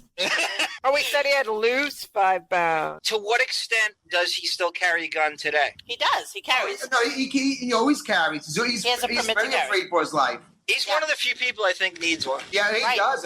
Well, you know what? No, actually, I don't know if he does anymore. There was a time I don't think so. when he was so controversial, he pissed people off. I don't think anyone really gives a shit anymore. I think after he took Thursdays off, he needed the gun. All right, last questions. Yes. So we had both Stuttering John and Grillo on in the last couple of weeks, and we were talking about Get John's Job. And what came out from that was that the job was already predetermined. I said that on the air the day they announced the winner, and Howard called me a sore loser. I said, I'm going to expose this for what it really is. There is no voting. No. Richard Christie was hired weeks before any of this. This is just a bit for on air. Richard Christie had announced that he was leaving his band to move to New York to work for the show. I mean, it was just a giant fucking circle jerk. Chauncey, you're 100% correct, because if you go back and listen to that, all the contestants and their auditions, you would no way in fucking hell think he had anywhere business vote. You'd never vote for him. He did nothing to convince you that he deserved that job. Nothing.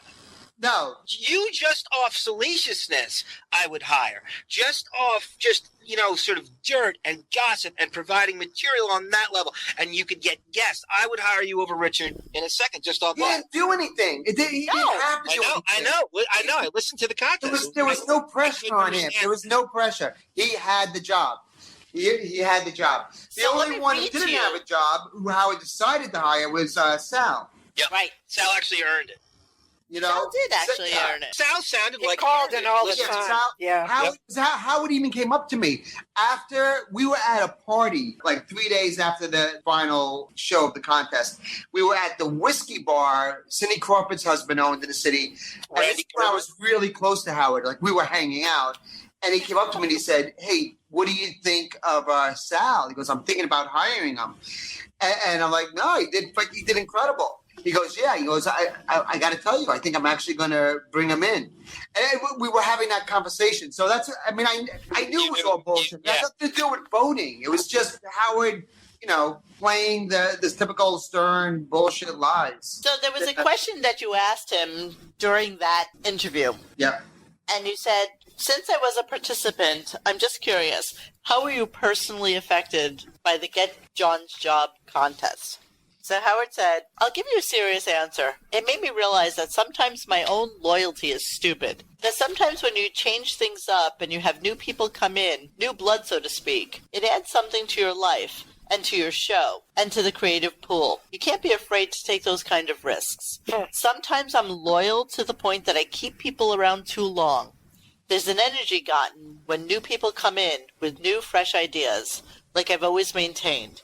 Good ideas come from all different places. You don't need a professional comedy writer. You don't need necessarily have someone who has written 10 hit movies. There are all kinds of talents out there. So in other words, I'm saying goodbye, Gary.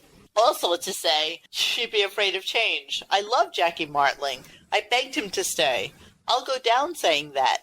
It was his own demise. Working with Artie Lang has been one of the best experiences ever. I love the guy. I think he's a terrific talent. He's added a new dimension to the show. John Melendez left. I love John. He was a good guy. But after a week of you, I went, hey, there's something new and interesting. Ideas out there. So, but the reality was, he didn't fucking care. He already hired somebody. Right. Yeah. Yeah. Yeah. You know, they painted me right away as a sore loser. I said, I'm not being a sore loser. I'm just, you know, you're letting me on the air. I'm going to tell you the truth. And that was like, that's what Howard, to me, that made the show. When he let people come on the air and do that, I thought the show was so compelling. Right. When he stopped that, when he got into that Nazi mode where you had to be a bobblehead, I thought the show really fell. To me, it jumped the shark at that point.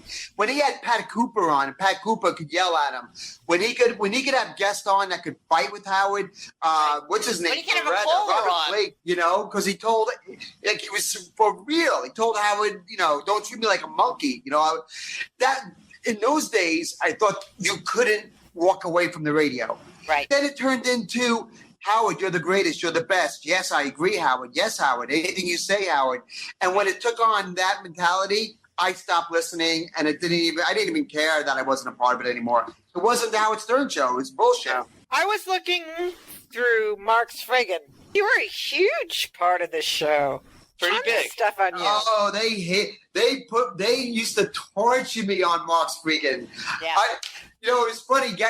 Howard would say the two most hated guests ever to be on the Howard Stern show was me and Ralph. He said, close. Yeah, but somehow Ralph has a 401k. At one point, Chauncey, I think people hate you more than they hate Ralph. Oh, brother. You know, we were high on wine, drinking the Kool-Aid back then, and I actually bought into that. And then I thought, and I stopped myself and said, I'm fascinated by Chauncey. I'm supposed to hate him, but yet I'm sitting there riveted to every word you said. I like gossip. You're only supposed to hate him because Howard told you're supposed to hate him. Exactly. I actually had an epiphany that I don't hate this guy. You know, I told Howard and Beth that once in private. We were having a talk about it. And you know, we were laughing, you know, how many people hate me. I said, Howard, you don't understand. I go, or maybe you do, and you don't want to admit that you understand. When you tell 16 million people who follow your every breath to hate someone, you've created a character. This person could be anyone. Right. They could be Mother Teresa. Because you said they are this, they then become that. You know, we were talking about the web show I do or I was doing at Sapphire, and the guy that owns the network, I don't know if you know him or not, Andrew Zarian. He owns the GFQ network. It's a podcast show. He was the guy that hired me to do the podcast at Score. So he said to me, and he says that he'll be the first one to tell you this. He goes, when I first met Chauncey, I said, I got to meet this guy because I hate him so much. I just want to meet him to find out what all the hate's about because I really hate him. He goes, and now the guy's my best friend. He goes, I don't even know why people hate him. He's just so nice. Because we were told to hate you. Howard told us to hate him, so we hate him. Every fake hero needs a villain. Right. Yes. Howard's great at creating that. Yep. And just but on the opposite side of the coin, Howard could say, I could be an asshole, and Howard could say Chauncey's the best. And I would have millions of fans. Right. You know, it all depends what Howard tells people to do. But that's you know, you not see the way the it is jealousy now. when someone starts liking like Artie better than him. He can't take that. On the not other at end all. of it yet, and he can't deal with that. I think he was very jealous of Artie. Yep. I think he created a monster with Artie, and I think one of the greatest things that ever happened was Artie becoming a heroin addict trying to kill himself because it gave Howard an out to get away from Artie. No, I agree with that's a great angle. I totally agree with that. There are plenty of people who signed up for Sirius because of Artie and not because of Howard. Howard didn't even go see Artie in the hospital after he tried to kill him. That was despicable. Yeah. Let's swing back around to our horrible Mayday Beef. Continuing with your interview with Howard, we got into the question about who was the first person to say the word divorce between him and Allison. I remember that. Yeah. Yeah. And he got very contrite. He almost started crying. Honestly, I thought he was going to start crying. He took his glasses off. Oh, dear. Sat back in his chair. And that's when I knew this was something special. He could have turned it into a joke, but he stopped and he said, you know what? These questions are so damn good. I'm really going to do this interview, and I'm really going to answer them. That's why it was such a compelling interview. It was. Okay, Yeah. His answer was, I don't remember. It was very mutual. I'll tell you that. Some people perceive it as, oh, you're the big shot on the radio who just wanted to go off. But we had gotten to the point where we were not seeing eye to eye on a bunch of things. So we tried for a long time to see eye to eye, and it just wasn't working. We both weren't happy. But I don't know if anybody used the word divorce. I'm sure somebody brought it up. We were in a marriage counseling and all that. I just don't remember who brought it up. So then you said, were you surprised that Allison got remarried as quickly as she did? And he was. Allison got remarried a year, almost to the date. Really? When he announced the separation? Wow. So Where did she she meet the wasn't new happy. Jew? The new Jew worked in the garment center, I think. Very He was wealthy. A very wealthy. big Uber Jew. But the fact that she remarried within a year is a little interesting to me. Yeah. Maybe she was the one who was so unhappy with this, fucking basement troll who she lived with. Yeah. I don't think there's any question that Howard was screwing strippers while he was married to Allison. I think at that point, I think Howard was already living a separate life for a long time. Right, I think he was banging people. He was having this is when he was going to Scores and having all those parties. You're coming home with Chanel 69 and stripper glitter on your wig. And Allison's a fucking psychologist. Chauncey, she's actually a practicing psychologist in Roslyn Heights. To actually physically remarry within a year of your divorce. Right. That means you have to be seeing this person. Oh, I agree. For at least a year, no? Good for her. Just a little portion of time before you realize that you want to remarry. And for such an egomaniac like Howard, it was like, boom, boom. Right. Oh, he was wounded. He was definitely wounded, I think, by Allison finding someone that quickly. He even said it. He said, yeah, I was shocked that she found someone so fast. But when do you think he actually started dating Beth? Because that's always been like a weird timeline to everybody. She auditioned for Son of a Beach. Right. So you want to say 98? Had to know who she was. 99, I think. I'm going to say 98. You know what? She might have been. We see using the word date. I think a better word is when did he start screwing Beth? Right. I don't think they were together until a very long time from the time they met. I think Howard was still. Oh, because you remember this. Who was the redheaded? Angie Everhart. Angie Everhart. He was involved with her before he was involved with Beth. She verified that too. That's by the way, what kind of woman is Angie Everhart who dated Danny DeVito? Joe Pesci. Joe Pesci. What kind of woman? Joe Pesci. Get your midget guineas straight, Monique. Yeah, really. Midgets. They're all alike.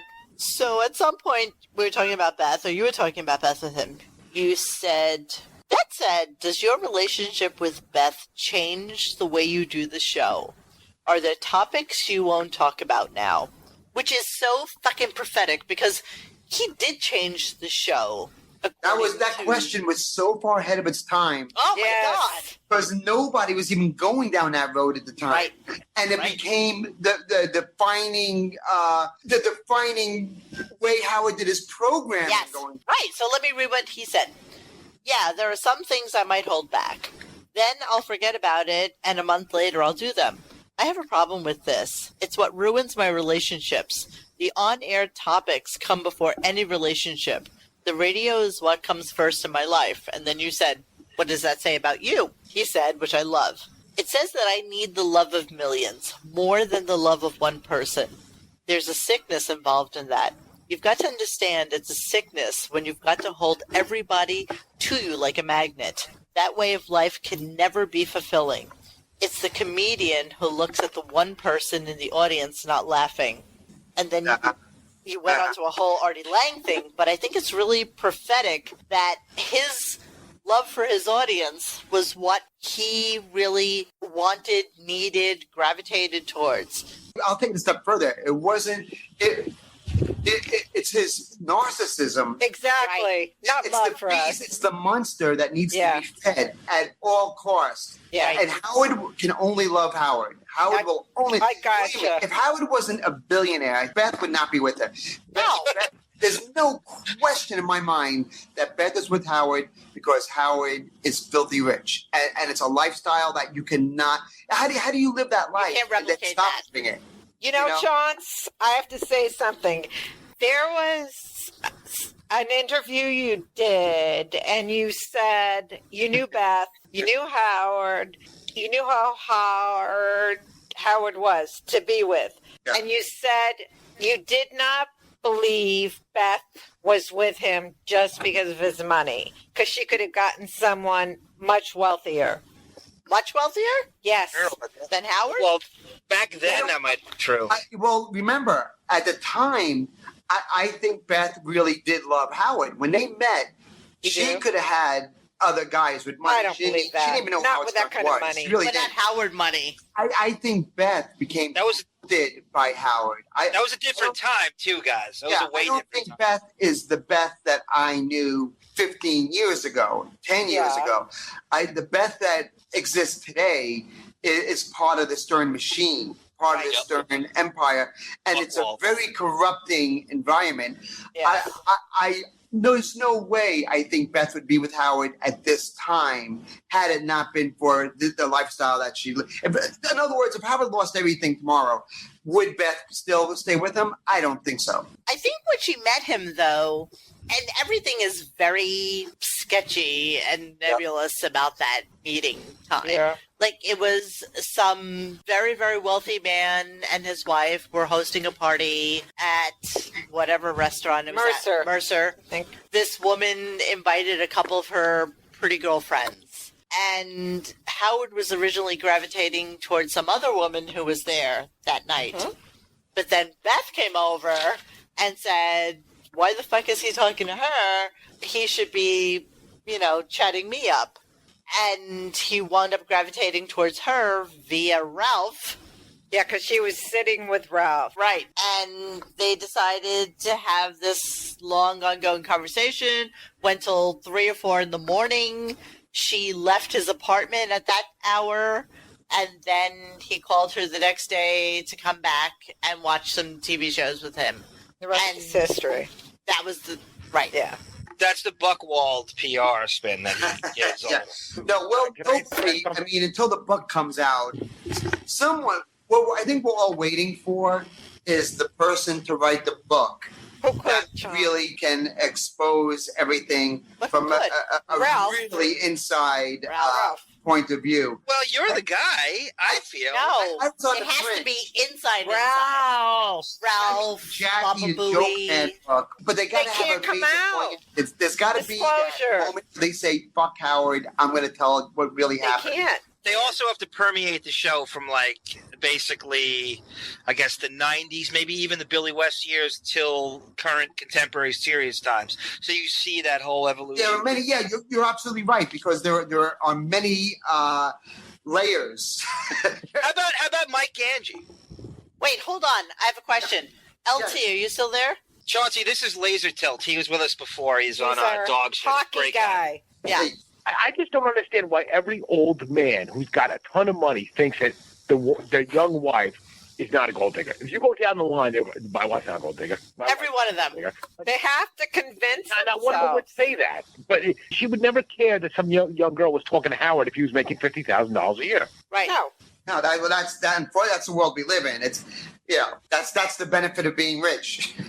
So I want to read something interesting from 2 separate interviews because I just thought it was pretty interesting. So in the FHM classic...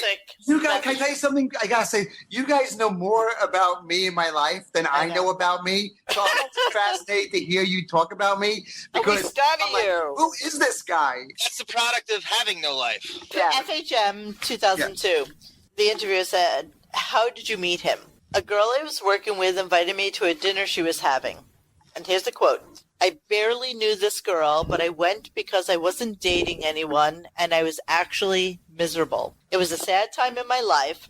Howard showed up with his friend Ralph. I knew who he was, but I didn't know a lot about him, which is bullshit because her brothers listened to him. That's what she said in a different one. Okay. Her father and her brothers. We started talking, and we haven't been apart since. That was almost 2 years ago. All right, cut to another interview. Benji interviewed her about a year ago or so. Benji asked if Beth was cheating on someone when she started dating Howard. Beth said she was dating a few people, but she wasn't necessarily cheating. So in one interview, she said she wasn't with anyone, she was lonely, it was a sad time in her life. And in the Benji interview, she was dating a few people, some of them Arab, maybe some of them not. And Beth said that she cheated on every single man that she was with other than Howard. Like, I don't understand that concept. I don't understand that woman. And why would somebody admit that? Because she's bragging about dumping guys. It's like, I'm a manslayer, and Howard. I don't think that was it. That was a I think it was message to more about Howard. Howard's such a dreamboat. Yeah. Please marry me. I won't cheat on you. I'm saying publicly I won't cheat on you. Right. He's so dreamy. She found the man of her dreams. She'd never have to cheat. That she really did. I mean, what is the age gap? It's got to be 19. what 20. He's 61. She's 40. years. Actually, the Beth blog says she's 45, right? So I don't think that's true. I think there's 43. There's evidence of her high school yearbook. Yeah. I don't think she's lying about that. No, not at all.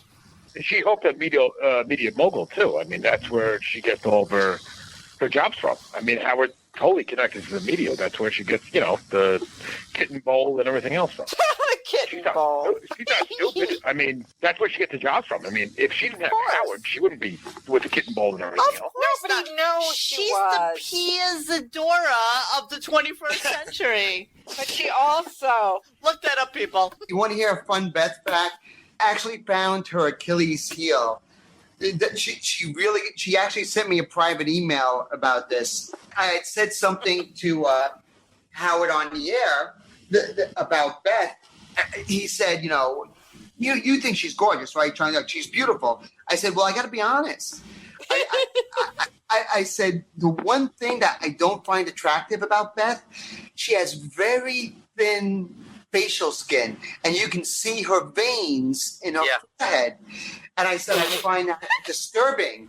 I got an email almost every day for a week asking if I was joking or not and how bad it really looks. From Beth? Yeah. Wow. She's so insecure. It's so, that's... And I was dead serious. You really can see her veins in her head. Guys, she might be 45 because when your father gets convicted of medical fraud, they hold you back 2 years. So she might actually be 45. Do you know that whole story? Now I got to get online and start photoshopping tonight. Chauncey, do you know that story? Your dad got I do know that story. fraudulent billing? Yes. It's so and he was under house arrest like fucking Martin Lawrence for like a full year, and it's something to definitely delve into. There's records of it all over the place, but for that to get brought up, I would love for someone just in some public forum to bring attention to it besides like here, just to make him nuts. He's so isolated. Isolated, I should say, these days. He's a veal. It's very hard to make Howard nuts anymore because he really is behind the golden gates. I don't know what he knows anymore in the outside world. I think he's such a reclusive. He's sheltered. He's going to be Howard Hughes in about 20 years. Not even that long. 10 years. 10 years. No, he's so egotistical that he still needs to be in the forefront of life. Like, he needs to feel like he's still loved. Like with Chauncey's interview with him, he feels that he needs the adoration of his fans. I think it would drive him crazy knowing that I don't give a shit, that I don't do his show anymore. I think he finds some enjoyment in the fact, like, as if he's punishing me all these years. And I don't even think about it. I think it would bother him to know that I don't care. Yeah, that's his move. I mean, he likes to pretend he doesn't know how to pronounce people's names, and he doesn't watch and he's got like 10 Google services, Googling his own. He's literally hired, I think, 3 people to look for mentions of his name. Well, he found that out from Beth. Yeah, so he tries to pull that. You're right. To turn that around on him is the ultimate revenge. Stuttering John taught me that. He said, the best way to get back at Howard is don't give a shit. Right. Yeah, and you both live up to it because we interviewed you both, and I'm amazed at how little you know about him in the last, say, decade. Like, you really don't follow shit. And I admire you, and I'm jealous that you don't follow it. No, I know so little. I have not listened to that show in over a decade. I don't listen to it. I have no interest in listening to it. I don't see how anybody's a fan of it. I don't see how he has new fans. He doesn't. I'm going to tie this up with a question that Chaunce had asked him during that interview. You were asking him about how society or how history will remember him. And this fucking answer was so self-important to the extreme. It's not even funny. He said, Martin Kittman wrote an article when I first started being syndicated in Los Angeles.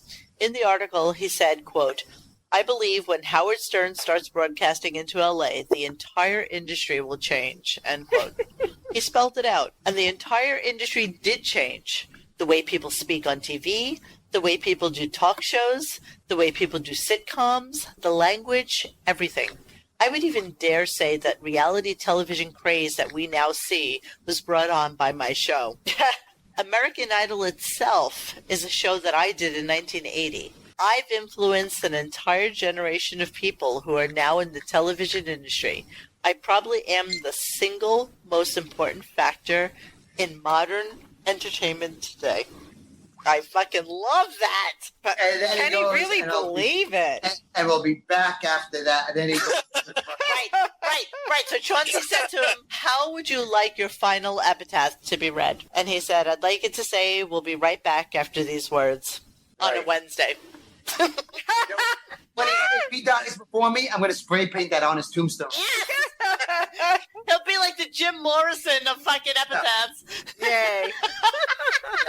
Yeah, I'll grant him his wish. And then you'll turn the spray paint to his head so he looks like his grandpa's. I'll put his wig on his tombstone. All right, guys, we're going to wrap up. Years old and jet black hair. Come on. So I'm going to wrap up. Yep. I want to thank Chauncey so much. We for coming love back you, to us. We Chaunce. love you. LT, thank you so much for participating. Flirty-gurdy. And John, we're going to end with a song because I know you really need to do that. Okay. I was, all right. That's, I don't want to give anything away, but... I don't. Guys, I love you guys. Fantastic. Bye, Chauncey. Loved it. What are you ending our show Okay, with this today? was it was like the likes of Jayla, and people wanted this, and I don't know if it's going to be scratchy, but that's how he sings. It's going to be Artie's theme from Christopher Cross. Oh no, I love it. When you get caught between the moon and New York City. See, that's perfect for us too. Yeah, T. that makes me kind of sad. Wait, is LT joining? When you get lost between... That's it. Go on, guys. This is putting right over his throat. No, I know the song. I've heard it before. Is that what you're talking about? Yeah. Depressing song. I was analyzing It is. the It lyrics. makes me so sad. I think it's about a homeless guy who gets his dreams trampled on. I was trying to like, That's who Christopher Cross is today. Poor soul. Because he's unattractive and fat. So, Yeah. That's it. Just didn't work out for him. First I'm going to sing sounds like Artie Lang. All right, Johnny. We're waiting on you. Do it, baby. Artie does as he pleases. All of his life, his master taught him deep in his heart. He's just a boy. Living his life one day at a time, unsure of himself. The time is laughing about the one.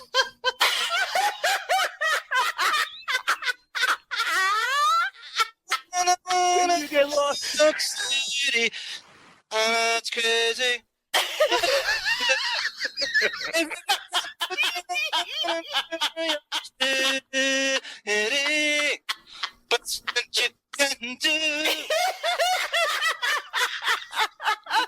Just fall in love.